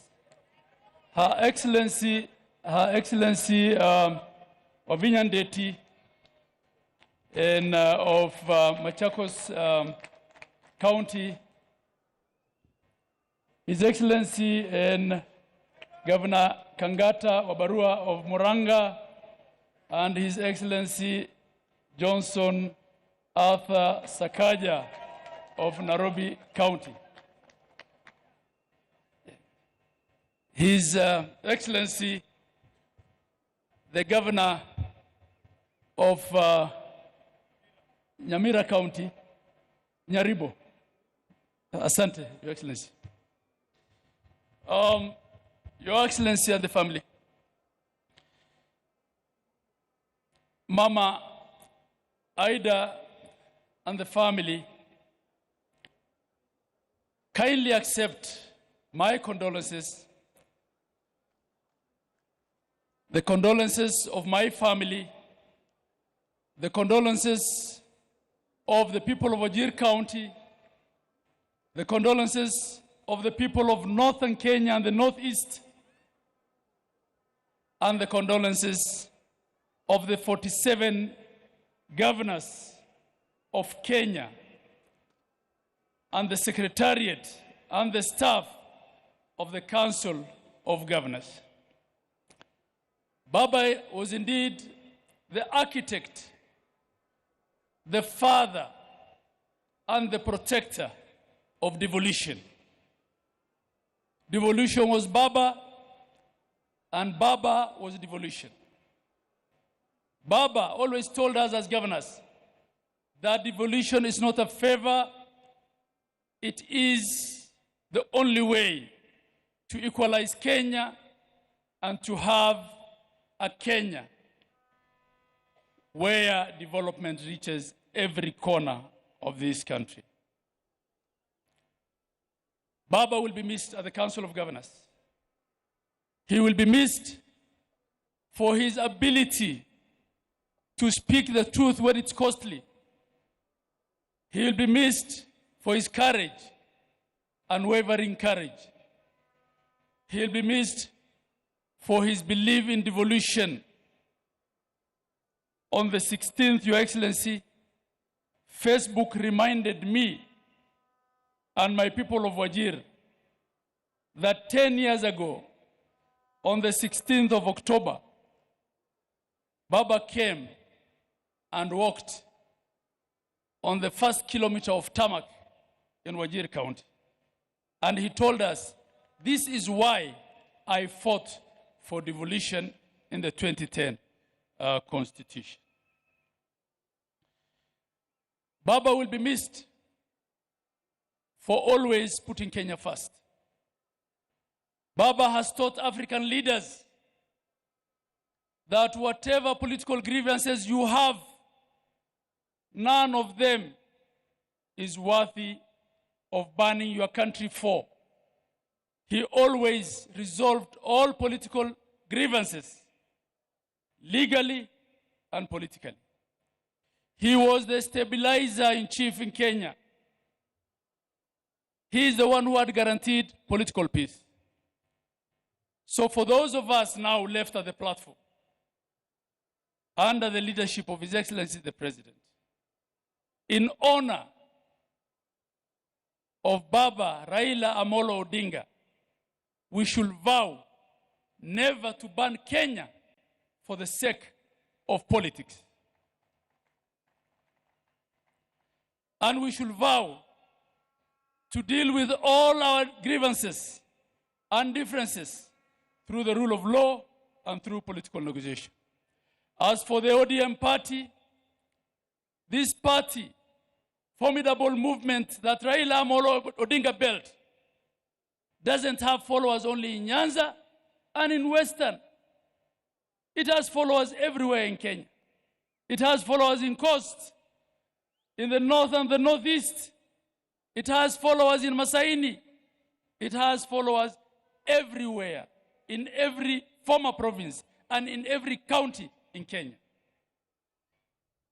As we have given the interim leadership of this formidable party to our mzee and senator and elder brother of our departed party leader, Mzee Oburu Odinga, we want to assure you of our support, that we will hold ODM together at all costs, and that ODM will not fade.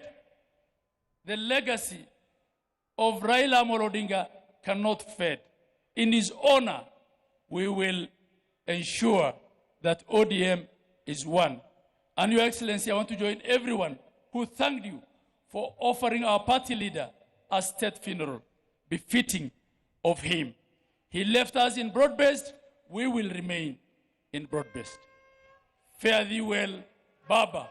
Joey. I also want to recognize all the deputy governors, and there are very many of them here, who have also taken time to be with us here and to attend this important last function of Baba. I want to thank you. With that, may I then return the mic back to the official MC. I thank you all.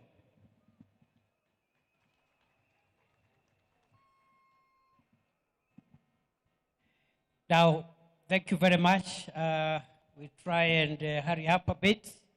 I'm going to call a number of speakers here. And every one of you, you come in quick succession, 2-3 minutes, pay your tributes. Ngoja Mishi, takuita. I'll call you Mishi. Just go back.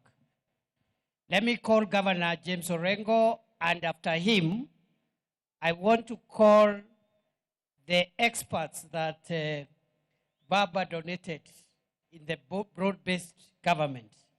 So after James Orengo, I will call Minister Oparanya, Minister Joho, Badi, and Opio Wandai to say one word, 1 minute each. Then we go towards completion of this program. Karibu, Governor James Agre Bob Orengo, Senior Counsel, Governor of Siaya.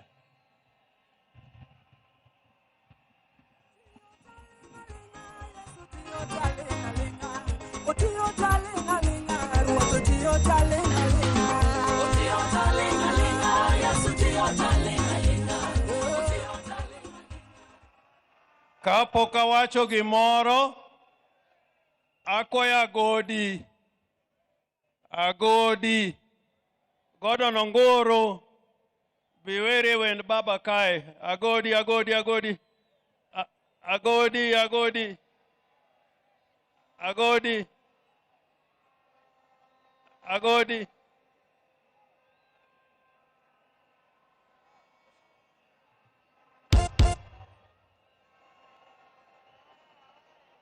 DJ.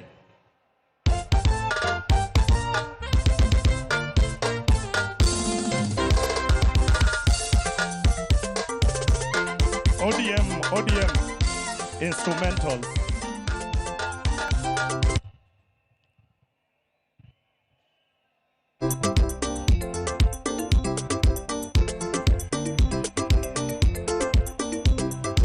Dia wana nyango huo josuba nyakwalek, elakana tumba jawaya, weawe na molotinga, poke na nuango vipimogo. Ni Raila to poke na nuango vipimogo.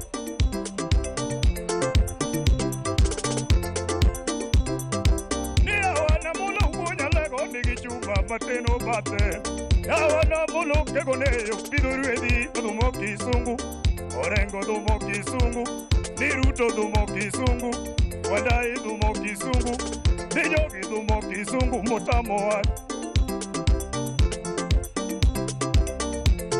Munataka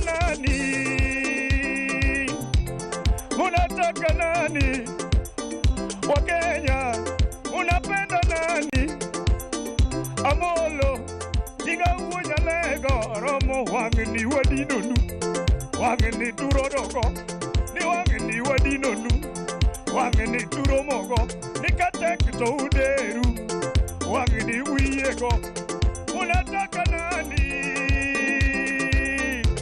Tunapenda baba, Amolo Odinga, tunapenda baba, Raila Odinga, Agwambo uoja lego ni uotorumo Anitiga koro riti ni sechorumo Agwambo uoja lego ni sechorumo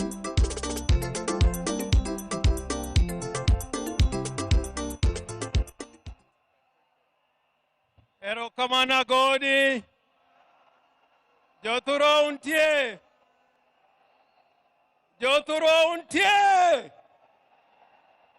Pokanena uja thura untie. Basi nitasema machache sana, yani muda imeyoyoma.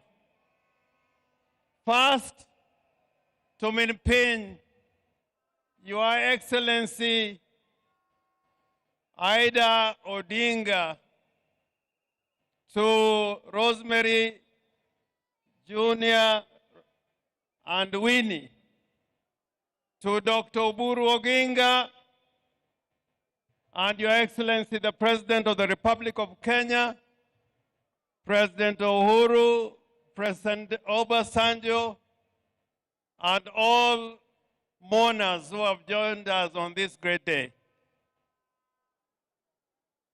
President Ruto, let me put it on record.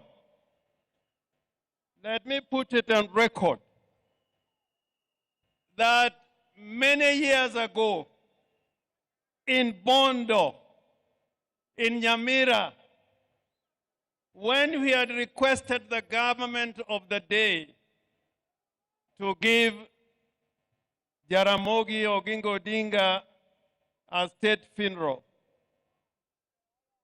the government of the day refused to give Jaramogi a state funeral.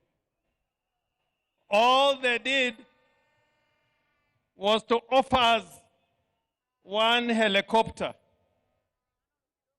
And we all said, if that is all you are going to give Jaramogi Oginga Odinga, we say no.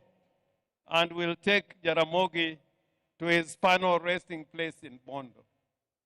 So I do not want to take it for granted that you've given Right Honorable Raila Amolo Odinga a state funeral.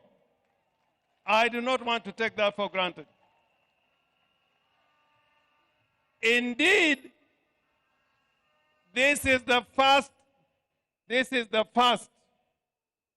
proper state funeral with military colors, with the participation of the military in the whole of Nyanza region. We have lost so many sons in Nyanza. We lost Mboya, we lost we lost Ouko, but this is the first time we have seen a state funeral, and I want to thank you for this and go on record as thanking you. Now, I want to say something about Raila. Because without saying the qualities of Raila, who really what Raila was, then it will be impossible to keep his legacy. What did Raila really stand for? Why did many politicians come over these years and fall on the wayside?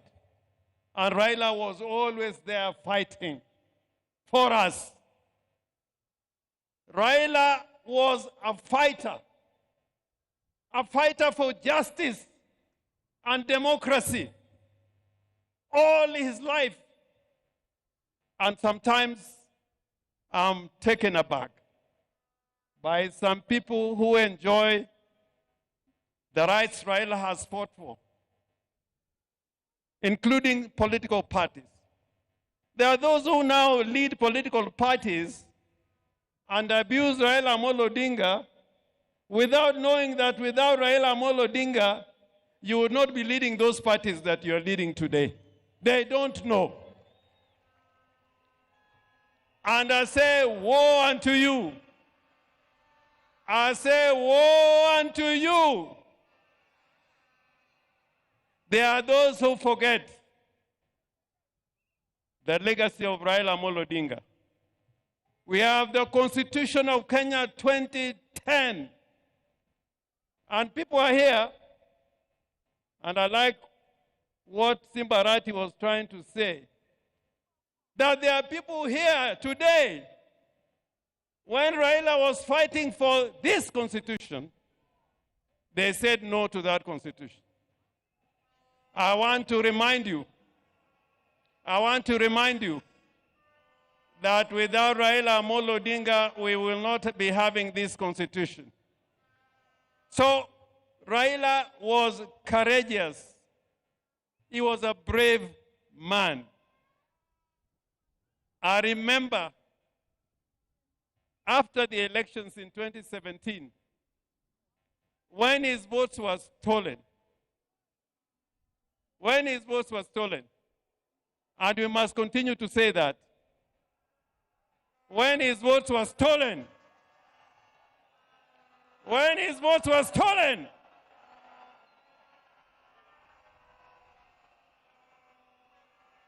Raila decided with a few of us that he was going to be sworn as a people's president at Uhuru Park.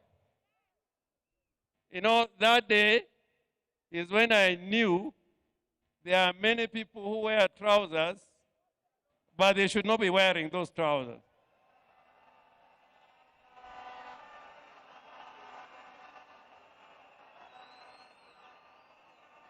But Raila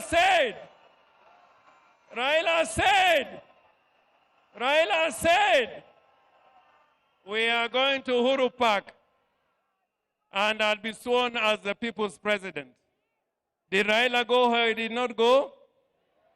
Did Raila go Uhuru Park or he did not go? I remember many times when Raila has been tear gassed and was nearly killed. Therefore, before you open your mouth to talk against Raila, remember what he has fought for and what he has stood for. And today, I want to remind all Kenyans,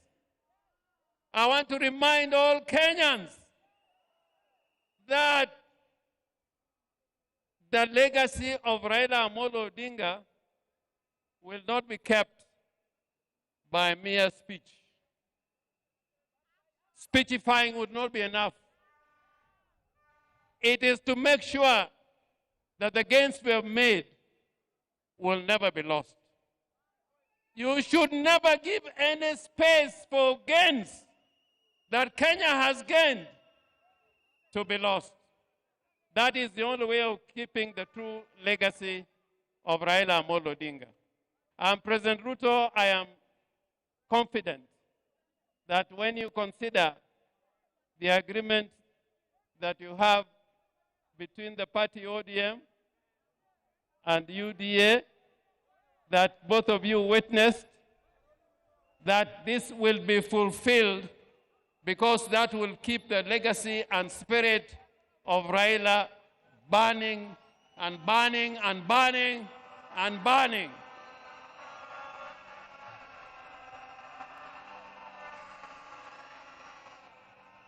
The other character of Raila Amolo Odinga, other than being brave and courageous, was that he was a peacemaker. Raila was a peacemaker. And even today, we can see that Raila can bring Uhuru together, and Ruto is here as president. That was the true spirit of Raila Amolo Odinga, that the nation should keep talking together in unity and as brothers. Finally, I'm one of the people who believe that we must keep the party ODM. You must keep the party ODM. Remember the ideology of the party ODM. There's a huge delegation here, including the governor from Tororo, people from Gulu, my friend Olara Otunu, I think is also in the house. We welcome you. But Olara Otunu, during Pinluo, when His Excellency the President and President Museveni was here, he spoke in Luo. And I want, if you have anybody near you, to translate what I'm saying.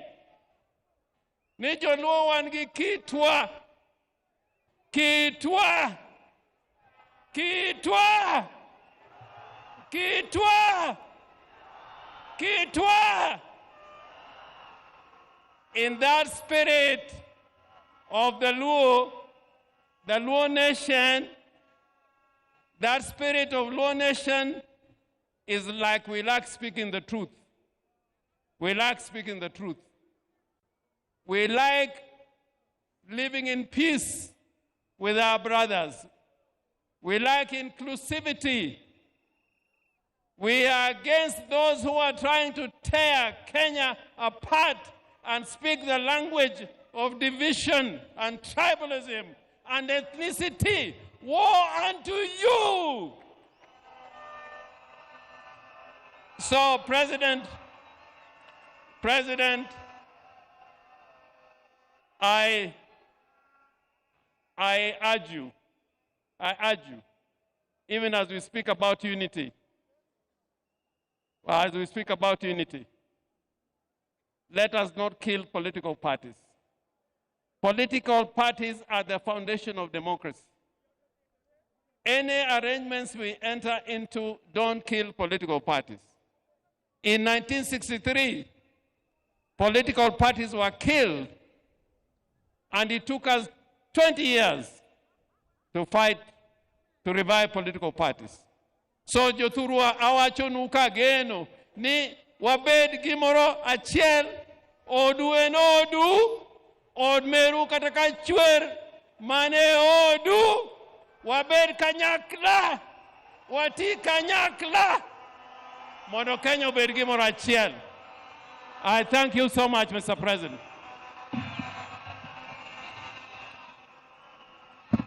All right, now, allow me to interrupt the pace at which we are going because the time is spent and we've been here for long. We have senior statesmen in our midst, including our retired president and the retired president of Nigeria, and we've kept them for long. The people that I call to come and speak, please come, and all of you come here. I'll also stand here, say something. We need to bring this to a close because we also want to respect the church. I have seen very senior bishops here who have been with us since 9 o'clock. CS Oparanya, if you're here, CS Joho, CS Badi, and CS Wandai. 1 minute each, just eulogize, and then we go to the next step. And this time round, I'm not going back to my seat.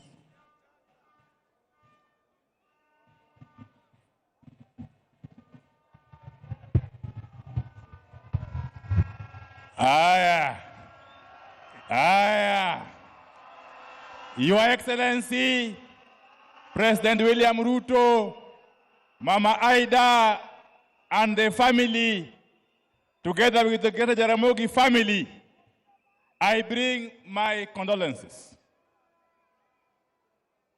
Baba was particularly many things to me. He was my father figure, he was my mentor, he was my advisor, and above all, he was my role model. I must thank the Almighty God for granting me the opportunity throughout my adult life until Baba's untimely demise to work very, very closely with him. Some of the things that we went through, there were good times, and indeed there are also bad times. But the bad times were too many. Some of these things I can only perhaps in the future record in a book. As I conclude, as we send off this giant of a man today, let me say this. Early this year, Your Excellency, Baba Raila Odinga did pay me a visit in my office at the ministry. And he told me that work for your country selflessly, that support your government fully. He concluded by telling me, Your Excellency, that he has been in many political arrangements. He has been in many political partnerships. But he has come to learn that, Your Excellency, President William Ruto, you are sincere. He also told me that you have demonstrated to him utmost goodwill. And therefore, as I conclude, one lasting tribute, the only lasting tribute we can pay to Baba and to perpetuate his legacy is to enhance and continue with the partnership that he started with President William Ruto. There are people, Your Excellency, who have worked before with Baba, but all that time, Baba ended up with the short end of the stick. Baba ended up with a raw deal. We must applaud you, Your Excellency, on this day when we send off Baba, that you have done us proud as a community of this region. Thank you very much, and may God bless you.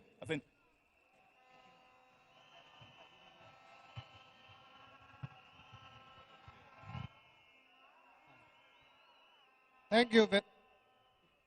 Thank you very much, Your Excellency the President,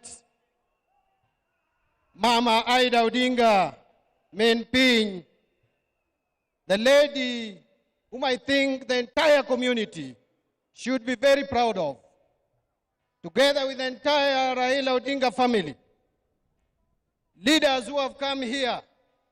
I have a few remarks to make because this is the most difficult day of my political career ever since I joined politics. I know the reason why I've decided to be strong is that I'm aware that if I went ahead of Raila, he would be strong for me. And therefore I've decided to be strong for Raila Amolo Odinga today. But it was not an easy day. Let me say the following. Many of us here know Raila as Baba. Many know him as Jacom.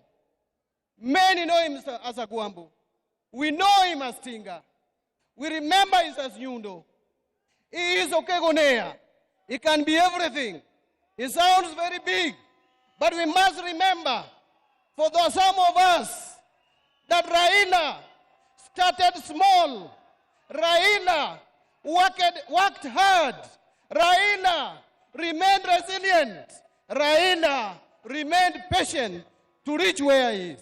I remember in 1992, 33 years ago, when I was a student at the University of Nairobi, Raila was running for Langata Parliamentary seat. He could come to my room, Block J, room 19. Later, Block B, in Malindi, Block B, room number 2. Planning on how to win Langata. That time, the politics of Nairobi was volatile and violent. There was Jeshi la Mzee, led by Fredo Mulogumo. There was in Embakasi, David Mwenje. In Kibra, in Langata, we had Kimani Regendo over Fodasili. Very violent campaigns. All the university students from main campus, Parkland and Chiromo were in the payroll of Mulogumo. He had to come to Lower Kabete, where I was leading the student leadership to get support to win his seat in Langata Parliamentary seat. That is how Raila started. Raila is a patient man. That is why he has reached where he has reached. But let me say the second. Raila was a forgiving man. Many people here betrayed Raila in one way or the other. Betrayed Raila in one way or the other. I remember in 1996, when Raila took on Wamalwa Kijana for Ford Kenya chairmanship, all the leaders of the Luo community, members of parliament, Raila only remained with Dr. Buru Odinga, his brother. He remained with Jobomino from Kisumu. He remained with Fibasio from Homa Bay. He remained with Oruojode. He remained with Tom of Nyatike. And he remained with Owina Chola. And remained also with Ochiengbeo from Madari. All those people, apart from Omino and Fibasio, all those won their seats in by-election. Raila soldiered on, despite the fact that the Luo leadership had deserted him. But now, he has died when all the Luo leaders are behind Raila Amolo Odinga, Agwambo Tinga. I am happy that, Baba, you are going ahead of us without me betraying you. I was behind you. You are with me. You gave me positions of leadership when nobody imagined that I could lead. You made me the assistant minister in the office. You made me the longest serving chairman of your party when you were alive. You made me minority leader. You made me Minister of Finance, the first Luo to be a Minister for Finance in the Republic of Kenya. Baba, thank God that I never betrayed you. Even when you gave me the sad news that I was not going to be the governor for Homa Bay County, I still stood behind you because I know why you made that decision. Baba, will not disappoint you. I will not betray you. The only place where we disagreed and you allowed it is that you are supporting Arsenal and I'm supporting Manchester United. Allow me to say the last word, my brother in Kijaluo.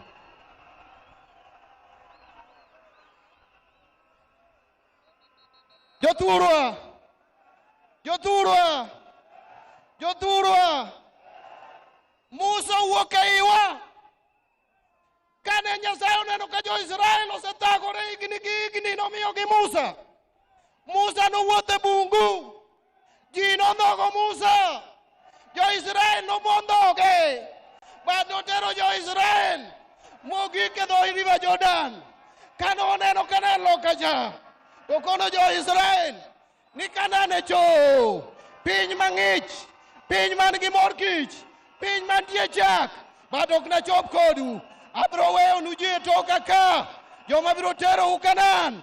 Abro weyonu Joshua, abro weyonu Harun, jogi biro kawo, biro chopo kodu Kanaan.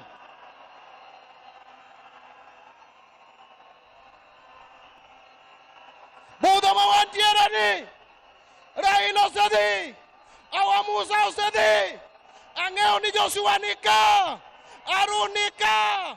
Kisomo Deuteronomy chapter 34 verse 8, kichaki somo Numbers chapter 20 verse 29.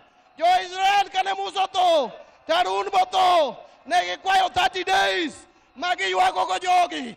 Wakwayo 30 days kaka oganda mondo wamon Raila. Bang' 30 days wabiro miyo direction kama oganda luwo dhiye. My last word.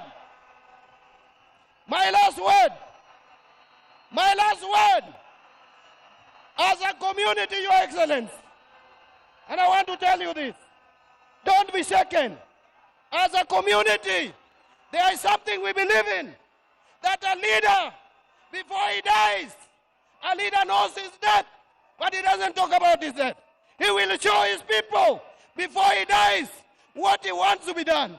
He will show his people where to take everything that he has. Raila showed us before he died that he wanted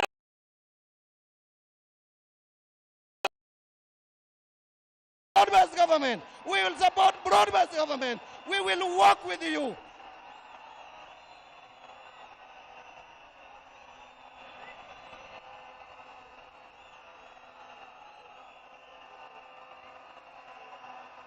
Mara ayud thuolo mamoko, aywago osiepna. Lakini, wawegi kanyo. I want to leave you with one verse. That is Luke chapter 9, verse 49. When Joanna came to Jesus and told Jesus that Ruth, waneno jomoko, ka riembo jochiende, to giluongo nyingi, to wakwerogi, nikech ok gin achiel kuomwa. To Yesu nokone ni uneno, utimo marach. Ng'ata ma ok omon kodwa en ng'atwa. Ng'ama ok mon kodwa en ng'atwa, en ogandawa. Nyasaye matelu, osiepna nin maber, osiepna nin gi kwe.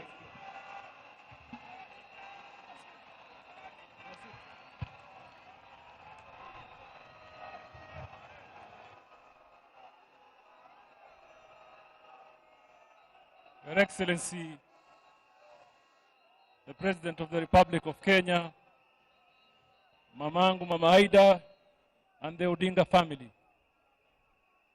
Your Excellency, let me confess that kwa muda mrefu, I have never been in a situation where I have struggled to think of what I'm going to say about someone. And I will not be, Your Excellency, nimeona kama kuna ka contest of some sort. Who was called last? Who spoke about what?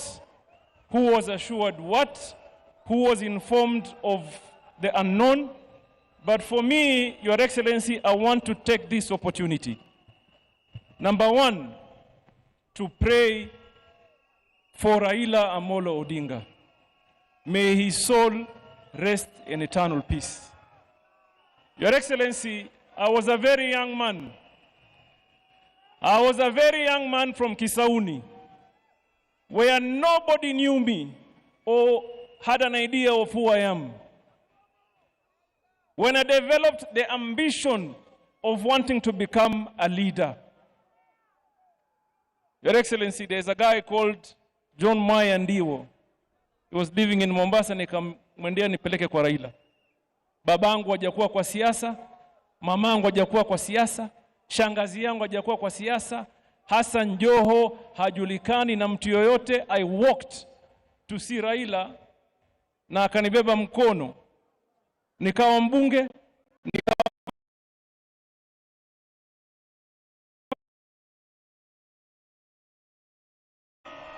Your Excellency, nataka tuchukue fursa hii mimi mwenyewe kibinafsi nimwombee Mwenyezi Mungu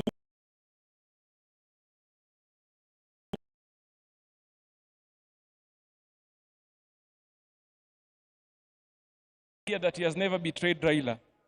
I want to tell Mbadi, you are not on your own. Mimi, I have never betrayed Raila. Akiwa hai, and I assure you, I will not betray his cause hata akienda mbele ya haki. I assure you. And some of us, mimi, siwezi kuwa mahali ambaye Raila kunipeleka. Tuelewane? Siwezi kuwa mahali ambaye Raila hakunipeleka. And I must say it today here, I was taken to government of William Ruto by Raila Amolo Odinga. And Your Excellency, that is where I belong and that is where I shall stay. La mwisho, watu ya ODM, many speakers have heard you, munasema, we want to assure chama haiwezi vunjika. Mimi, the values of the party, the values and the principles of the party zimewekwa katika roho yangu na baba Raila Amolo Odinga. And I want to tell you, whoever imagines that anaweza kuvunja chama cha ODM, yeye ndio tutamfukuza, my friend, na ahame, chama kitabaki. Tuelewane namna hiyo. Ukijaribu kugawanya chama, ukijaribu kuvunja chama, wewe ndio utafanya nini? Utahama. Atafanya nini? Atafanya nini? The party will be here to do what? To stay. Mwenyezi Mungu awalinde na wabariki. Asanteni sana.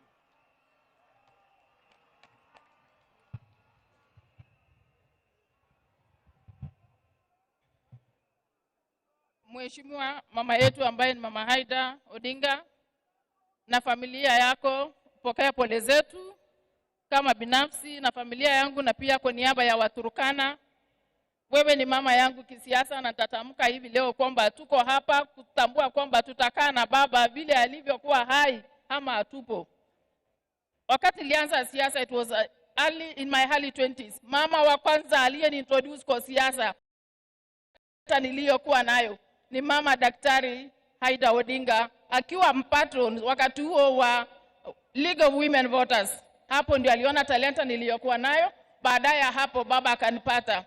Wacha nikwambie Mheshimiwa Rais, kuanzia 2002 wakati nilianza kupiga kura, sijawahi piga kura nje ya Raila Amolo Odinga. Kwa yale majukumu baba amenipa katika uongozi wa chama na hata yale mengine amenipa nje ya chama, sijawahi piga kinyume, nimedeliver sote. Wacha tu niseme kwa upana. Wakati baba aliniweka kwa mambo ya BBI, nilivote yote kati ya gavana aliyokuwa wakati huo alikuwa hataki, sisi tulikuwa tunataka, na kwa sababu nilipewa hiyo majukumu nilideliver hicho kitu almost 90%. Kwa mambo ya kura nimekuanga agent wa baba na Turkana is very clear. Tunavotingi zaidi ya 70% kwa baba. Kwa yale mengine baba alinipa ni kusimamia kura ya ODM kama commissioner. Hiyo yote nilifanya wakati huo. Na ya mwisho ni wakati aliniambia nimchaguliwe running mate wake katika Azimio. Nilideliver wish ambaye ilikuwa baina ile mbili alikuwa ameniweka. Nikuwa mama wa kike peke yake katika hiyo jukumu. Na hata wakati ya mawaziri, Wakati alinipigia simu akaniambia anataka wewe ujumuike na watu fulani hapa huwe mawaziri. Niliamua nikasema baba, upendavyo ndio nitatenda. Na hata wakati nilikuwa waziri ambaye nimeingia kwenye mamlaka ya cabinet secretary kwa mara ya kwanza, wacha niseme leo wasi baba mwenyewe amekuwa akinishauri vile nitaelekeza na nitafanya mambo ya community integration. Kwa hivyo mimi nakwambia Mheshimiwa Rais, wakati ulikuwa unafanya campaign, hata wewe mwenyewe ukija Turkana ulikuwa unaniona vizuri na msimamo, na huo msimamo wakati wa mwisho baba siku moja ndio akaenda kwenye dunia hii ya pili. Aliniambia nyinyi mkae serikalini kwa sababu hapo ndio nimewaachia. Kwa hivyo Mheshimiwa Rais, wewe unajua tu tutawacha mambo yote, lakini yale baba alituachia hivyo hivyo. Kwa wenye wanasema hao ni ODM tuchezeni hapa Nyanza, lakini jueni ODM iko Kenya mzima. Na sisi tutafanya vile tumekuwa tukifanya. So ile ya Western na Luo mcheze tu, lakini kwetu pingine tuko penye tumekuwa. Asante sana, tuko kazi.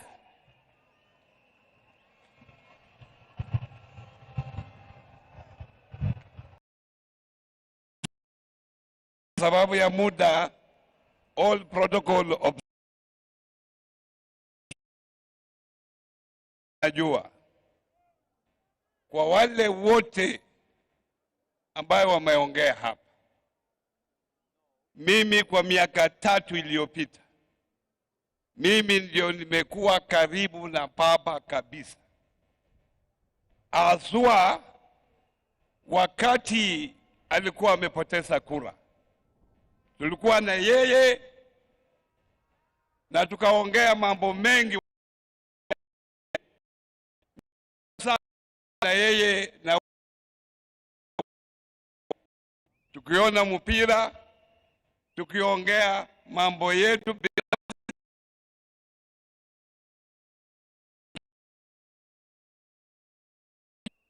bila aibu yoyote. Huyu baba, hiyo vyote mimi nimepata, ndiye amenipa. Nilipoingia bunge miaka karibu 5 iliyopita, nilipelekwa kwa bunge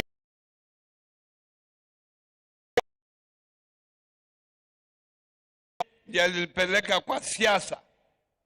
Bahati mbaya akafariki kwa baada ya miezi 6. Miezi 6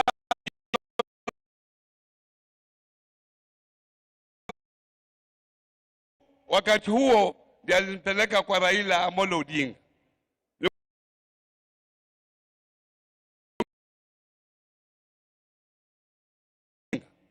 Na Raila amenifunza mambo matatu. Ya kwanza amesema, wewe ukitaka ufanye siasa nchi hii mpaka uwe na wananchi. Ya pili, walikuwa wanafikiria Raila alikuwa a violent person. Raila was a very peaceful person. Alikuwa ananiambia, Oparanya, peace is very important to the country, for the development of the country. Ya mwisho aliniambia, Bwana Oparanya, don't burn bridges. There are no permanent friends in politics. There are no permanent enemies in politics. And that's why I have decided to take you to the government under Mheshimiwa William Ruto. Na yeye amesema, wakati nilikutana na yeye mwisho, alisema, nilikuwa na senator wa Migori, na alisema sisi tutakaa kwa broad based government na tuunge mkono Mheshimiwa William Ruto, na hapa ndio tutakuwa na tutaendelea kuwa hapo. Na wale ambao wamepewa nafasi ya kulinda chama, mlinde chama, mtengeneze chama kiwe na nguvu. Thank you Waziri. Chama iko na nguvu, tuendelee mbele. God bless you Waziri. Asante. Thank you very much.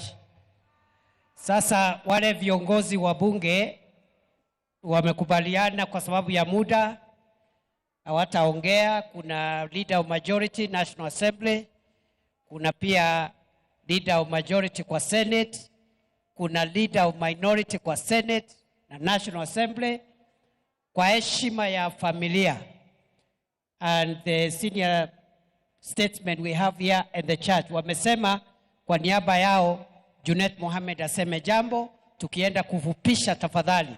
The family has requested we shorten the program. Makofi kwa Junet Mohamed jameni. Junet kwa niaba ya leaders.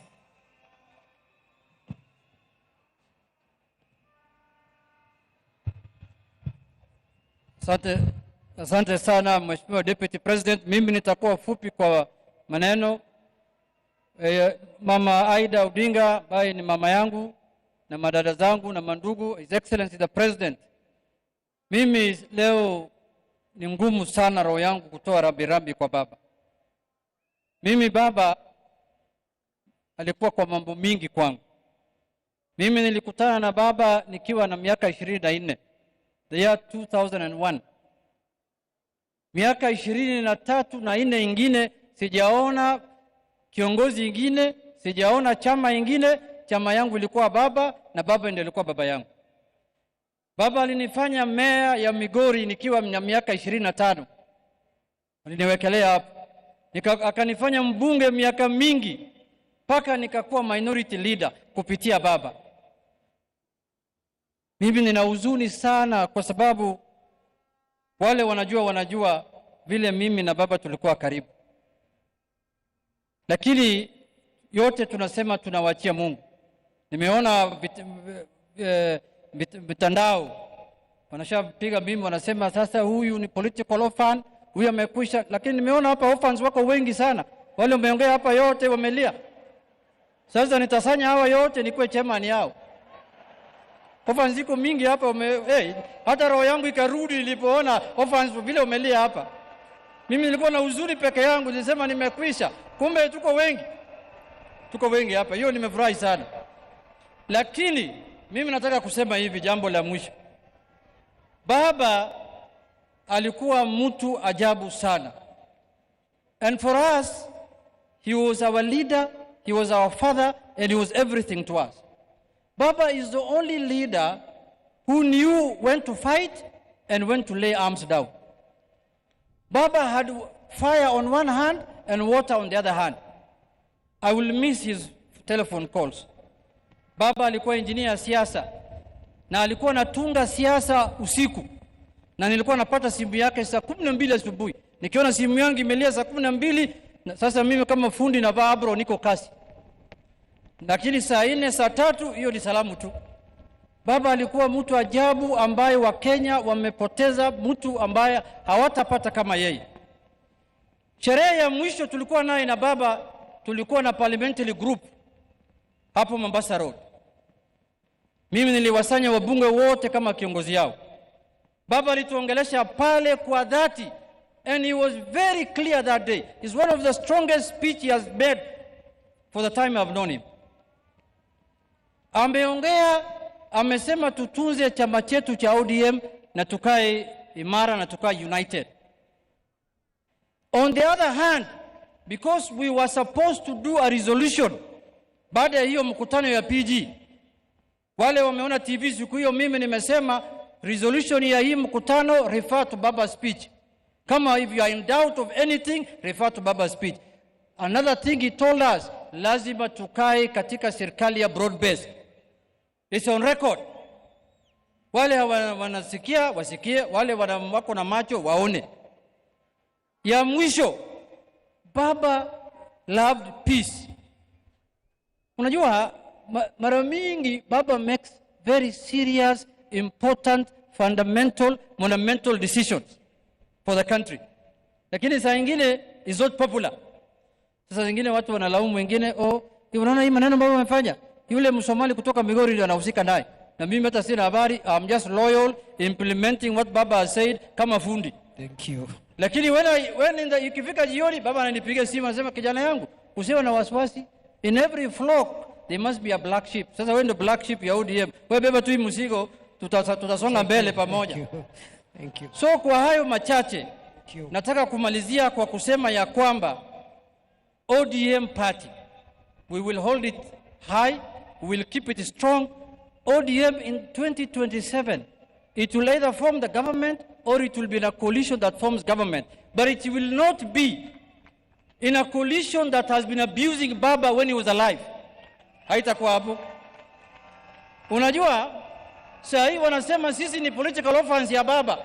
Wale pia walikuwa wanatumia siasa yao ya kujijenga kwa kutusi Baba na kufanya Baba kama bogeyman. Hao pia wamekwisha sasa. Sijui watatusi nani. Asanteni sana, Mungu awabariki. Kuna wenzangu hapa Kimani Ichung'wah na Aaron Cheriot, Your Excellency. Hawa ndio wale wametengeneza ile report inaitwa NADCO. Wakati Baba alikuwa, hawa walikuwa kwa komiti ya NADCO. Tumekubaliana kama viongozi wa bunge ya kwamba for the legacy of Baba, when we go back to Parliament in a week's time, we will implement the NADCO report fully. Tumekubaliana hapa. Asanteni sana, Mungu awabariki. Na Rais, asante sana kwa kuzika baba yangu kama president. Kama president. Yes. Hiyo tutadiscuss kwa Central Committee ya ODM, tutaleta report. Thank you very much, Mheshimiwa Junet. Speaker of the Senate, please come and condole. 2 minutes, Mr. Speaker, sir. We have run out of time. The family requests we finish this meeting in the next few minutes.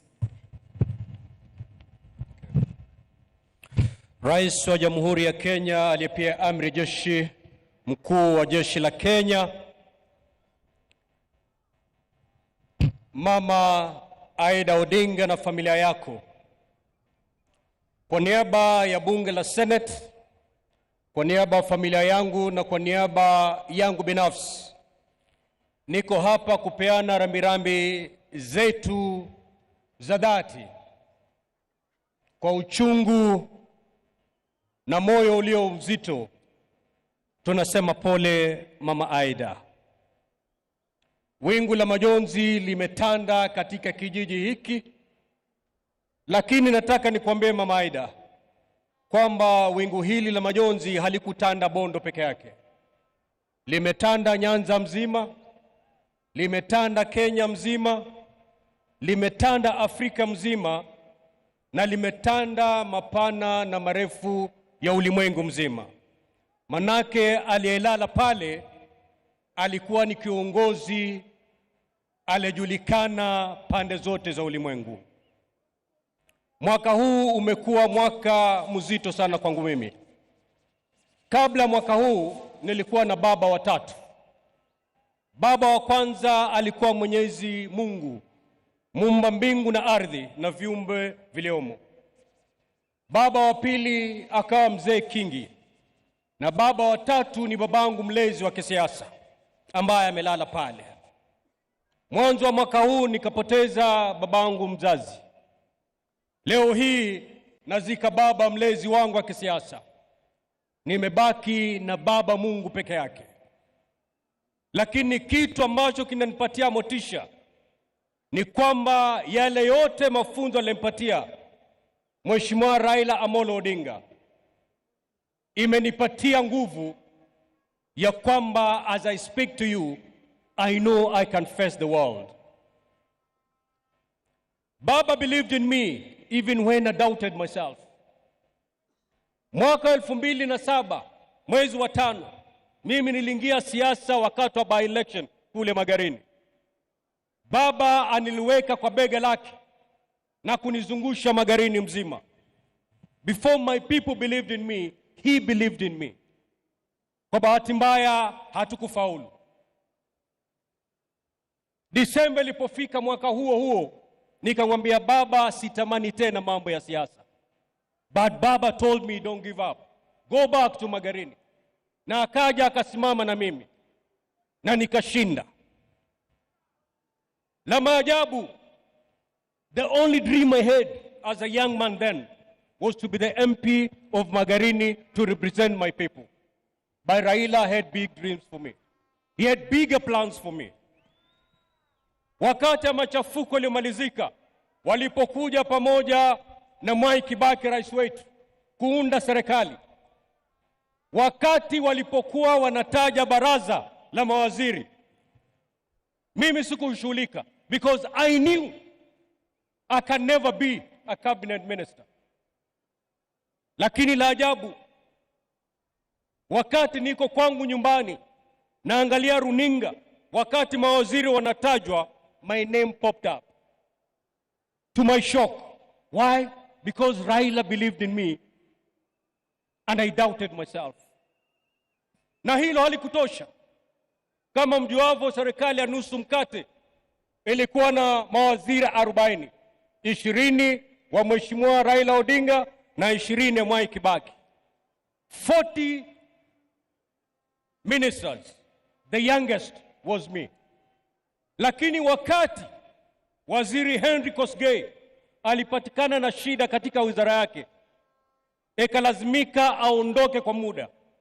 Hiyo wizara yake ilibidi ipatiwe mtu. Mheshimiwa Raila Odinga, mbali na kuona vigogo vya kisiasa ambao walikuwa mawaziri, he decided to give me 2 ministries to run. That's a man who believed in me when I doubted myself. Today, I've lost my dad. Baba, nenda salama. Asanteni. Asante Mheshimiwa Speaker. Speaker Wetangula.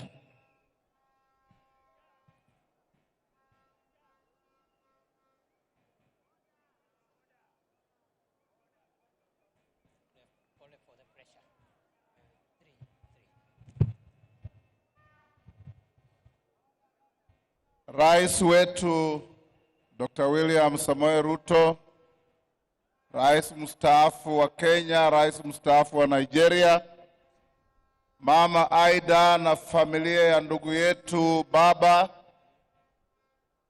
waheshimiwa wote mlioko hapa, waheshimiwa wananchi na kanisa letu. Yangu itakuwa mafupi sana. Nimekuja kuomboleza huyu shujaa, ndugu yangu, baba wa taifa la Kenya. Mheshimiwa Raila is one of the greatest sons of our soil. He goes to his maker as a public guarantor and a public trustee kwa uongozi wa nchi yetu. Amekuwa katika kila nafasi ya kuleta uwiano katika nchi yetu, na mwandishi wa vitabu vingi vya Kiswahili kutoka Tanzania anaitwa Shaban bin Robert. Katika kitabu kinaitwa Kusadikika, alisema mara mingi nchi huficha mashujaa wake mpaka janga kuu litokee. Mnamo mwaka wa 2007 janga kuu litokea Kenya. Kenya ikawa karibu kupasuka mara pili mara tatu. Headliners wakasema we want secession. Ndio nchi ikafichua ushujaa wa baba. Akaketi na mpinzani wake mkuu Mheshimiwa Mwai Kibaki, na wakaleta amani ambayo imedumu nchi yetu. He fought a strong fight, but he remained loyal to this country. Kama spika wa bunge la kitaifa, naleta rambirambi za wabunge wote ambao waliketi kwa masaa wakitoa wasifu wa ndugu yetu baba. Pia nimetoa stakabadhi zake za bunge.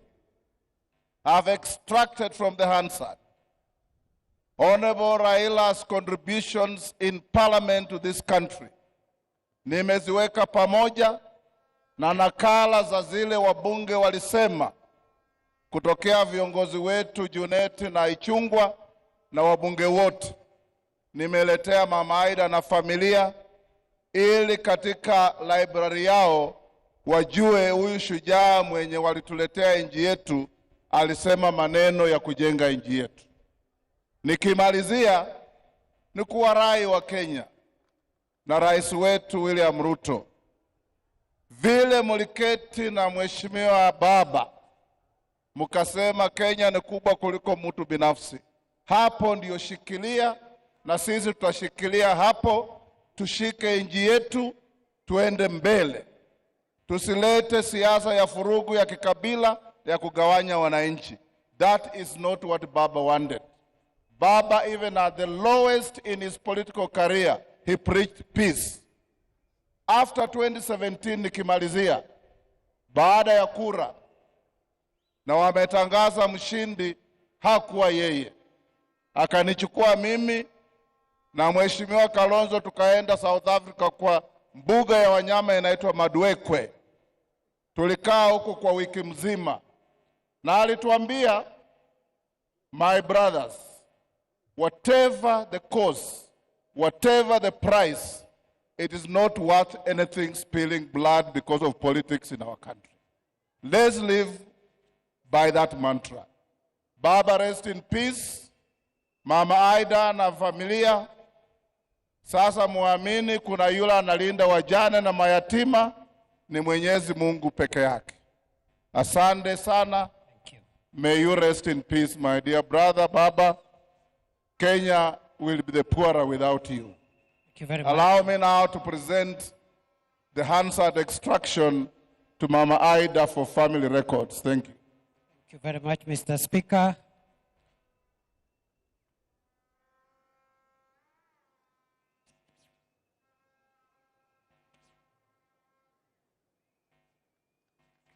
Thank you. Asante Mheshimiwa Speaker.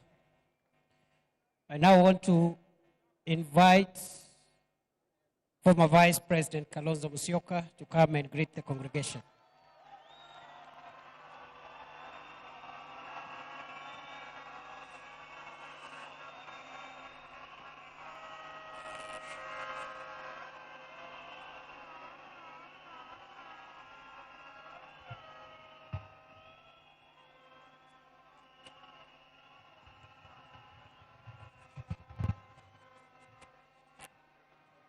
Mama Aida na jamii yote ya ndugu yetu Raila Amolo Odinga, Your Excellency President William Ruto,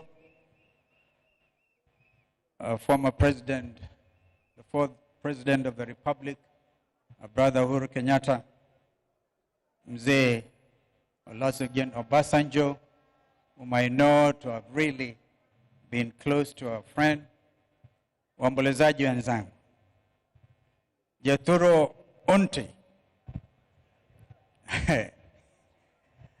Mimi nimekuja kusema kwaheri kwa ndugu yangu, my brother Owadwa Raila Odinga, my osiepna. Sijui kama hiyo ni lugha sahihi. My brother, all the names were given about our brother. When we listen to our daughter Winnie, all the names that our brother has been given over time. But to me, he was a brother.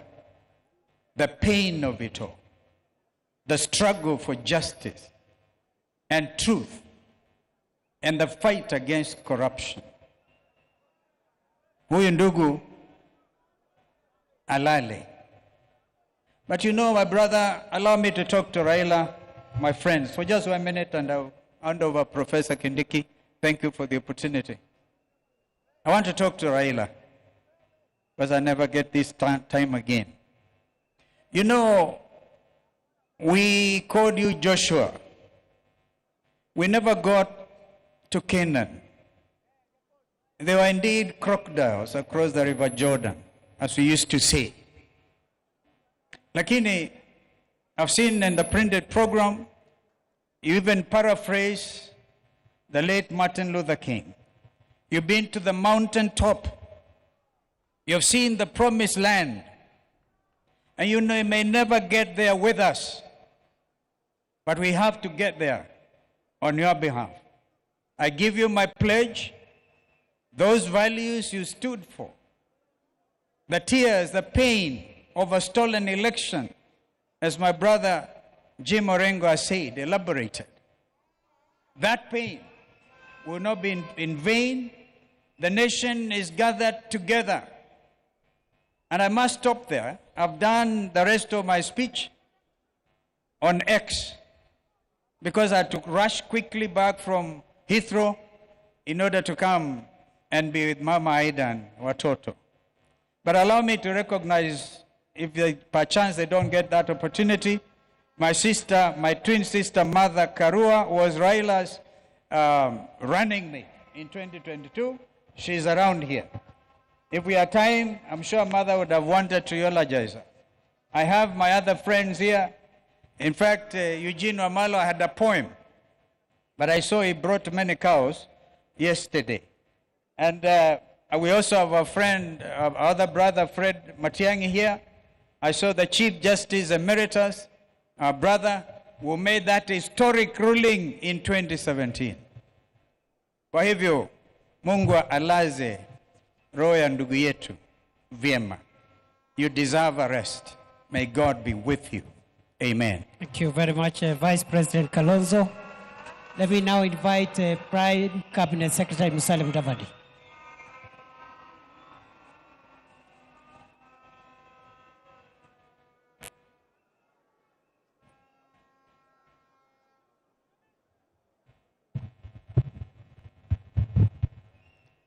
Your Excellency, the President of the Republic of Kenya, the Honorable William Samoei Ruto, Mama Aida Odinga and her family.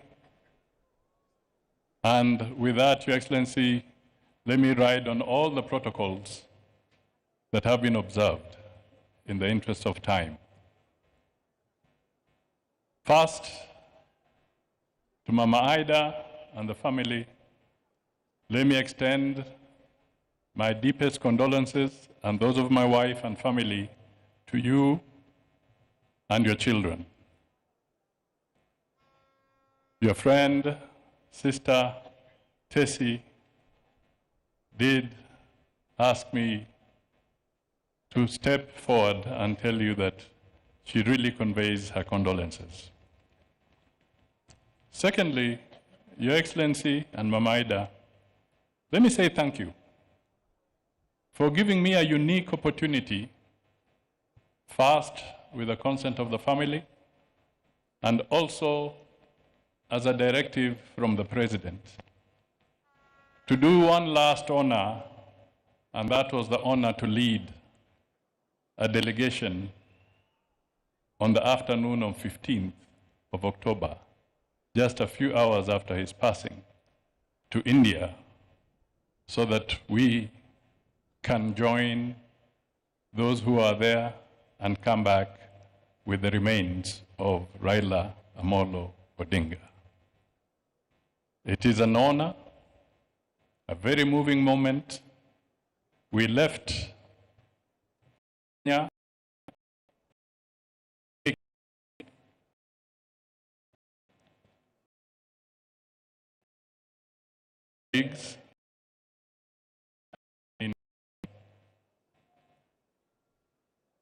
and we joined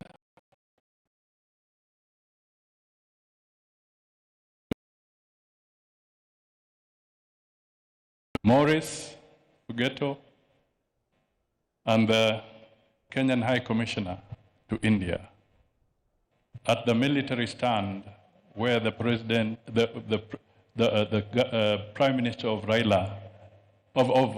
India had actually said that the government of India grants all the respect, military respect possible within the shortest time possible to Raila.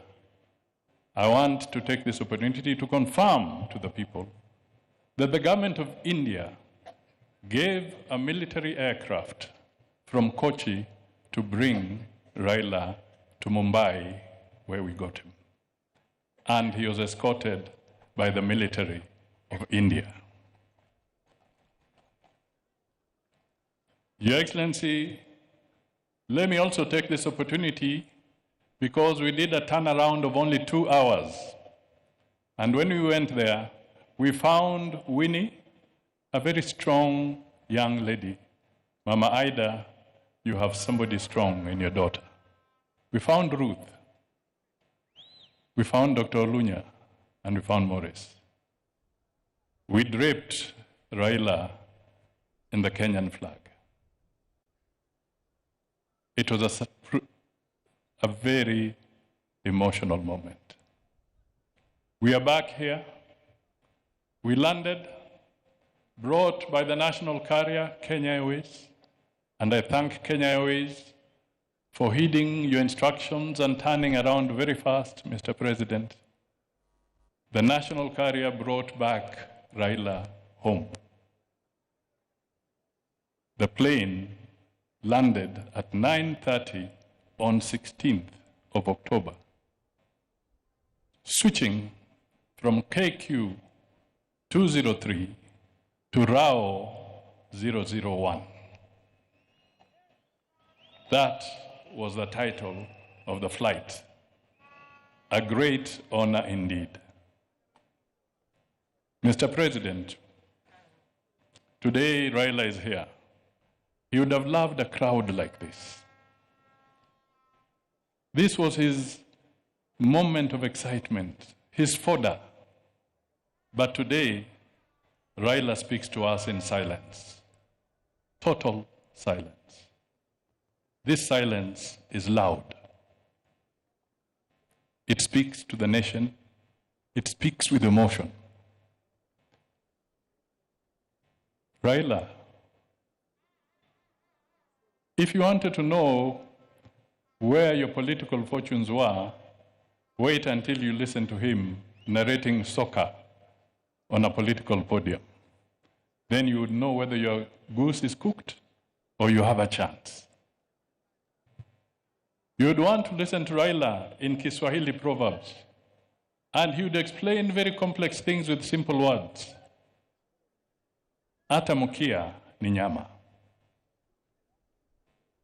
Raila would come up and you would say, ikiwa mtu amekuwa hivyo, tuwe kama siafu, tutatoa nyoka pangoni. This was Raila explaining himself. He stood for a lot of things. His spirit is unbogable. Raila suffered. He had a checkered career. But one thing, Raila never allowed the history to hold him prisoner. He never took his challenges as a life sentence. He stood up, walked, and moved further. We are here because Raila lived in this country. Mama Aida, you have spoken. Your speech was so deep and powerful. I can only request Kenyans, please listen to what Mama said. There's nobody who would be able to understand Mama better than Raila. She has told you what needed to be said. Nind Kigwok, Jakom,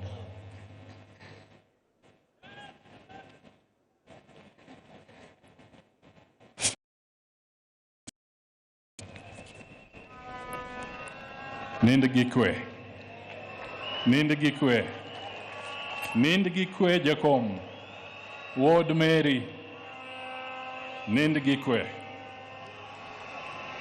I have utilized,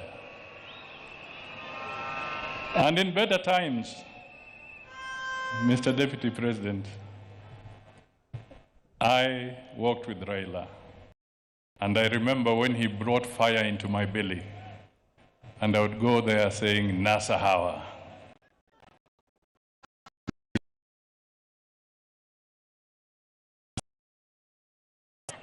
But today, while Raila lies there, I'm at Nasa Sisi Wote. May his soul rest in eternal peace. Thank you. Thank you. Asante sana, Prime Cabinet Secretary. I don't know whether this mic is loud enough. Thank you very much, Honorable Musalia Mudavadi. I am extremely sorry for the many people who wanted to speak, but they couldn't speak because of time. allow me to report that we have received the condolences of President Yoweri Kaguta Museveni formally, and those condolences are with the President, and also he has sent a delegation which is present here, consisting of the Right Honorable Dr. Ruhakana Rugunda, former Prime Minister of Uganda, and the Honorable John Mulimba, State Minister for Foreign Affairs. I also want to confirm what Stephen Kalonzo Musyoka said here, former Vice President, that we have other guests, but I assume we just recognize them for now. Kalonzo spoke on their behalf. Even me, I'm not going to make a speech. I've just been emceeing, and I want to end this role so that we can move and do the other ceremony, which is getting late.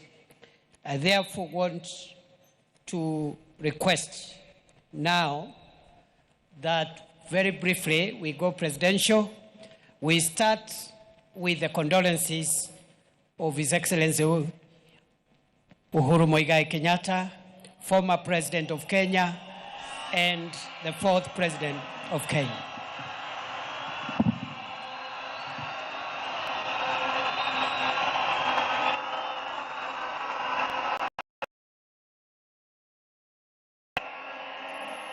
Thank you. Asante sana. Mama wetu, Mama Aida Odinga na familia, Mheshimiwa Rais wa Jamhuri ya Kenya, Mheshimiwa William Samoei Ruto, na viongozi wote ambao wamefika hapa na waombolezaji wote, hamjambo nyote. Hamjambo tena. Asanteni sana. Yangu haitakuwa mengi kwa sababu ya masaa. Na vile mlijuavyo, nilipewa, I got my opportunity in Nyayo Stadium the day before yesterday to eulogize my friend and brother. So sitarudia yale ambaye tayari nimesema. Yale yamebaki siku ya leo ni tena kumwambia dada wetu mkubwa Aida na watoto wake na familia yote ya marehemu Raila Amolo Odinga, tuko hapa tena kuambieni pole. Tuko hapa kusimama pamoja nanyi dakika hii nzito kweli kweli. Ya pili, kwa wenzetu wa Bondo na Siaya kwa jumla, kusema asante. Mtoto wenu ambaye sasa amerudi nyumbani, back to the ancestors, mulitupea atumikie sio tu Bondo na Siaya, lakini Kenya na Afrika, na ametutendea na tunawashukuru. Asanteni sana. Ya tatu, rambi zangu na pole pia kwa wana ODM wote ambao wako hapa. Asanteni kwa kutupa kiongozi ambaye amesaidia kuunganisha hii nchi. Asanteni sana.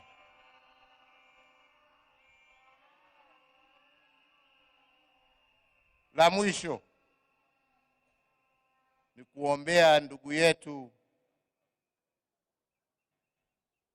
atembee safari ya amani. Mungu amuongoze kwa safari hii yake ya mwisho.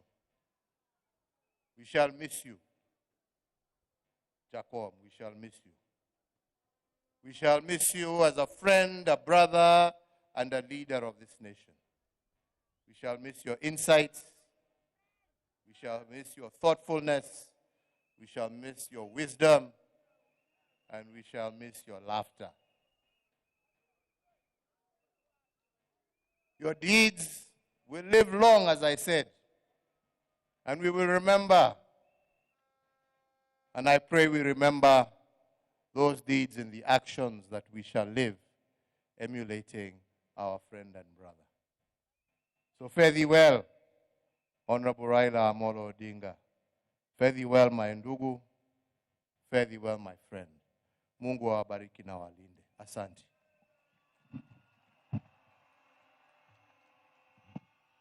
Asante Mheshimiwa Rais Uhuru Kenyatta.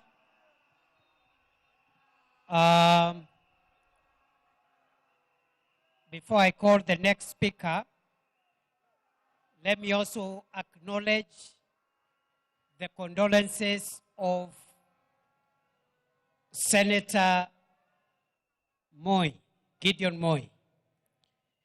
He has not been able to come here. He was at the airport with us when we were receiving the remains of our leader. Today, he has some inconvenience. He could not make it.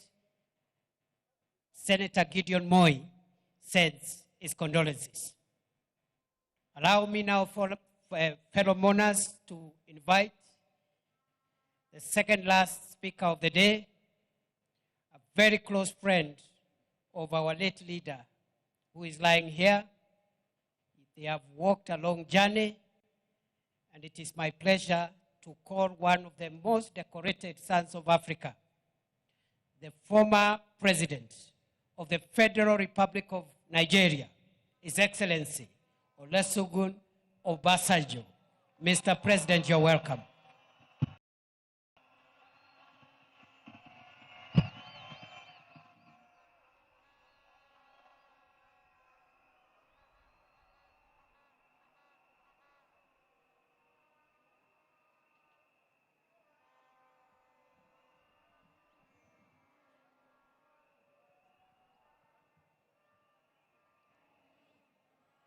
Your Excellency,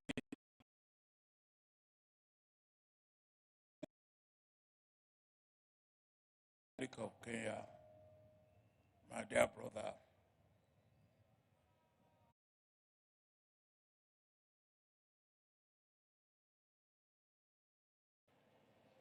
Ida Odinga,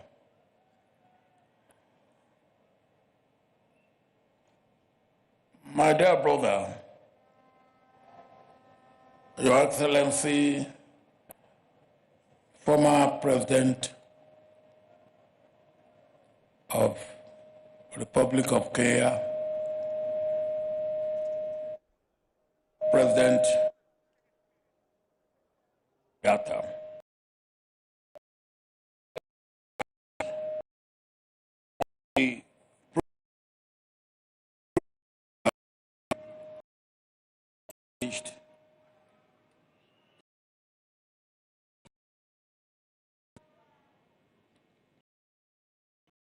Here,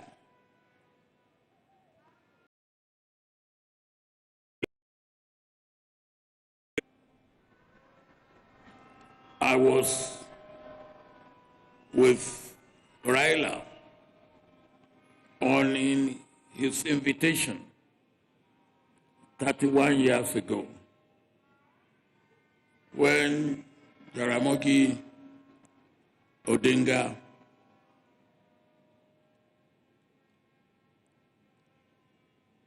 was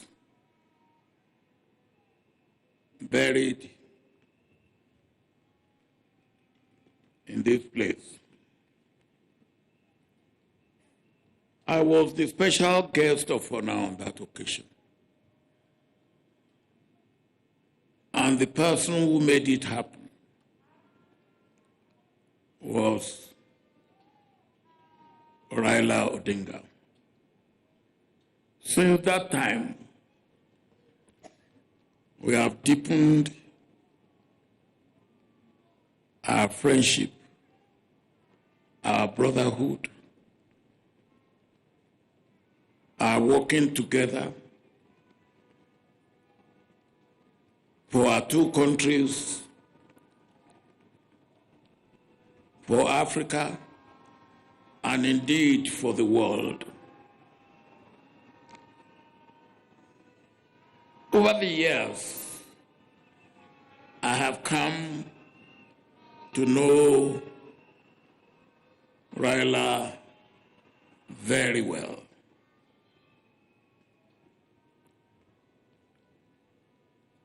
one thing that you could not take away from Raila is his love, passionate love for his country and for Africa. And that is what made our relationship to continue to grow.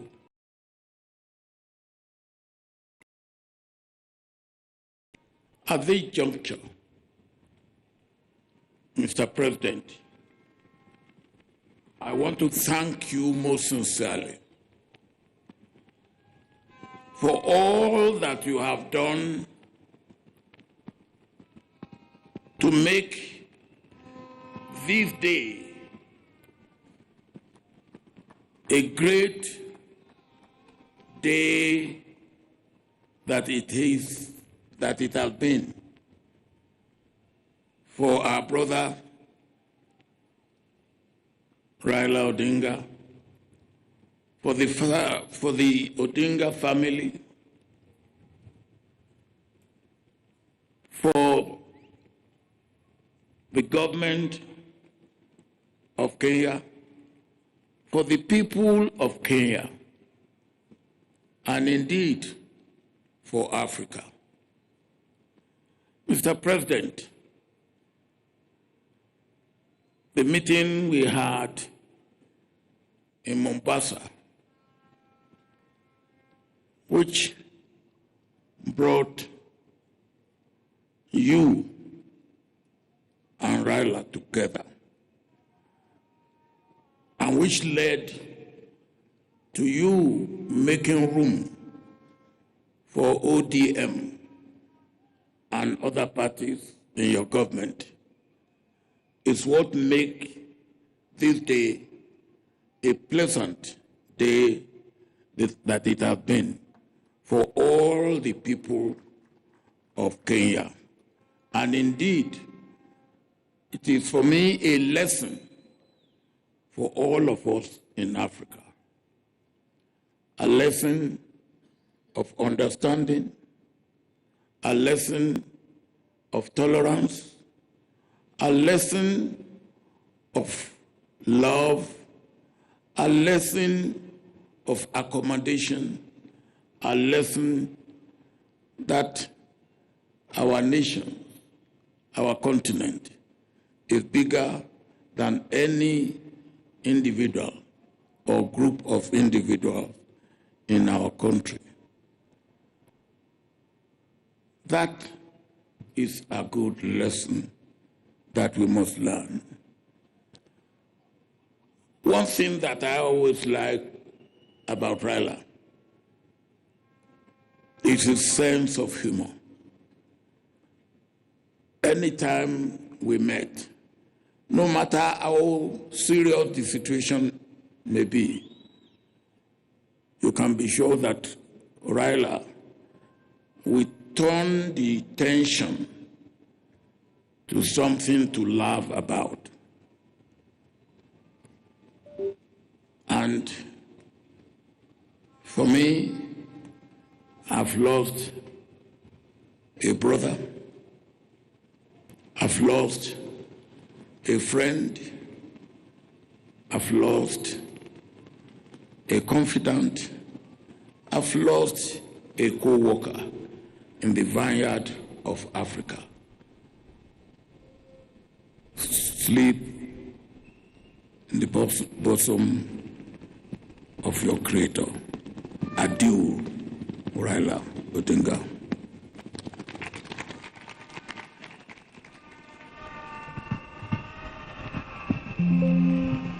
Now, the late Prime Minister Raila Odinga had other friends, and there are two other families that are represented here today. The late Raila Odinga was a friend of the late former Prime Minister of Zimbabwe, Morgan Tsvangirai, who is represented here by his wife. The family is represented here by his wife. The late Right Honorable Raila Odinga was also a former departed President of the United Republic of Tanzania, the late John Pombe Magufuli. The family of His Excellency Magufuli is represented here today by the daughter of the former president, Jessica Magufuli. Having done that, it is now my honor to invite the final speaker of the day, His Excellency, President William Samoei Ruto, President and Commander-in-Chief of the Kenya Defence Forces.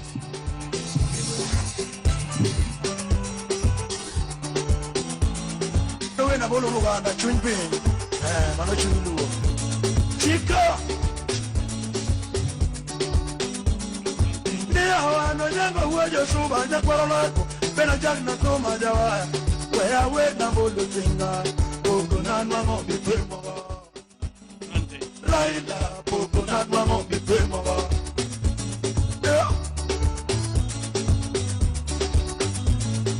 Nia wana malo uwedo kinga nikichuma Makeno bata Chumbe Agwambo uonyame mo pido Thank you very much.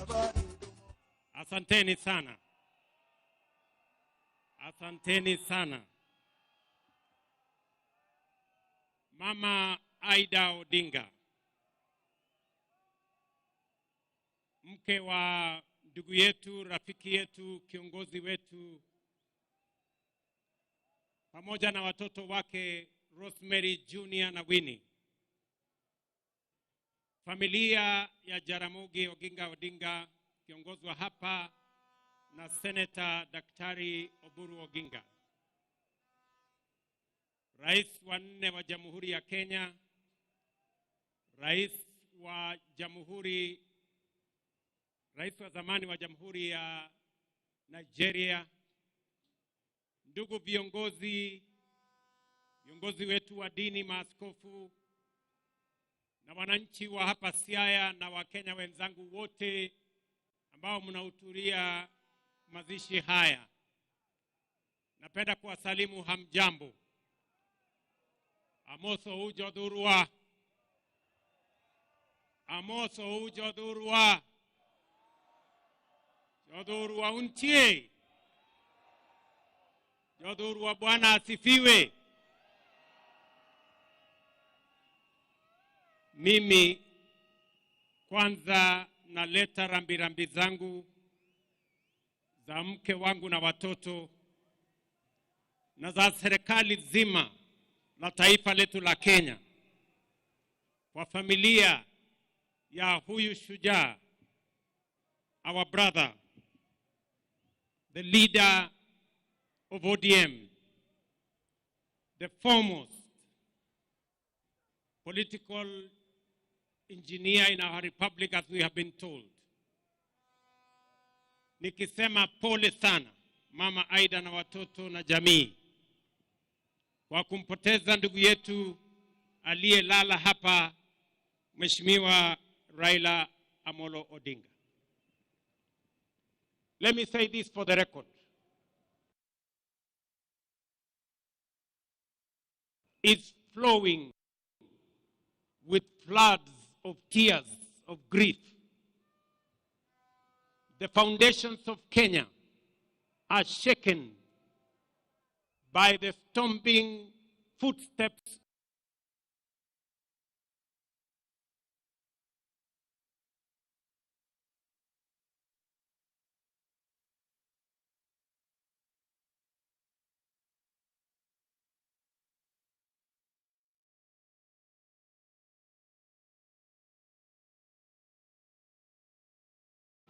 through fabric of struggle. A man who many fondly referred as the people's president.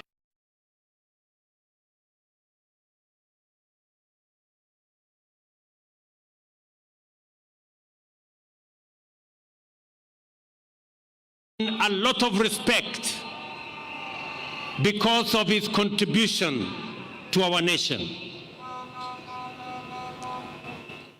Na ndio sababu leo nataka niseme mambo machache. Mimi kiongozi wetu Raila Amolo Odinga nilijuana na yeye wakati nilichaguliwa kama mbunge wa Eldoret North in 1997. I came to meet him in Parliament. Baadaye tukawa na urafiki na ushirikiano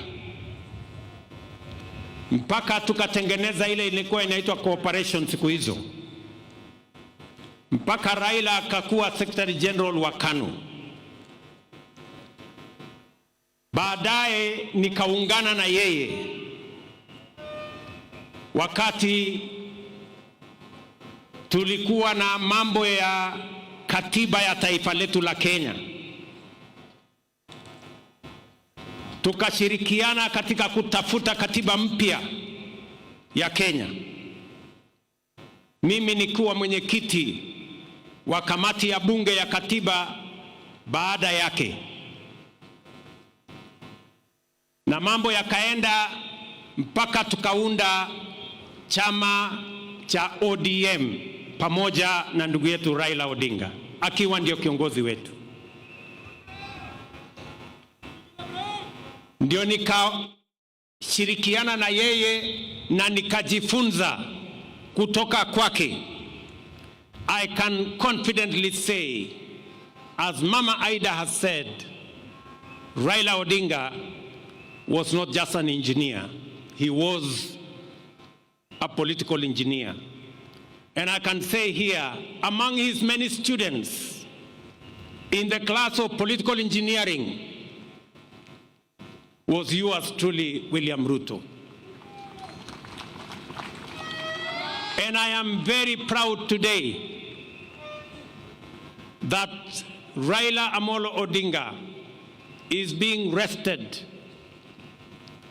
when one of his own students, a man he has mentored, is today the President of Kenya.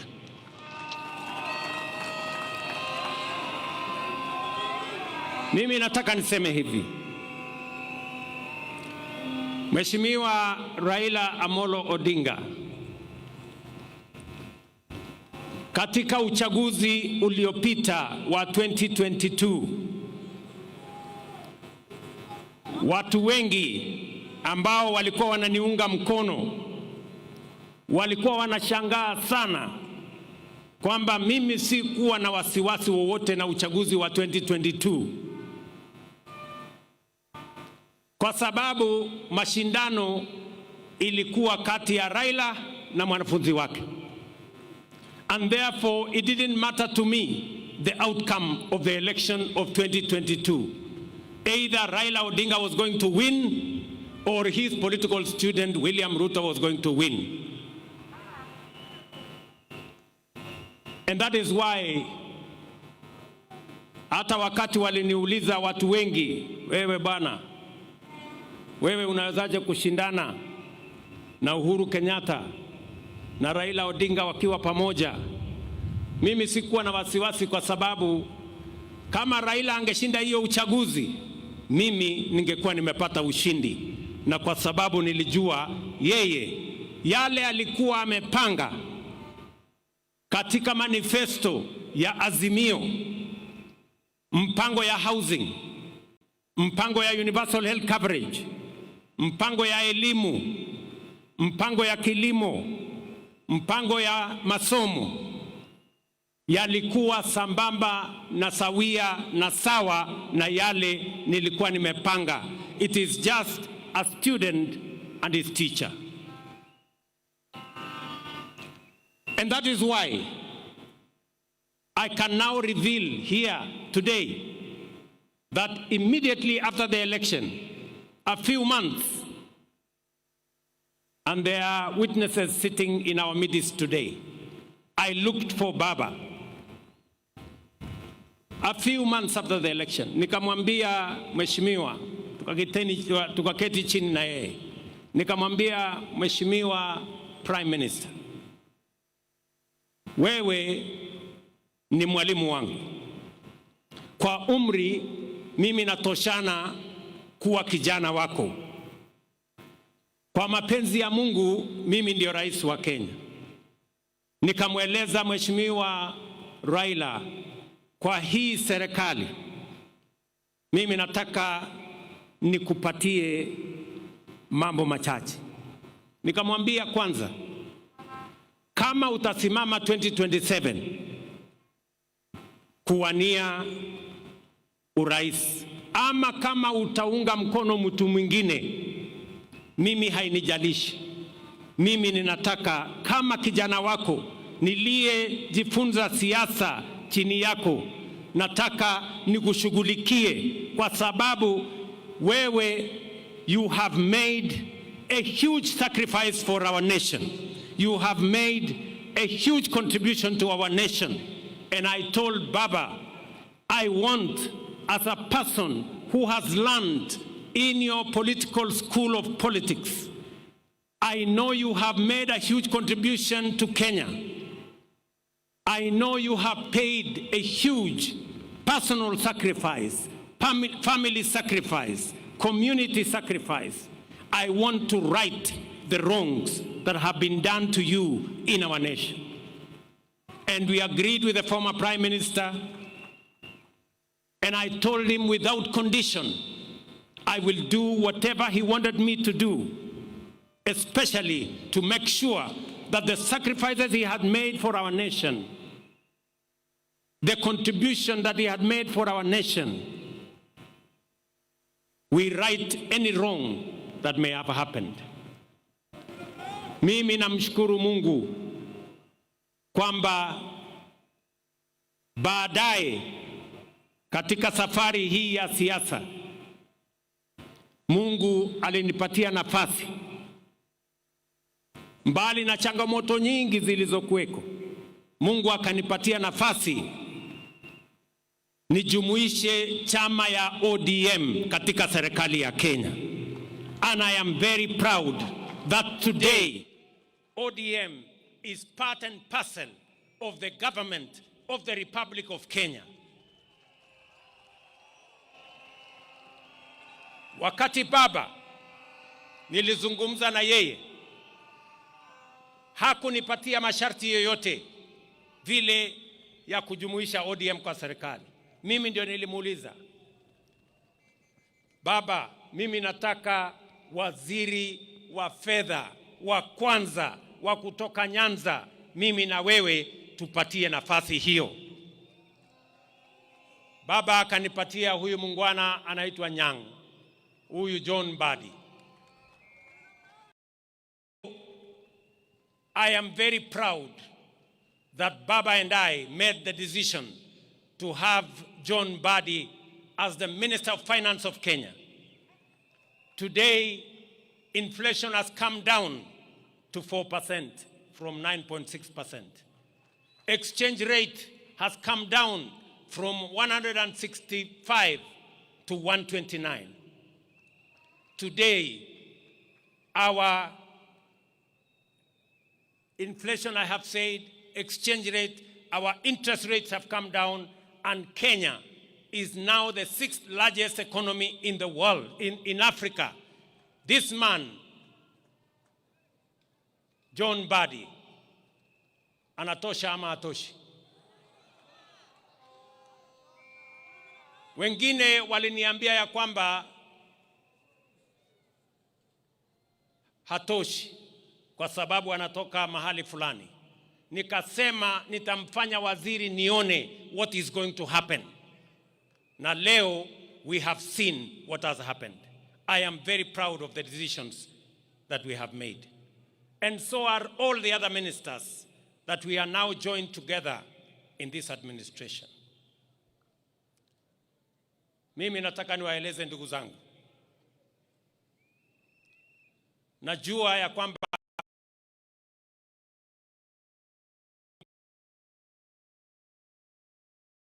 mimi nataka niwahakikishie wana ODM,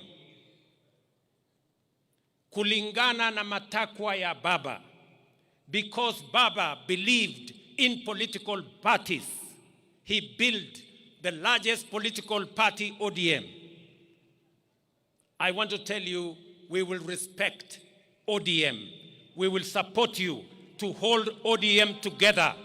ODM must be strong as we go to 2027, because that is the way we are going to have a strong government. Political parties are the foundations of any meaningful democracy. And therefore, the future of ODM, the strength of ODM, the well-being of ODM matters a great deal to me, because that is how we are going to have a strong nation, by having strong, vibrant, national political parties. Kwa hivyo wana ODM, ile kitu mimi nataka niwahakikishie, kwa mapenzi ya Mungu, ODM will either form the next government or be part of the next government. Ile kitu siwezi kukubali. Ile kitu kwa heshima ya huyu shujaa wetu, ile kitu siwezi kukubali, na nitafanya juu chini, Mungu anisaidie.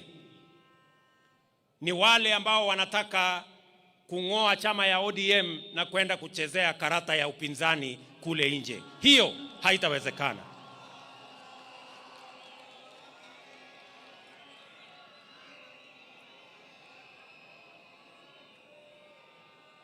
Si tukisema ODM tunasema tuko tayari. ODM. ODM.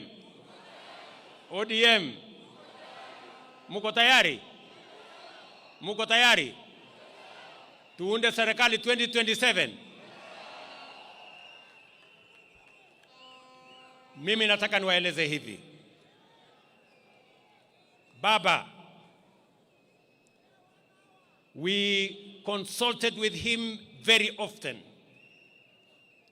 But the last 1.5 months were very difficult times, because every time I met Baba, his voice was hoarse, and he kept on telling me that I am weak because I am taking some drugs. And I was very concerned. He explained to me that he had gone to Dubai, and he had gone to the American hospital, and they had told him a few things about his health. And then he came back and went to Canadian hospital again in Dubai. And after he came back, his doctors, led by Dr. Olunya, who is his personal doctor for many years, administered some medicines to him. And when I went to New York for the United Nations General Assembly, I kept track with what he was doing. And I told him, I will come back, I will come through Dubai, I will also do a medical checkup, but when I come back, I want us to meet. Because his health was very concerning to me. So when I came back, I thought I would meet him on a Saturday, or was it a Sunday? But when I called him, he told me, William, Bill, actually, I have gone to Malindi. The doctors have advised me to go and rest in Malindi. I will come back on Tuesday. So I told him, it's okay. Let me go to the farm. I will come back on Sunday. I will wait for you on Tuesday. On that Tuesday, Baba called me and told me he is coming. And he wanted to come and meet me in the office. I told him, because you're not feeling very well, you go home, I will come home in the evening. And that evening on Tuesday, nikaenda nyumbani, Mama Aida akatupikia chakula, nikawa na ndugu yake Uburu, nikawa na msichana wake Winnie, tukakula chakula cha jioni. tukaongea, akatueleza sisi zote vile alivyokuwa anajisikia, na kwa kauli moja sote pale tukamweleza hatutaki guesswork kwa mambo ya afya. Wewe mwenyewe na madaktari zako uamue. Na nikamwambia serikali ya Kenya itamsimamia akiamua kwenda mahali popote kutafuta matibabu. Kwanza alikuwa anajaribu Ujerumani, akasema pengine atajaribu China, akasema pengine atajaribu sehemu zingine, mpaka akamalizia akasema ako na marafiki ataenda kule India. And we facilitated everything that the former Prime Minister, as the leader of this nation, wanted. Sitaki kusema yale mengine kwa sababu sote tumeambiwa. But I must commend members of his family because they were always there for Baba. Especially Winnie Odinga. Winnie, you are a special person to your father. You stood by your father. You were concerned about his health. You persuaded him to take his health seriously. I must also thank Ruth. Ruth Odinga, you were there for your brother. And Oburu kept calling. Mama Aida kept calling. But I want to say, it was not easy. Because when we thought Baba was okay, in fact, alikuwa amepigia watu wengi simu. Waambia mimi niko sawa sasa, madaktari wameniachilia, wamesema nirudi baada ya miezi 6. Wacha sasa niende nipumzike, nitapitia Dubai, nikuje nyumbani. Tulikuwa tunapanga kuja hapa Jaramogi Oginga Odinga on Thursday kwa ile investment conference. Lakini mambo yakabadilika, yakawa vile yalivyokuwa. So nikienda ofisini asubuhi, I remember it was about 6:40 or 6:45 there. Nikaona kwa simu yangu Oburu ameniandikia WhatsApp message, akaniambia my brother is critically ill.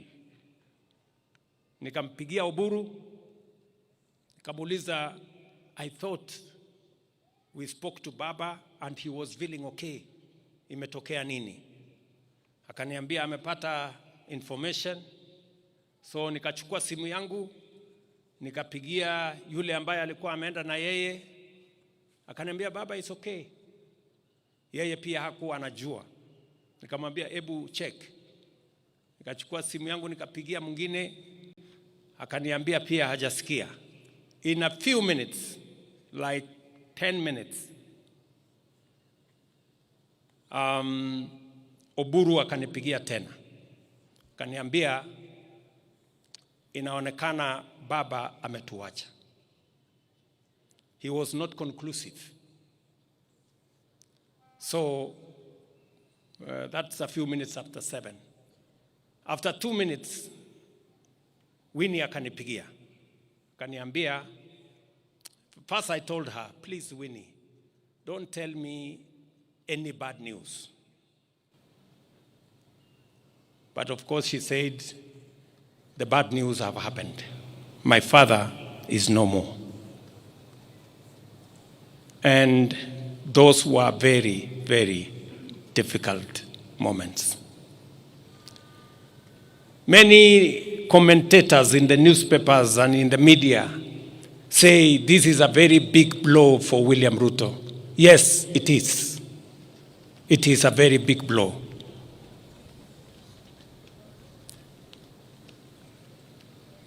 A few minutes later,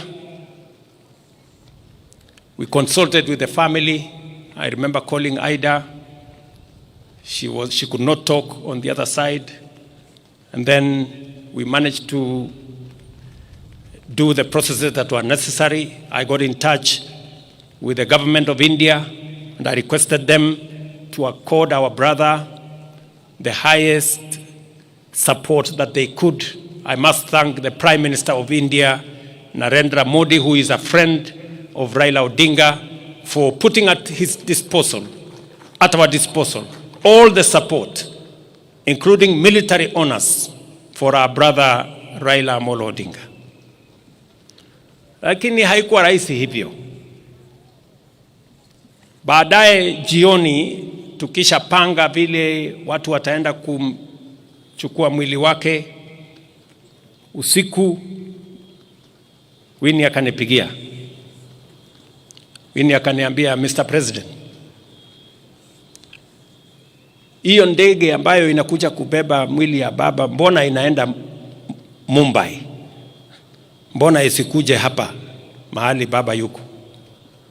Sasa wewe unanifanya nisumbuke kupeleka mwili ya baba saa hii usiku, ning'ang'ane naye niweke kwa ndege, na nimechoka. Na hii kitu ni mzito sana kwangu. So I had very difficult moments there. Nikamwambia Winnie, unajua sasa hii ndege iko na watu wengine wanaenda kule Mumbai, na turnaround yake tulikuwa tunataka kupunguza, but she could not take any of it. Nikawachana na yeye, nikapigia Ruth, nikamwambia Ruth, please help me manage Winnie. Mwambie tu atulie kidogo, these arrangements we are making. But all in all, I must say the concern of the family, his children, the wife, his brother Oburu and all the others was amazing. Hapo katikati, wakati bado tunahangaika, nafikiri kama saa 3 hivi asubuhi, nimeona kwa WhatsApp Junior amenitumia message. Anasema wili ya baba inasema he must be buried within 72 hours. Huyu Junior amenitumia. And I am sending our lawyer to Mama to go and tell her what Mzee's will was. So hapo katikati sasa ikawa ni kizungumkuti. We are trying to balance between the will of the late, the reality of where he is, the requirements of culture, the state, the church. So there were tensions all over the place. That we are here Sunday to pay our last respects to Raila Amolo Odinga is an act of God. Na tunashukuru Mungu kwamba imetusaidia tufikishe hapa.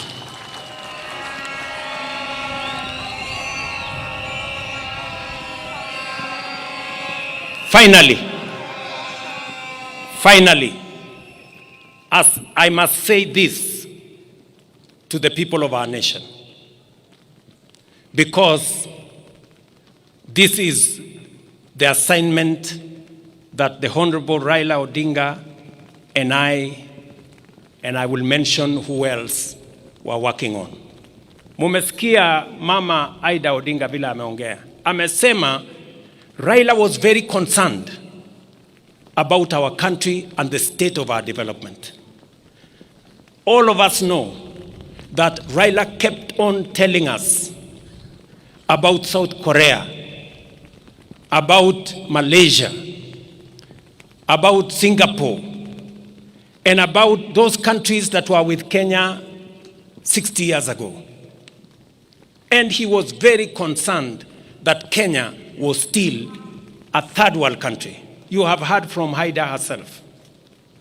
It was a major concern for the Honorable, the late Prime Minister. And wacha niwaeleze wa Kenya, the last 3 months, I have been engaging deeply with the former Prime Minister. And I want to say, when I first declared that I was going to run for president in 2005, among the people who encouraged me, then, when it was not even thinkable that I would be anything, was Raila Odinga. The last 3 months, we sat together and we agreed with Raila And I want to say here in front of his body, we agreed with him that we must do whatever it takes to get Kenya out of this third world status and move it to the first world. We sat down with this man here. Na tukakubaliana na huyu Raila Amolo Odinga mwenyewe akatumana yule Hino, Professor Hino akuje Kenya. Hino came here almost a month ago for us to agree on the plan that is going to get Kenya out of this mess. Nyinyi mnajua hapa Siaya sasa iko mpango ya nuclear energy, kwa sababu Raila alisema hatuwezi kuwa ni nchi ambayo tunaweza kusonga mbele if we do not have enough energy. And Raila proposed that we should at least generate another 10,000 megawatts. Let me say this because there is no other moment for me to say this when he is here with us.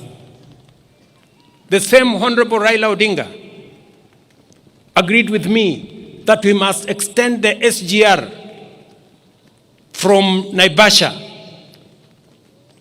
through Siaya here to Malaba.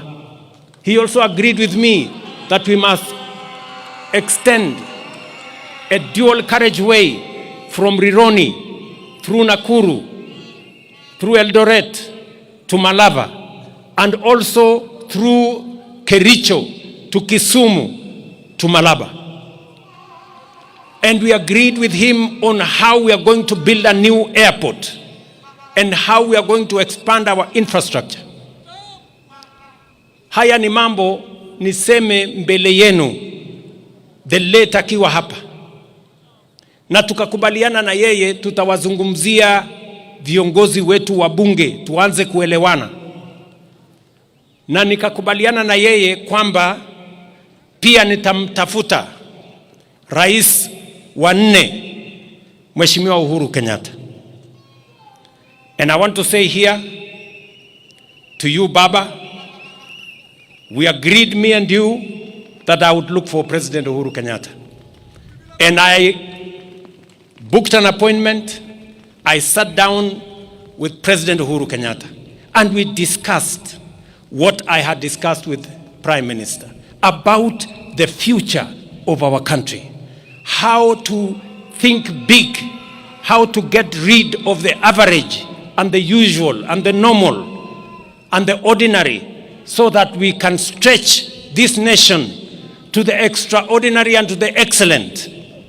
And you remember, President Uhuru Kenyatta, I came to your office, I sat down with you, I explained to you what I had discussed with my brother, Prime Minister, and I want to thank you immensely that you shared in putting this country together, eliminating division and tribalism, and making sure that we can forge a unity that would lift Kenya from a third world status to a first world status. Ndugu zangu waombolezaji, Mama Aida,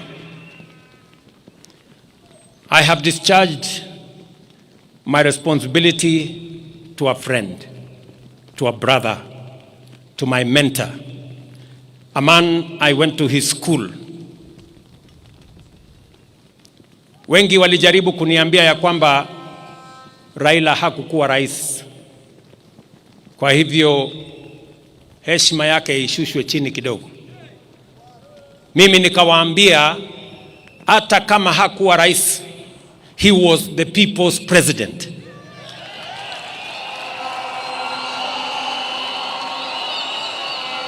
Na kwa hivyo apatiwe heshima ya kutoshana na rais.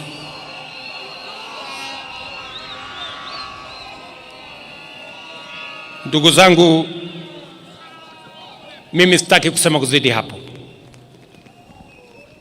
Nataka ni mheshimu Mama Aida kwa kutusaidia kuchunga huyu kiongozi wetu. Watoto wake by standing with their father. Familia nzima ya Jaramogi for the contribution they have made and for allowing Raila to be part and parcel of many families, not just the Jaramogi family. He became part of the family of Kenya. Today here we have leaders from across Kenya who associate with Raila Odinga, who have been mentored by Raila Odinga, who are supporters of Raila Odinga. I must thank his security people, Maurice Ogeta especially. Thank you very much, Maurice, for standing with Raila always.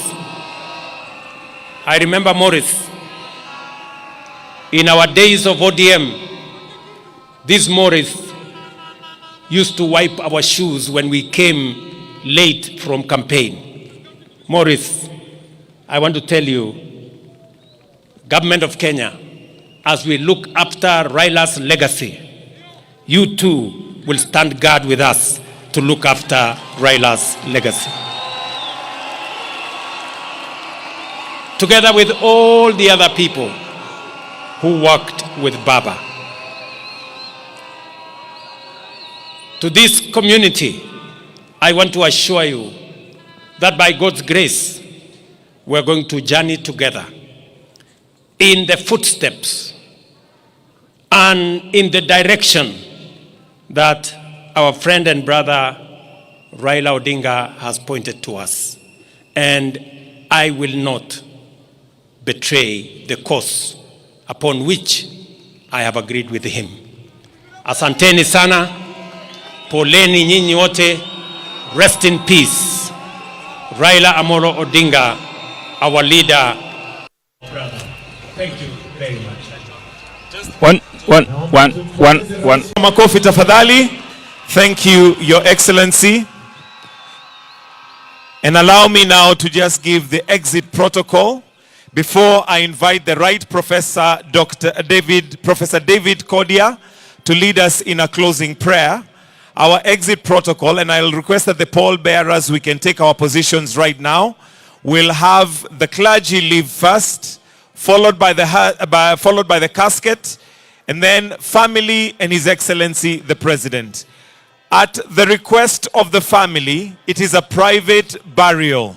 Kwa hivyo wananchi tunaomba ya kwamba tafadhali tutizame kwa runinga. Tusiende pale nyumbani kwa sababu jamii imeomba ya kwamba iwe a private burial. So only the immediate family together with His Excellency will be allowed to go. The rest of us kindly let's stay and watch it on the screens that we have.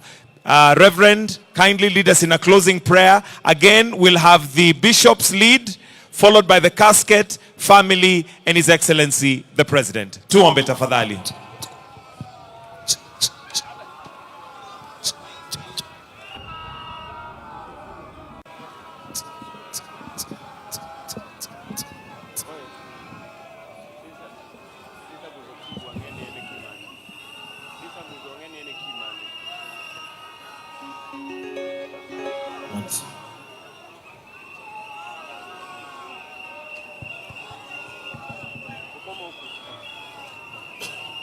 Let us pray.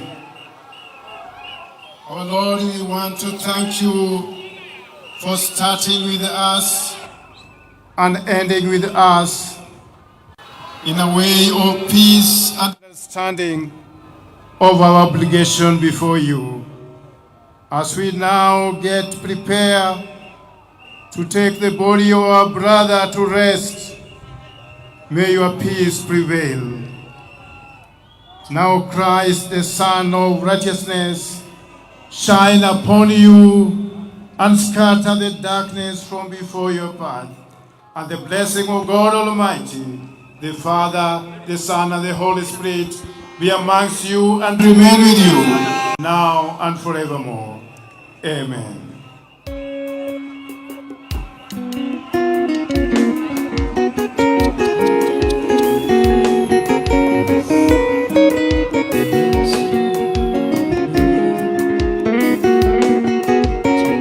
tuongozwe na clergy.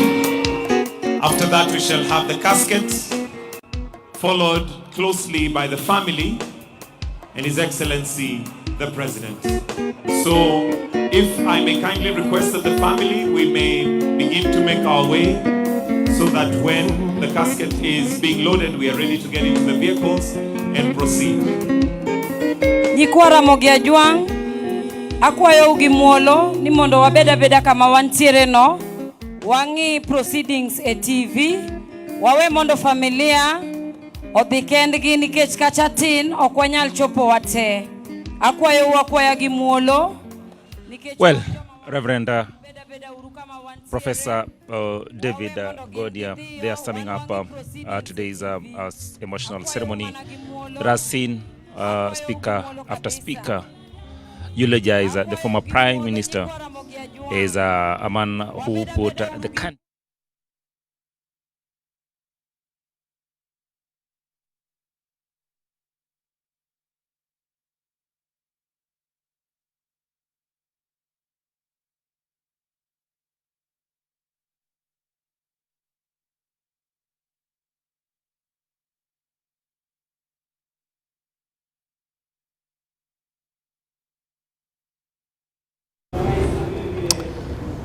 All right, and of course, the exit protocol there, whereby leaders and members of the public that had attended the burial and the funeral service of former Prime Minister Raila Odinga are now exiting as the family goes to lay him to rest at his Opoda farm. Of course, it has been communicated that at the wish of the family, it is a private session whereby only the head of state and of course a few leaders plus the family will be in attendance and also get to witness as he is laid to rest at his farm, that is Opoda farm in Bondo, Siaya County. Different leaders were in attendance. Of course, you see President William Ruto there, who's also accompanied by former President Uhuru Kenyatta. We also saw former President of Nigeria, that is Olusegun Obasanjo, who was a close friend to Raila Odinga. And of course, looking at that, we also had different speeches from different leaders who attended this particular burial ceremony that was being conducted in Bondo. Of course, it started way in the morning at around 9 a.m. and has continued until this particular minute, where now the former Prime Minister is going to be laid to rest at his home, and that is at Opoda farm. Quite a number of speeches that we did get to witness today. And of course, from the family members all the way to political leaders and also close friends of the former Prime Minister. Also have different leaders that attended, rather different dignitaries that did attend this particular funeral, and of course others and other nations sending representatives as far as the representation is concerned. We did see the Deputy President, that is Kithure Kindiki, reading out the number of people that had sent condolences in different nations that had sent representation, including Uganda. We also did see President of Tanzania, Samia Suluhu, actually sending a delegation here to be able to mourn with the family and the nation at large. That is in honor of the former Prime Minister, that is Raila Odinga. We have seen that is the different speeches that the daughters and also the son eulogizing their father as somebody who believed in the rule of law and also fought for issues to do with democracy, and a greater family man, saddened by his demise, calling for strength at this particular minute, and also just support and thanking Kenyans in general for giving their father a befitting send-off that matches the man of his stature. Right now, as you can see on your screen, of course, the pallbearers, that is the military, taking the casket away from the venue and taking it at his Opoda farm in Bondo, where he is going to be laid to rest, his final resting place. Of course, during that particular session, of course, he will be, it has been reported that he will be laid to rest close to his father.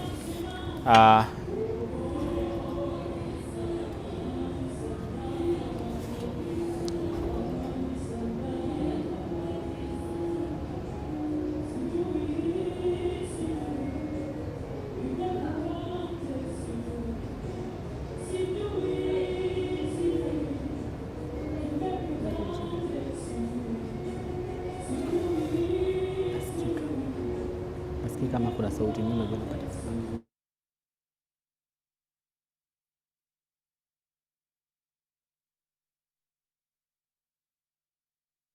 Undergoing. He also said that he also recounts on the day, on the fateful day when we lost the former premier. He says from Uhoro Odinga, the elder brother to Raila.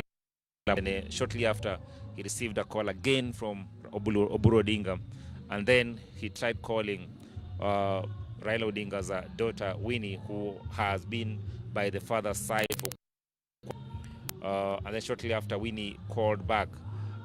Shortly after, of course, it was very clear or evident that indeed the former premier, President, of course, also revealing because of the last moment engagement in terms of what he wanted for this country.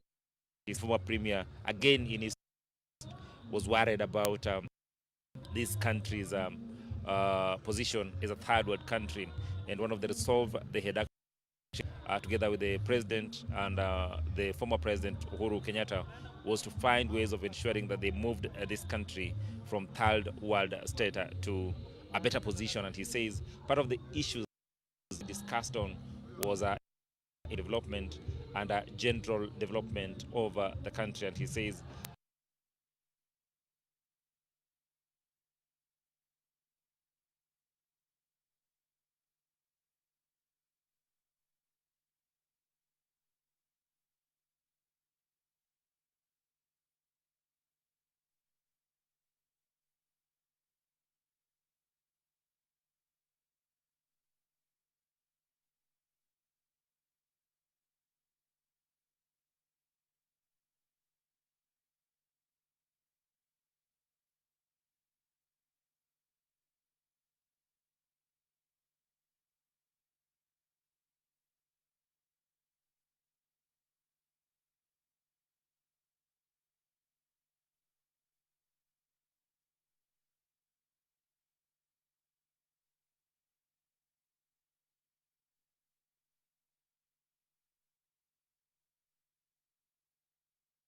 of irony, the dueling of the road all the way to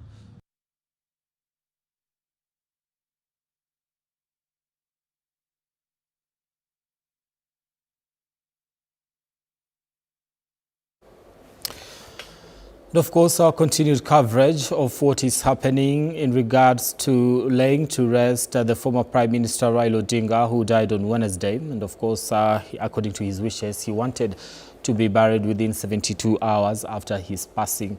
And the planning committee, of course, has been working around the clock to ensure that that is actually achieved.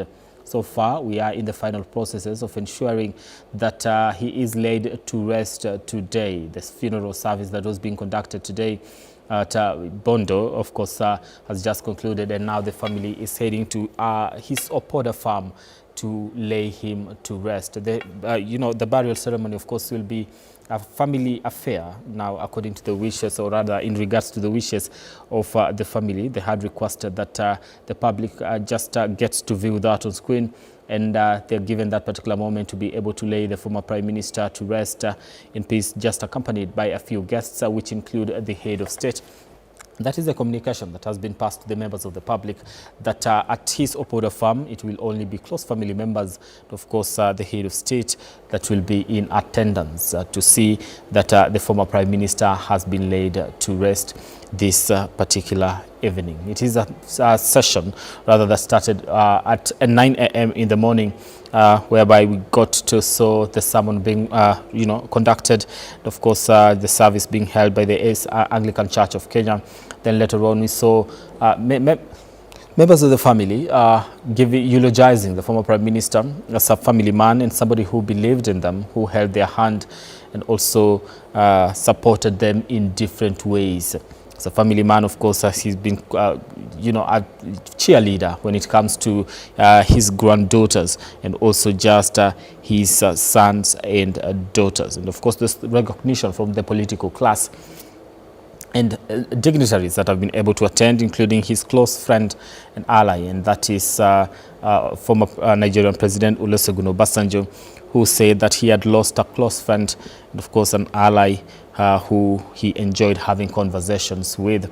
There's also been conversations, or rather recollection, in regards to what the kind of person that he has been, and also just his health, what exactly happened prior to his death, the kind of communication that was made, and also the decision to actually get to send him to India, with President William Ruto saying there's much consultation that happened, and he was allowed to choose which area and which kind of doctors he needed to see for him to get better, with the president saying that we were not going to joke with the life of the former prime minister. And at the end of the day, he did choose to go to India to get medication, where unfortunately he passed on Wednesday, the 15th of October 2025. The former Prime Minister, of course, did die at the age of 80. And as you can see on the screen right now, that particular procession leaving the venue now to go to his home, where he's going to be laid to rest. And of course, just members of the public are standing by the roadside to say goodbye to the former Prime Minister, and also just the dignitaries and the leaders that are in attendance at this particular funeral. Of course, within 72 hours, that was his wish, to be able to be laid to rest within 72 hours. Like we said earlier, that the planning committee that was co-chaired by Oburu Odinga, who is the senator of Siaya County and also the brother of the late former Prime Minister Raila Odinga, together with Kithure Kindiki, the deputy president, worked around the clock to ensure that the wishes of the former Prime Minister have been met, and also honored, that he gets to be buried within 72 hours. Now, it has been 7 days of mourning that was declared by the President William Ruto from Wednesday this week, expected to go all the way to Wednesday this coming week. There also will be 7 days of mourning, with the Kenyan flags flying at half-mast at the moment, and government vehicles not having those particular flags. Of course, the members of the public there, dancing and also just celebrating the life of the man, Raila Amolo Odinga. We saw the Deputy President Kithure Kindiki, of course, eulogizing the Raila Odinga, saying that the session, or rather this particular occasion, needs to be finished in dignity and sobriety, and every other thing that is in terms of matters politics should actually be set aside, and allow the great man of this country to be sent to be laid to rest in peace. And of course, we did see other leaders and of course just making their speeches. Let's start just a recap of what the family was saying. Raila Odinga Jr. of course said he traveled halfway around the world with Baba's body. Now Baba is finally home, and saying that he was dressed in white because he's mourning. He's not mourning, but celebrating a life well lived. And of course, also his other kids were also in attendance and giving their tributes and eulogizing their father as a great man, bidding him farewell in Siaya, Bondo County. Right? There's also moments where they say they wrote the daughter, that is Winnie Odinga, talking about how the crown continues to live despite the king having died, referring of course to the former Prime Minister Raila Odinga. She also took that opportunity to thank everybody and the nation at large for standing with them during this particular time, which is a difficult period for the family, the nation, and everyone that believed in Raila Odinga. Right? And of course, the head of state has also been thanked for giving Raila Odinga a state funeral. They say that he is a man that deserved it because of his contribution to the country. Just to remind you of what some of his legacy is going to be, that he's been remembered as a champion for democracy and also the face of the second liberation in the country, having fought for multipartyism in the year 1992 that saw the birth of multipartyism in the country. And that is one of the things that has dominated and was very center when it comes to eulogizing the former Prime Minister. He has been also hailed as someone who championed for the new constitution that gave birth to what we are now seeing as the new the birth of devolution and devolved units when it comes to governance. And during the day, when we were actually eulogizing him, there was that particular conversation in regards to how that came about, what really necessitated the birth of the 2010 constitution and devolved units. And that's concerned that power was really centralized, making it difficult for individuals that were not in line with the government and opposition regions to get development. So the push for devolution became central to the former Prime Minister Raila Odinga. We also saw, other family members, Ruth Odinga, of course, eulogizing the brother, saying she's recollecting in regards to what exactly happened between them and the kind of relationship that they had. And she was saying that she's one of the first women exiles, saying that she had been with Raila throughout, even when he was sent into detention and forced to become a refugee in Norway. And of course, they were staying together. And she telling the country and the world at large that they had no idea what Mama Ida went through, staying without her husband for 9 years when he was away, of course, detained. Say, of course, party politics also came center stage, with Ruth Odinga calling on the ODM party to unite, saying that this was the last message that the former Prime Minister Raila Odinga left with her, calling on her to make sure that the ODM party unites, right? Putting, or rather warning those who she believes are some of the people that want to destroy the party or break the party into two. And of course, we've been able to see some divisions within that particular political party that is celebrating 20 years ever since its formation in 2005. And of course, its formation came as a result of the 2005 referendum that was between yes and no. Now the ODM party was born as a result of that. It has survived for 20 years. And of course, Raila Odinga, also before his death, was scheduled to go celebrate the 20 years of the ODM party at the Tononoka grounds in Mombasa, but that was not to be seen. Of course, it was scheduled for November. This particular year, they were doing, of course, celebrations in different parts of the country. They had done Kisii. They also expected to do Nairobi.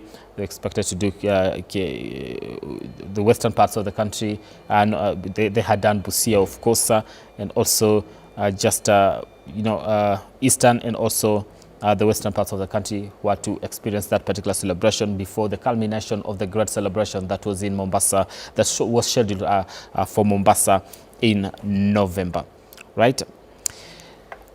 One of the sisters, and that is Winnie Odinga, said that the eulogy was the most difficult one she had ever had to write, saying that Raila Odinga was a man who loved listening to the news, always eager to understand what was happening around him. In school, they say he was strong-headed. Unlike other students, he wouldn't say thank you for being caned, yet the firmness shaped his discipline and determination as he grew up. Today, as we reflect on his life and legacy, may our security organs uphold peace, for that is what he always desired for this particular nation. Just to repeat that particular reflection on exactly the man that he was and how the family remembers the former Prime Minister Raila Odinga. So they say, he was a man who loved listening to the news. He was always eager to understand what was happening around him. And in school, they reflect and say that he was strong-headed. Unlike other students, he wouldn't say thank you for being caned, yet that firmness shaped his discipline and determination as he grew up. I say, as today we reflect on his life and legacy, may our security organs uphold peace, for that is what he always desired for this particular nation. Of course, talking about peace and what he desired, there's been that conversation in regards how do we better honor former Prime Minister Raila Odinga, with different individuals from different political quarters and the nation at large calling on upholding some of the things that he fought for, issues to do with the rule of law, and of course the issue of abductions in the country coming into play, or rather into the form, as that particular conversation happens on the best way to actually get to honor the former Prime Minister Raila Amolo Odinga, who departed on the 15th of October 2025. Mama Ida Odinga said if she had a chance to marry Raila, she will marry him again. But this time she will marry him knowing she's marrying a politician and not just an engineer. And of course, this was a reflection on the kind of life that she lived, or rather the both of them did live. She was reflecting on that, saying that when she married, she thought she was marrying an engineer, but later on figured that she was actually getting to marry a political engineer, because Raila Odinga had dedicated his entire life into the politics of this particular country and wanting the best for the country. People say, other people that eulogize the former Prime Minister called him a man of peace and not a man of war. He always wanted the best for the country and the respect for the rule of law. That is, of course, that particular procession heading to his Opoda farm, where he is going to be laid to rest with close family members, of course, in attendance, and also the head of state. That procession is leaving the venue where the funeral service was actually being conducted, right? And right now they are heading to his farm in, of course, Bondo, Siaya County, with members of the public just you know, by the roadsides. Some of them are following that particular procession in attempts to bid their last goodbye to the former Prime Minister, who died on Wednesday, the 15th of October in India.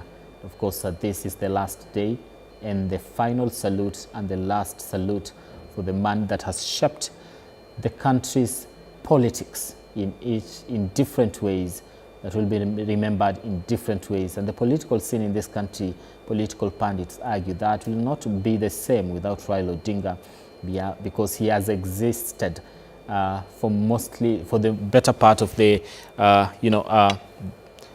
new era of the political scene that, of course, started late in the early in the 90s all the way to this particular moment. Some politicians, of course, having known him, and also just hanged on his coat and seeking his support and all that. Right now, some of them speaking at the funeral of the former Prime Minister, saying that they've been left as political orphans. The motorcade, of course, snaking its way to his Opoda farm. Members of the public there waiting there to just wave as that motorcade, I beg your pardon, proceeds to make its way to his Opoda farm for his final resting place. And I believe they're almost there to go finally to lay to rest the man who has been described as the political enigma in this country. Of course, different names having been given to him as Baba, father of the nation, with most people rallying behind him, especially politically. Mama Ida also eulogized the husband, saying that surrenders Raila to friends, family and patriots who went ahead of him. Says she surrenders him to eternity, and said, fare thee well, my husband, fare thee well, father of our children. We saw also political leaders coming out to eulogize the former Prime Minister, and of course they started of course with Millie Odhiambo, and also his brother, that is Oburu Odinga, who said, I have lost my brother and best friend in life. My brother liked school and always topped in class. He loved sports and was a big fan of Gor Mahia and Arsenal. He was a brave man. I thank the president for organizing everything in terms of brevity, and of course just a reflection of how they went to school together and what was happening in school, reflecting that Raila Odinga in most cases will not bend given to intimidation, even when it came from teachers, and was not did not like oppression. He protested issues to do with oppression even at a very young age. And Oburu, even the other day, talking about how he was their defender and somebody who always came to their rescue, saying that growing up, some of the things that they did together was he was always looked up to his younger brother to come to his defense whenever there was any oppression or people were coming for them, saying that they had been raised as children that will do everything, including washing clothes and all that, just to reflect on how they had been raised and also just the kind of childhood that they had. And saying that this is a man that he knew all his life, their age difference being just 1 year and 2 months, and that having known him all his life, he was his confidant, he was his best friend, and he was his everything. And he was saddened by that particular loss. And of course, right there, we are in at his Opoda farm, where he's going to be laid to rest. Right now, that particular motorcade has already arrived. We've seen the grave, of course, ready now for the Right Honorable Raila Odinga. You can see that even that grave already ready, just waiting for the coffin, and of course members of the family who are going to make their way there, and organizing, of course, there's that particular just organization in regards to the clergy that is going to be leading this particular procession, and saying the last sermon and prayers for the soul and spirit of the former Prime Minister Raila Odinga as he is laid to rest at his Opoda farm in Bondo. Right? Well, in reflection to what was happening, of course, Dr. Ida Odinga also spoke on the issues to do with, there's a lot of challenges that come with being a politician's wife. Say, inherit his friends, but don't inherit his enemies, because you may think they are still enemies, but they have made peace. And of course, this is in reflection to the kind of man that he was. A lot of people did think that he had made a lot of political enemies, but in most cases, there's the famous handshakes that we've been able to witness. Of course, just sitting down and shaking hands with some people that they did not see eye to eye initially, even as they were, especially during the campaign period, and you would think that they were in different political divides. And even as Pandits, argue on the kind of person that he was, that he would set aside his political ambitions for the betterment of the country at large. The same thing that Ida Odinga was reflecting on, and saying that you wouldn't really inherit the enemies of Raila Odinga, because if you do that, then you'll be mistaken to think that they will stay enemies forever. And well, in real sense, they will actually be best friends later on in life. And of course, members of the family have already arrived to pay their last respect, and of course lay to rest the former Prime Minister, a man that has shaped the political scene in this country, a man that has shaped the democracy in this country, a man that has shaped governance in this country.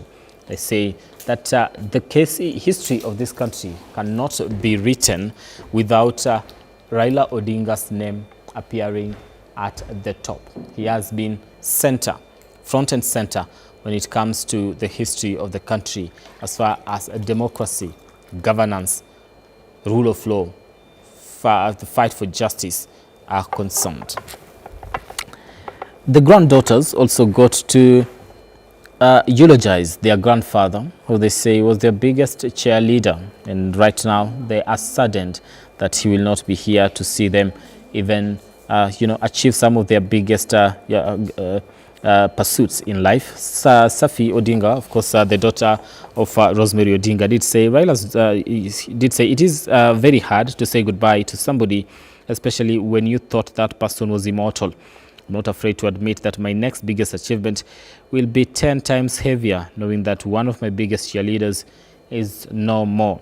Of course, just in looking at that and how the nation has been able to even just reflect on the man Raila Odinga, that even his death has shocked many. A lot of people did not expect him to die. Some people thought that Baba will never die, and he wasn't supposed to die. Looking at him as this immortal figure that was meant to be here for quite a long time. Even some of the leaders who are younger than him were talking today and saying that they would have expected that they will die before the former Prime Minister, but of course that was not to be.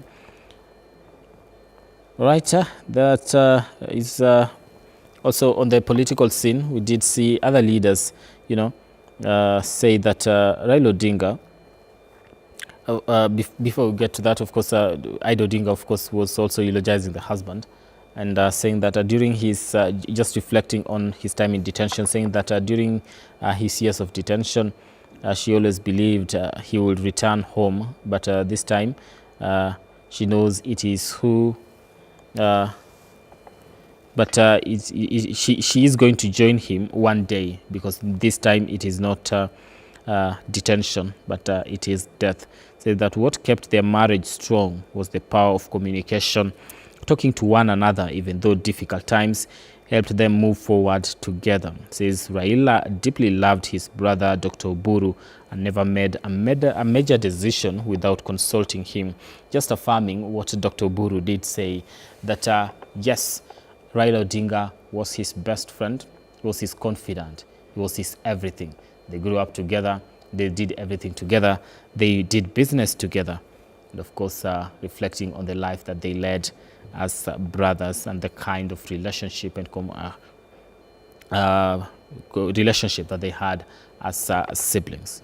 Political scene, of course, we did see that is Suba North Member of Parliament, Millie Odhiambo, who said, for those who killed Baba and buried Baba before his time, we forgive you because we are Christians, but we will never forget. For those who stood with Baba, we shall never forget. And also she took that opportunity to stress on the unity of the party.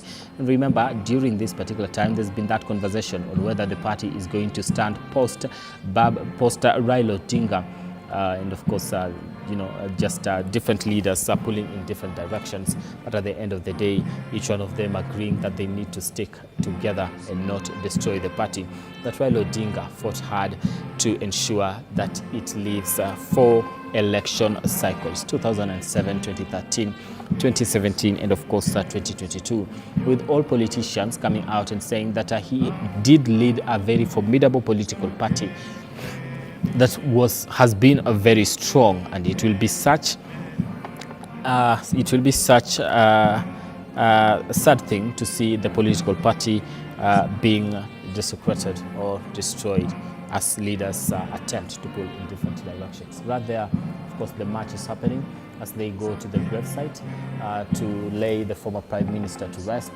This, of course, being led by the Anglican Church of Kenya. And of course, the military. You did say it's a military affair, so all these things have to be manned. But in the military, the church, and also a little bit of the Luo tradition in regards to how such a man needs to be buried, because he has been considered a great elder in that particular community for the longest of time. The coffin draped in the Kenyan flag to honor the man that he was in this country and the role that he played. And of course, like we said and have been stressing ever since this particular funeral started and the death was announced, that Raila Odinga is getting a state funeral with the military honors. Of course, later on we expect to have military salute. We also see members of the military, of course, removing their caps just to show the crown, to show respect to the man that is in that particular coffin, as they start giving, or rather bidding him goodbye and giving him that final salute. I believe now we want to cross over to the other side and just listen in to what will be happening as far as the final prayers are said for the man that is Raila hivi sasa Odinga. sote tumeshuhudia mwili huu ukiweza kuwekwa juu ya kaburi hili, na baada ya kuweza kuweka, tutaweza kuwa na maombi mafupi ambayo viongozi wa kidini wataweza kutamka, kisha tuendelee na tafrija za kijeshi.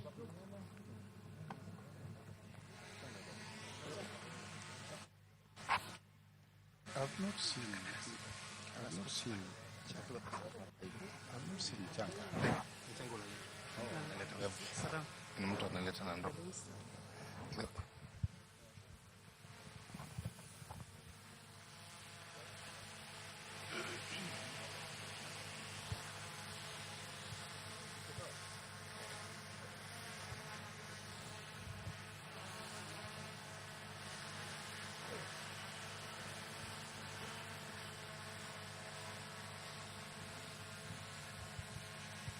Bendera hiyo itaweza kukunjwa vyema, kisha wataweza kukabidhi Mama Aida Odinga baada ya shughuli zote za kijeshi.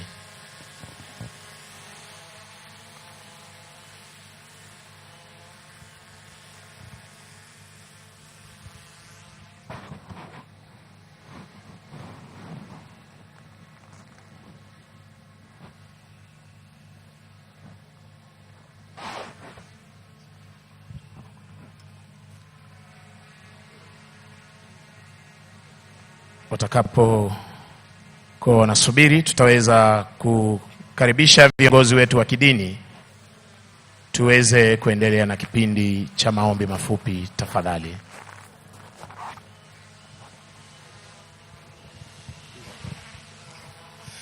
Let us pray for the resting place of the servant of God. Lord Jesus Christ, through your own Son, through your own time in the grave, you made the grave of all believers sacred. May the body of your servant, Right Honorable Raila Amolo Odinga, lie peacefully in the earth, and may he participate in your resurrection through the power of your Holy Spirit. We pray this in the name of the Father, and of the Son, and of the Holy Spirit. Amen.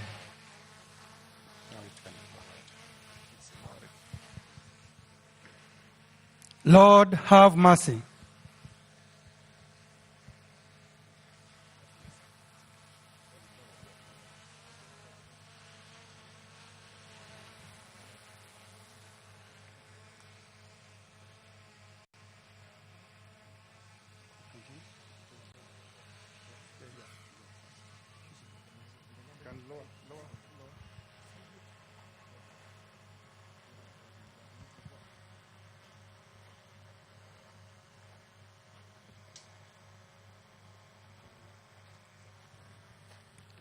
Last post.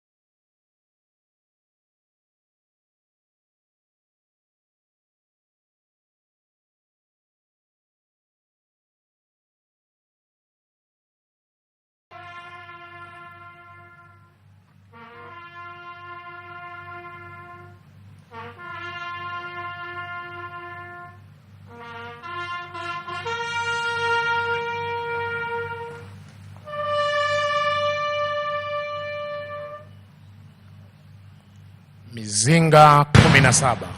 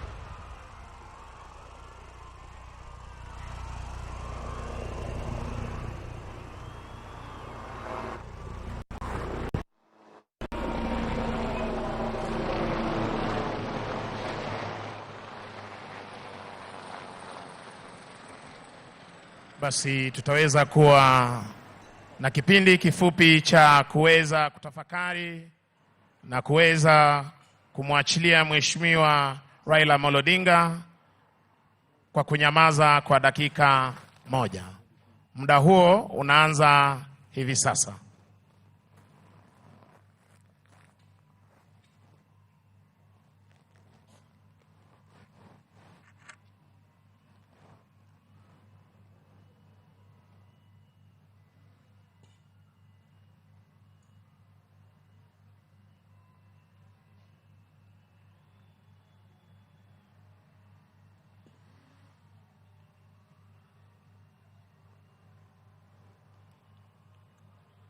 Asanteni sana.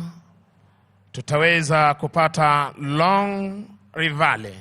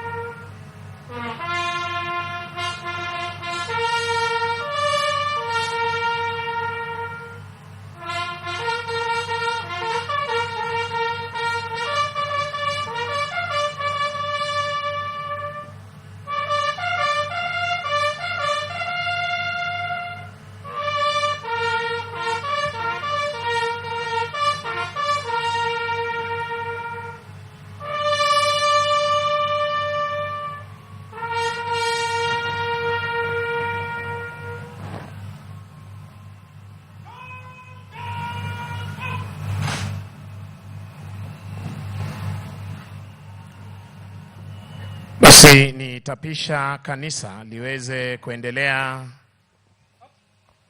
na shughuli zao za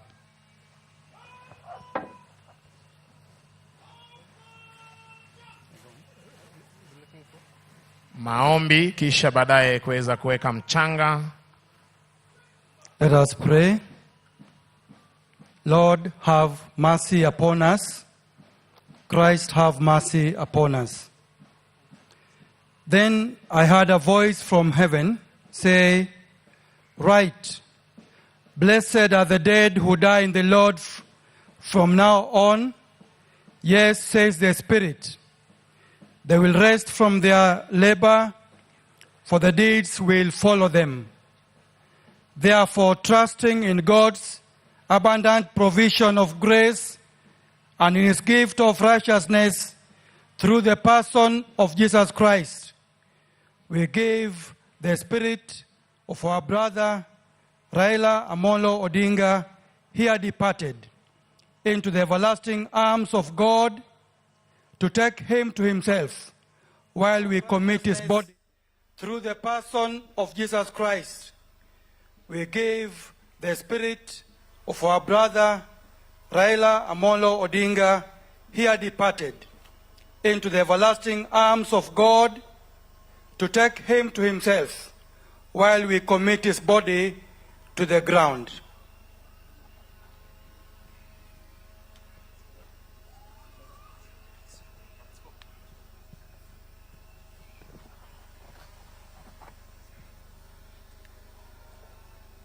And earth to earth, ashes to ashes.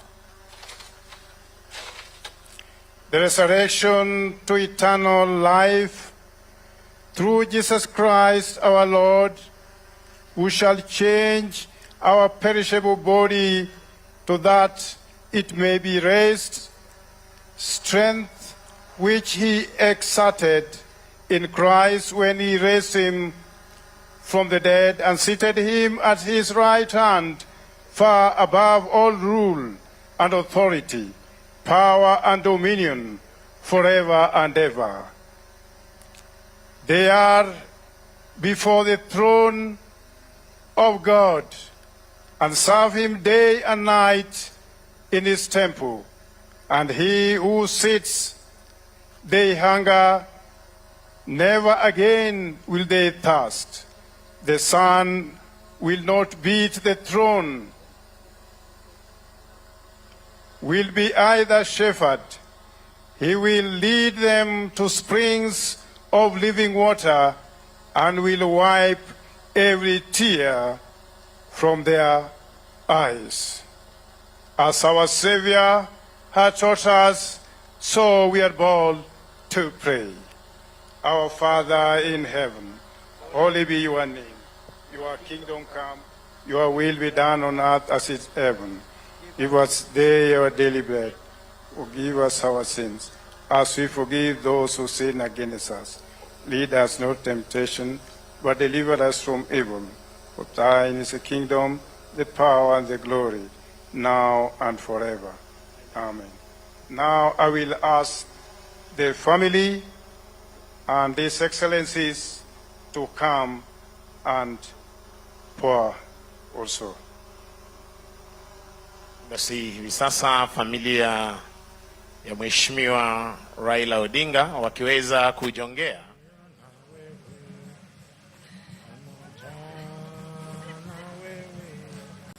Pamoja na wewe katika safari ya utatembea na wewe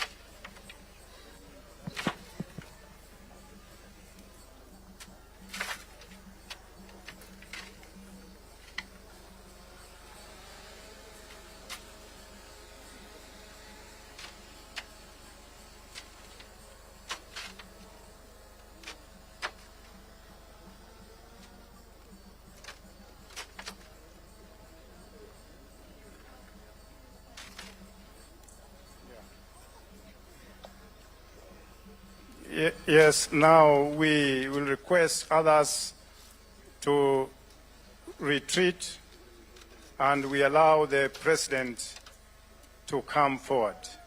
Tafadhali familia, tunaomba tuweze kurudi ili tuweze kuketi.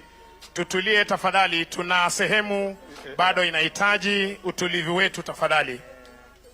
Sehemu inahitaji utulivu wetu. Familia, tutaomba tuweze kuketi ili niweze kumleta mwenzangu kwa kipindi cha kuweka shada la maua tafadhali.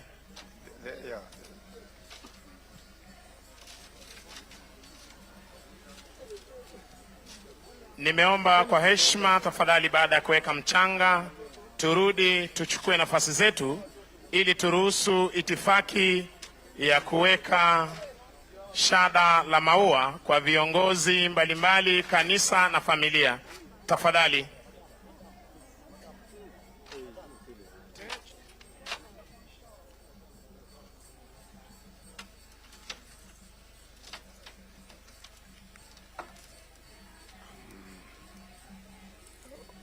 Asante. Ukishaweka mchanga, tafadhali kwa heshima uweze kurudi, uweze kuchukua nafasi yako rasmi.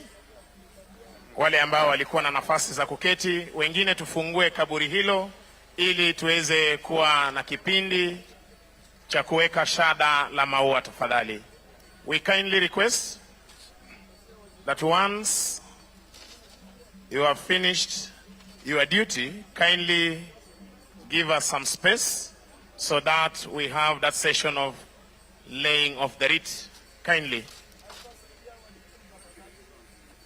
Yeah. Ninaomba tafadhali, baada ya hapo turudi tuweze kuchukua nafasi zetu. Tafadhali.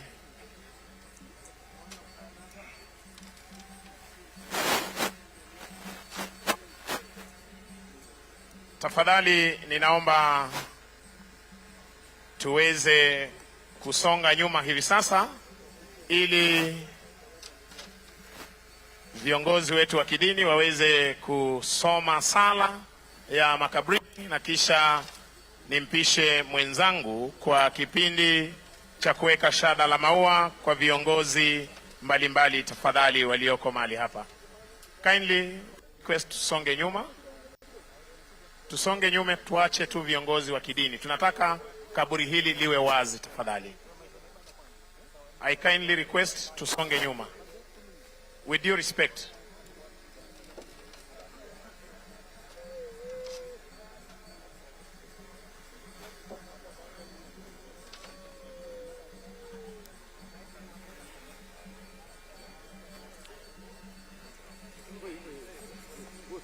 Tafadhali tusonge nyuma tafadhali. Tuachane na picha. Tuna picha hizi za simu tuache tafadhali. We have official cameramen. Kindly tunaomba tusonge nyuma. Okay, asante please, viongozi let wetu. those who can help us now come and cover the grave. Tafadhali tusonge nyuma. No, it's covered. The name must be covered. Tusonge nyuma, tafadhali. Those who are, please, could you come and cover? Yeah, please come. Come and cover the grave now to allow for the next session. We just pray. Okay, we are now praying. Asante kwaya, asante. Tuapishe viongozi wa kanisa. Thank you. Now we are praying. After prayer, then it will be time for laying the wreath. Let us pray. Remember, O Lord, this family that is most affected by the departure of His Excellency, the Right Hon. Raila Amolo Odinga. With your shining light of Jesus' resurrection, and grant them the peace that passes all understanding. Grant our prayers, Father, through Jesus Christ, who died for us and shares all our pain with us. The Lord bless you and keep you. The Lord make His face shine upon you. The Lord turn His face towards you and give you peace. And the blessing of God Almighty, the Father, the Son, and the Holy Spirit be among you and remain with you now and forevermore. Amen. Asante sana viongozi wa kidini. Kabla ya shughuli za kuweza kuweka shada la maua, Mheshimiwa Rais, kwa ruhusa yako kama amiri jeshi mkuu wa majeshi ya ulinzi, nitaomba hivi sasa kwa heshima OIC Burial ama kiongozi ambaye aliweza kuongoza mazishi haya aweze kukabidhi bendera kwa military police ili waweze kumkabidhi Mama Aida Odinga kwa shukurani ama ikiwa ni ishara ya shukurani kwa kazi ambayo kiongozi huyu aliweza kutekeleza kwa taifa letu la Kenya.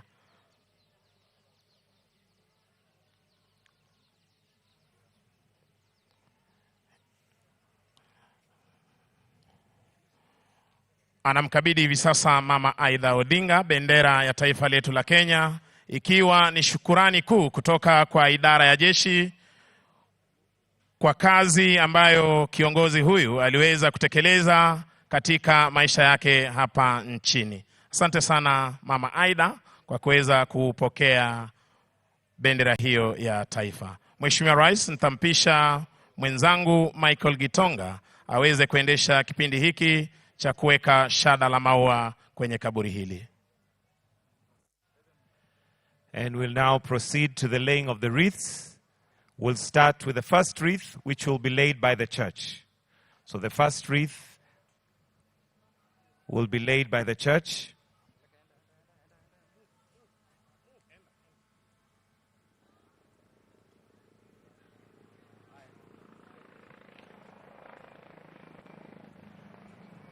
The second wreath will be laid by Mama Aida.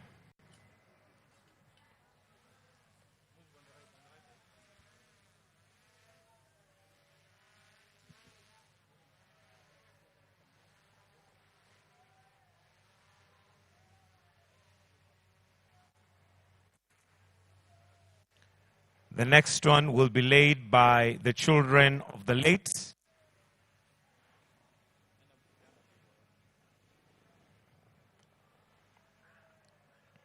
The children of the late Prime Minister, the Right Honorable Raila Amolo Odinga.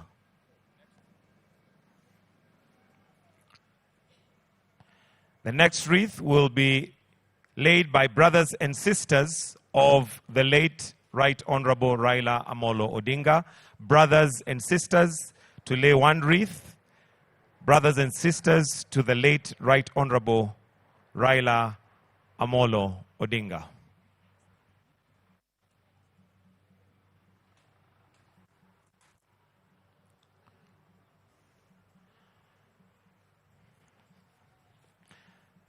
The next will be laid by Mama Betty and Mama Susan. Mama Betty and Mama Susan.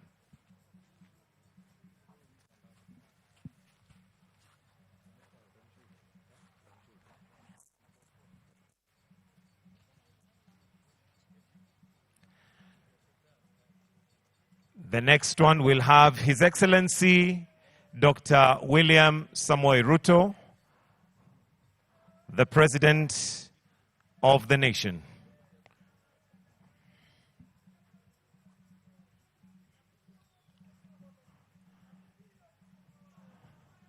Followed by His Excellency Uhuru Muigai Kenyatta.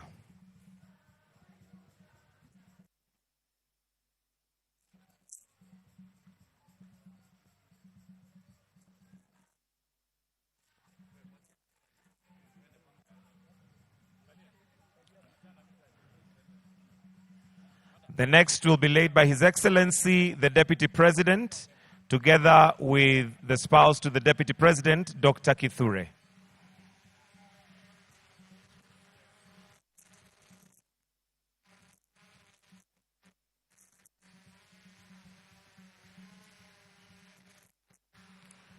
The next will be laid by the Chief of Defense Forces, General Kahariri.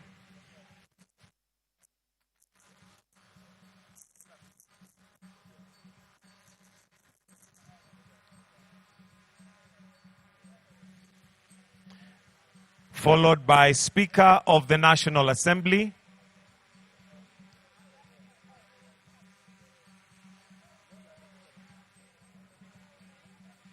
Speaker of the National Assembly, followed by the Speaker of the Senate,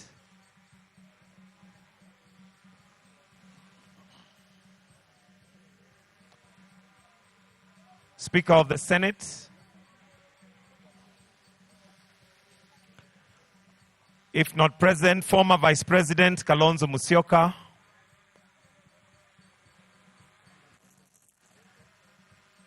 Then let's have all CSs present, all cabinet secretaries present.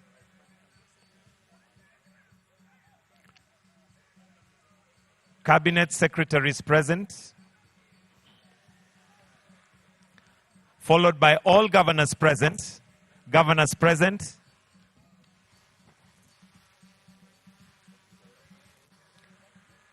Governors present.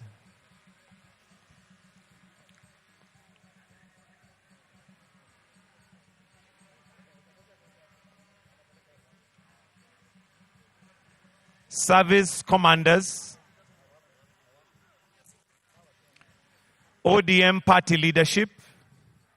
The ODM party leadership present.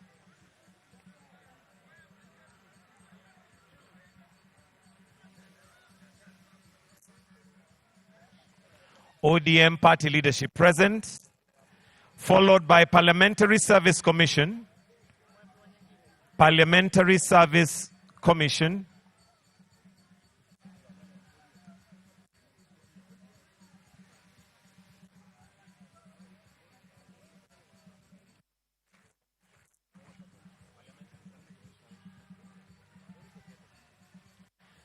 Then for now, the last that we'll lay for now is by Maurice Ogeta. Maurice Ogeta.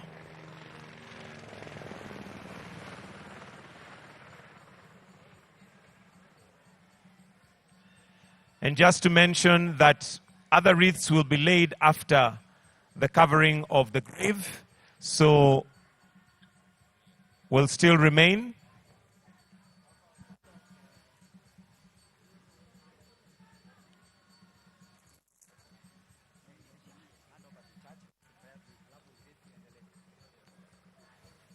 So at this point, I want to hand over to the church to say a prayer. Then we will release His Excellency, the President, as we continue with the wreath. So at this point, allow me to hand over to the church for a prayer, after which we will, His Excellency may leave at his own pleasure as the grave is covered, and we'll continue with the wreaths after that. So for now, the church, give us a prayer, then we can release His Excellency, the President, to leave at his own pleasure. The prayer. Yes, let us have the last prayer. Lord, you are always a very precious gift to our life and to the life of others, especially for the family of the late former Prime Minister. Thank you for everything, for the good things we have witnessed, for the good words of encouragement these people have received from friends, relatives, and well-wishers, and from all the nation. And now, Lord, that we have come to the end, we want your servant now to go in peace. Take care of his soul, preserve him, and may his spirit continue to blend with us as an inspiration for the greater things to come. Thank you very much, even as your servants, those who are here present, those who have participated in one way or the other. We recognize their contribution with thanksgiving in our hearts. Now go with us throughout our journey. For those who are going to take flights, those who are going to travel on roads and other means, Father, may you protect them. For all this we pray, believing and trusting in the name of God, the Father, the Son, and the Holy Spirit. May God be with you, and may his peace continue to be with you. Thank you.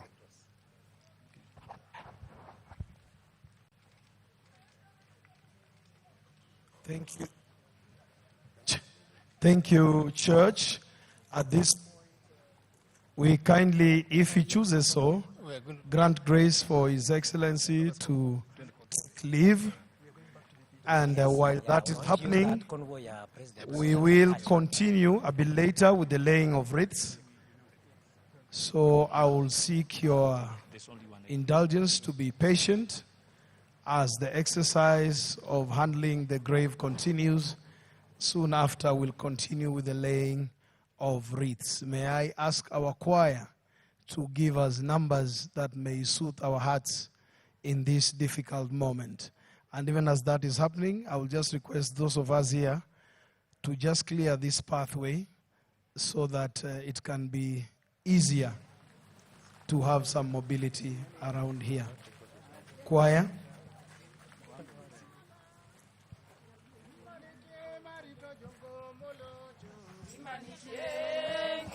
Adiera, Imanite, Marito, Jogo, Molocho, Imanite, Oh, Heranite, Marito, Jogo, Molocho, Heranite, Adiera, Heranite, Marito, Jogo, Molocho, Heranite, Oh, Dalanite, Marito, Jogo, Molocho, Dalanite, Adiera, Dalanite, Marito, Gomolo, Dalanite, Jengiko.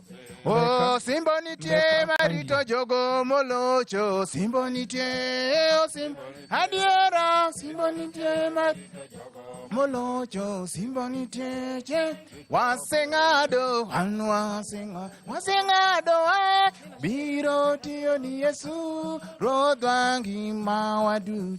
Hallelujah, wanapake pile.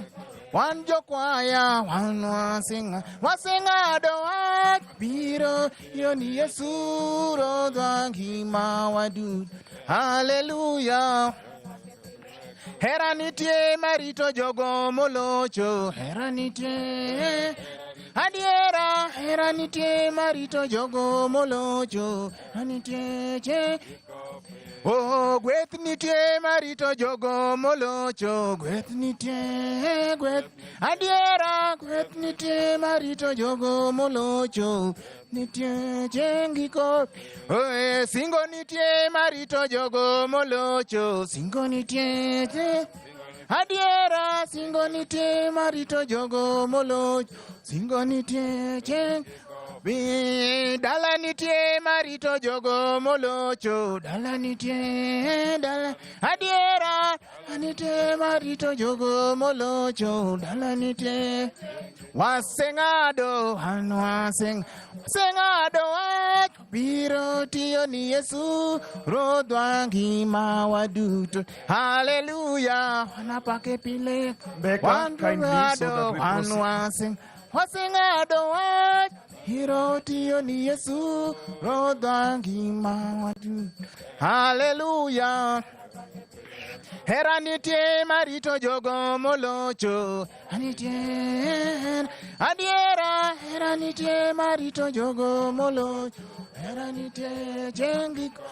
Oh, gwetnitie marito jogo molocho, gwetnitie, adiera, gwetnitie marito jogo molocho, nitie, May I now request the grandchildren to lay a wreath together. Oh, singonitie marito jogo molocho, singonitie, adiera, nitie marito jogo molocho. May I request Yaoko Oburu and Elijah Oburu. Yaoko Oburu and Elijah Oburu. Adiera, nitie marito jogo molocho. Jengiko, oh, heranitie marito jogo molocho, heranitie, adiera, heranitie marito jogo molocho, heranitie, ngikopi, oh, gwetnitie marito jogo molocho. All right, there goes the political enigma that is former Prime Minister Raila Odinga. Of course, he's been laid to rest at his Kango Jaramogi home, of course, in his Oponda farm in Bondo, that is Siaya County. Of course, just an event that has been requested by different political leaders, including the head of state, President William Ruto, who has just left, by the way. And of course, you can see former President Uhuru Kenyatta, close to him, of course, the senator of Siaya County, the brother to the late former Prime Minister Raila Odinga. Of course, the ceremony now has concluded with members of the family continuing to lay the Wreath as we wait for the covering of the grave, and of course indicating that this is the last that we get to see of Raila Amolo Odinga, the man that has shaped the political scene in this country, breathed his last, and now he has been laid to rest, and marking the end of his time on earth after 80 years, and of course close to 50 years of serving this particular great nation as a politician in the political scene. During his burial, of course, we did see members of the military, when they were lowering the casket, removing their hats, an indication of course, just the respect that they get to accord Raila Odinga,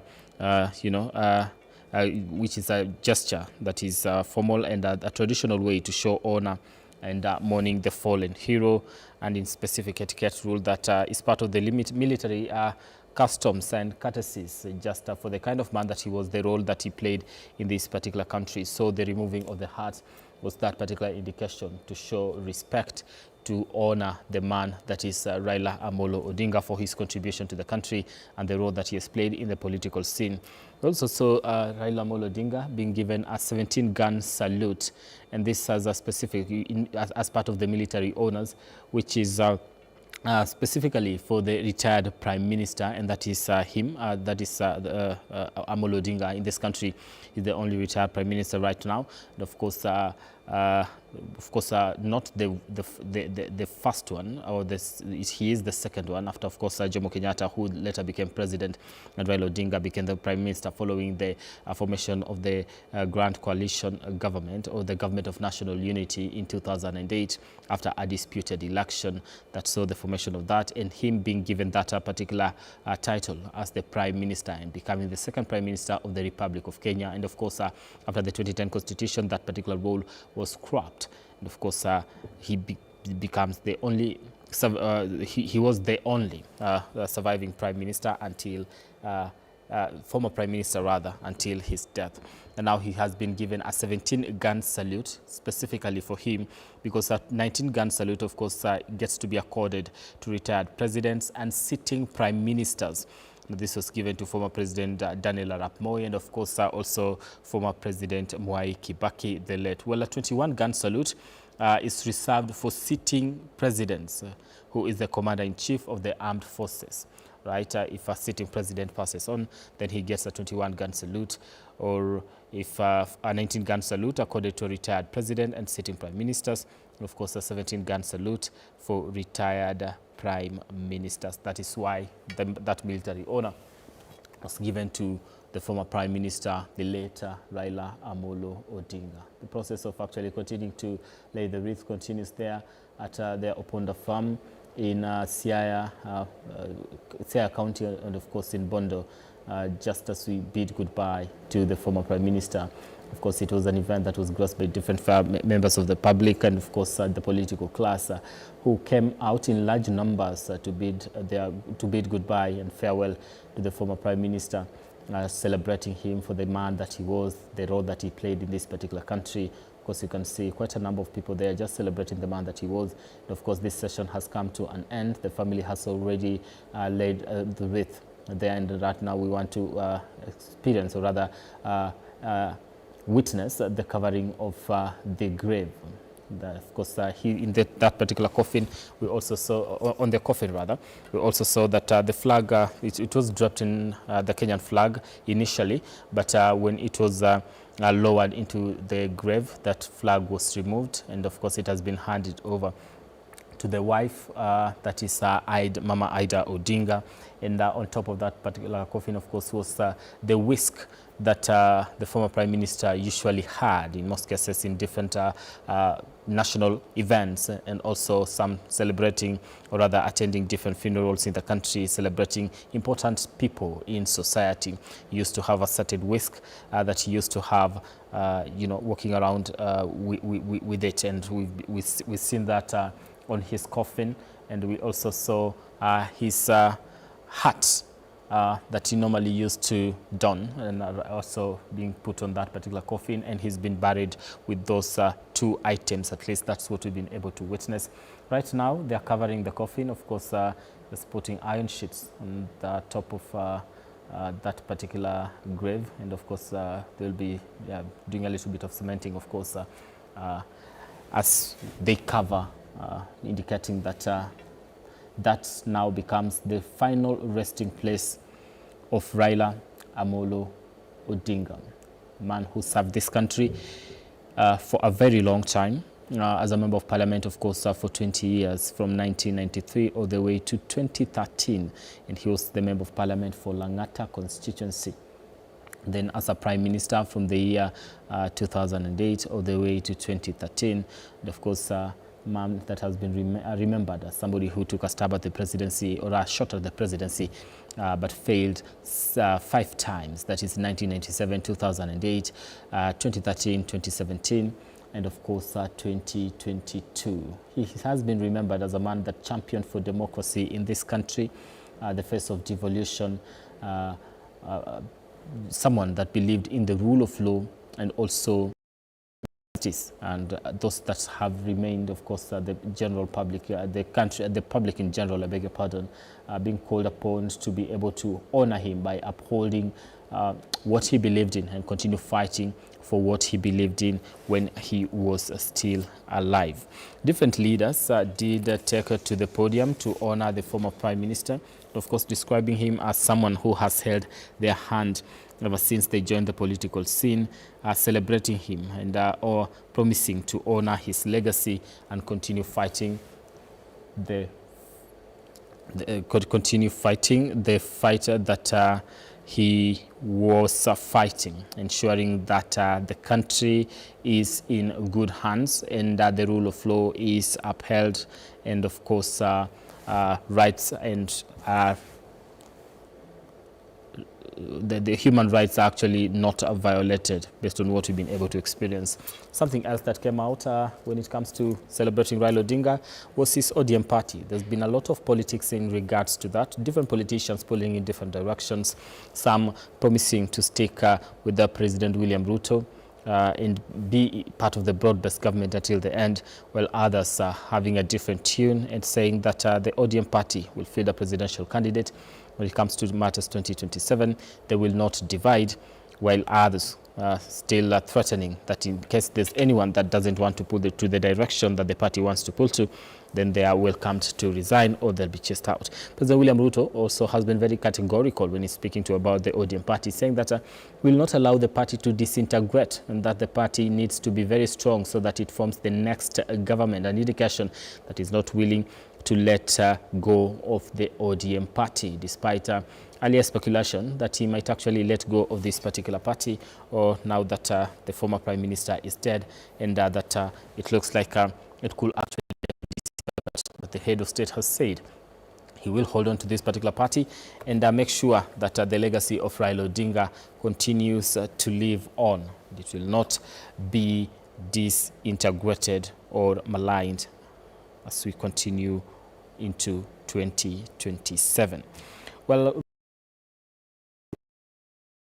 engineer rather, and that Raila Odinga was his teacher, and he was one of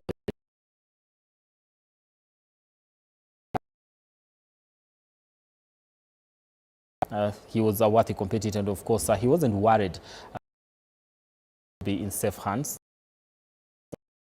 On personal ambitions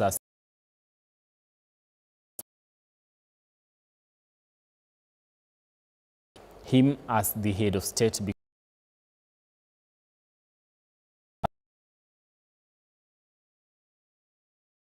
he will work around the clock to ensure that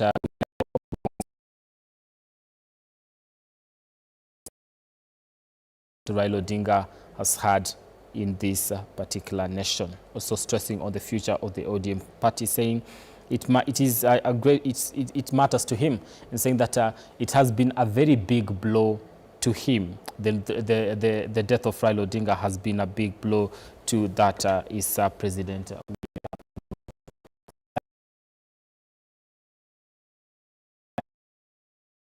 celebrating and bidding their farewell to the former Prime Minister Raila Odinga. Of course, he's been laid to rest. Odinga. Right, my name is Brian Amoai. I want to leave you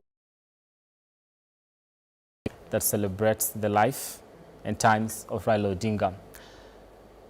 80 years on earth. To many, he is known by different names. I think I just like Rao. Jacom. I like call him Jacom. He's got so many of them, but I do believe that they have patience in their sacrifice. Raila has been on forefront fighting for democracy, social and economic liberation of this country. How did he become this unique unifier and champion of the common man? It started at home. To help round up the Mau Mau bandits, radio-controlled cars with... So what I found strange about him is that even at a young age, he ran home from the mother to do errands. So you tell me, start news, can you listen and then tell me what they have said? The old Ogingo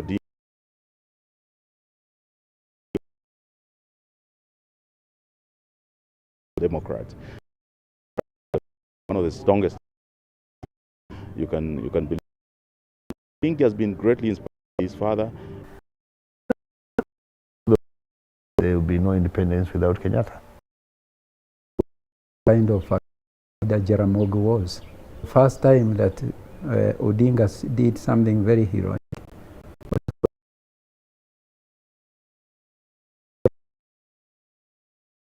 He declared to be released, that there would be no independence without Kenyatta. Knowing Raila as a human being is recognizing as someone who has suffered a lot.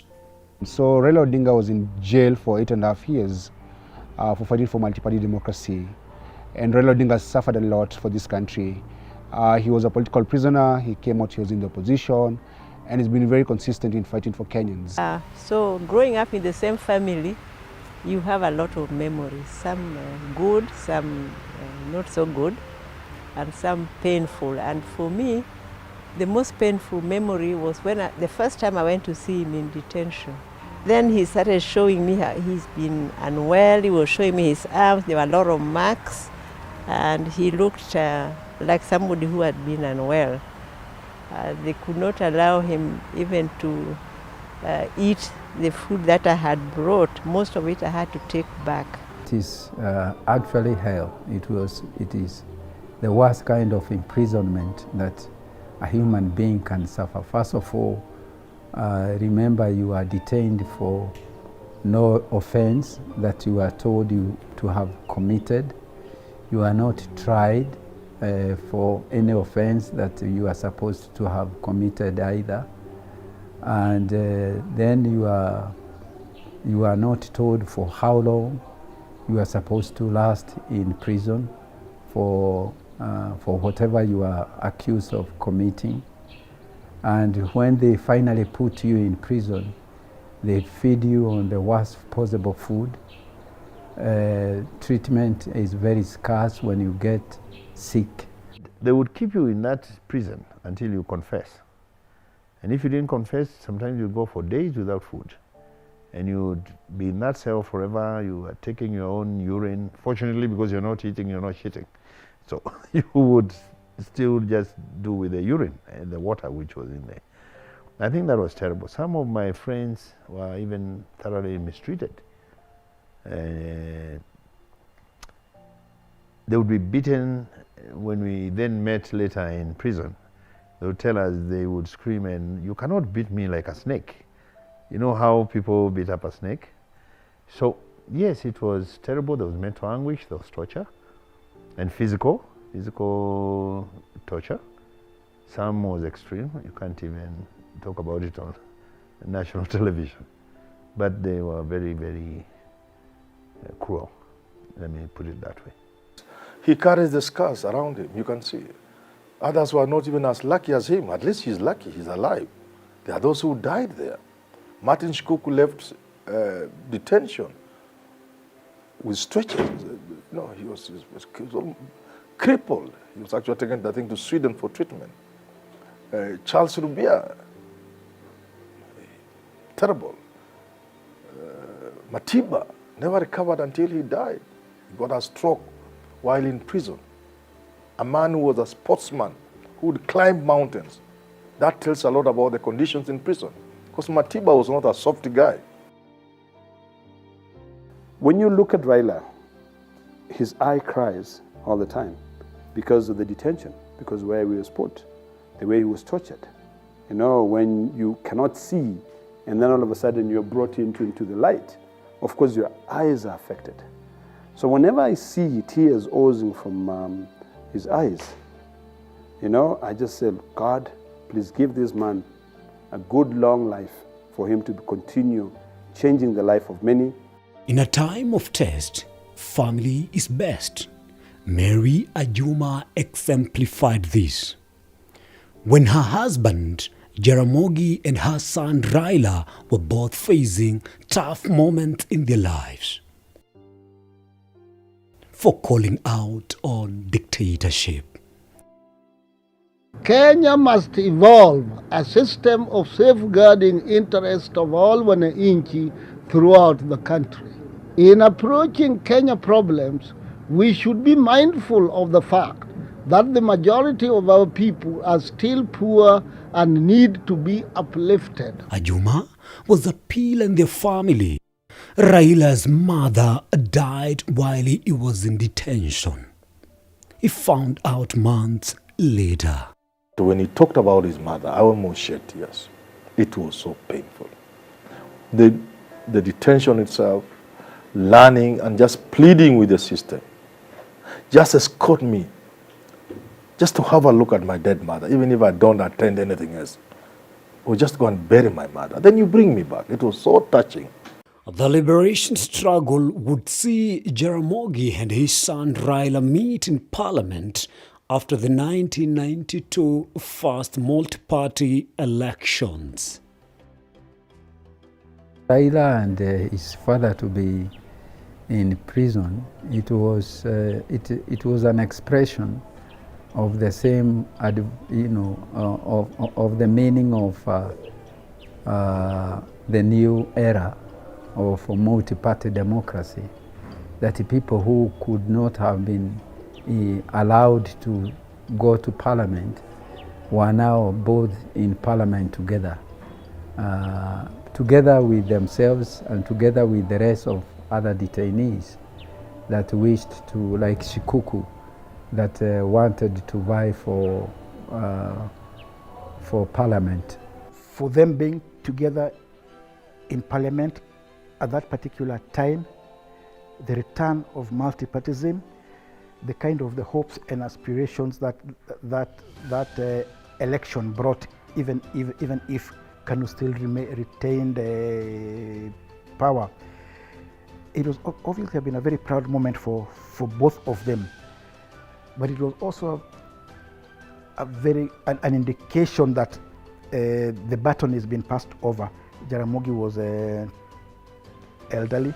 Everybody knew he's not going to last very long, and Raila was in place to take over. His father, political mentor, passed away in 1994. Of course, I felt sad. I felt he had not died. I wished he had not died. But then I also understood that we all have to die. But each time we die, we have to feel sorry for ourselves. But we cannot help it. So I wish Jaramogi had been able to have a taste of everything he had fought for. including becoming a president for one day, which had been a wish that he had expressed. But his responsibilities left Raila a little time to grieve. People who are in positions of that nature, history demands of them that they move a lot faster from grieving than the rest of us. It was time to take leadership, but then that came with its own complications. Raila decided to quit Ford Kenya and surrender his parliamentary seat and go into a by-election and win re-election now on a different party. That time it was NDP, National Development Party. And then he started building his movement almost afresh. We are going to formally be launching. Raila Odinga stands out for his unique qualities and his ability to lead.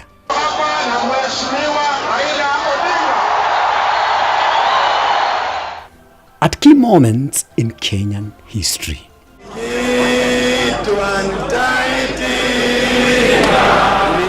As when he cemented the nation's completion of establishing multi-party democracy by opposing Daniel Arap Moi's candidate and supporting Mwai Kibaki for president.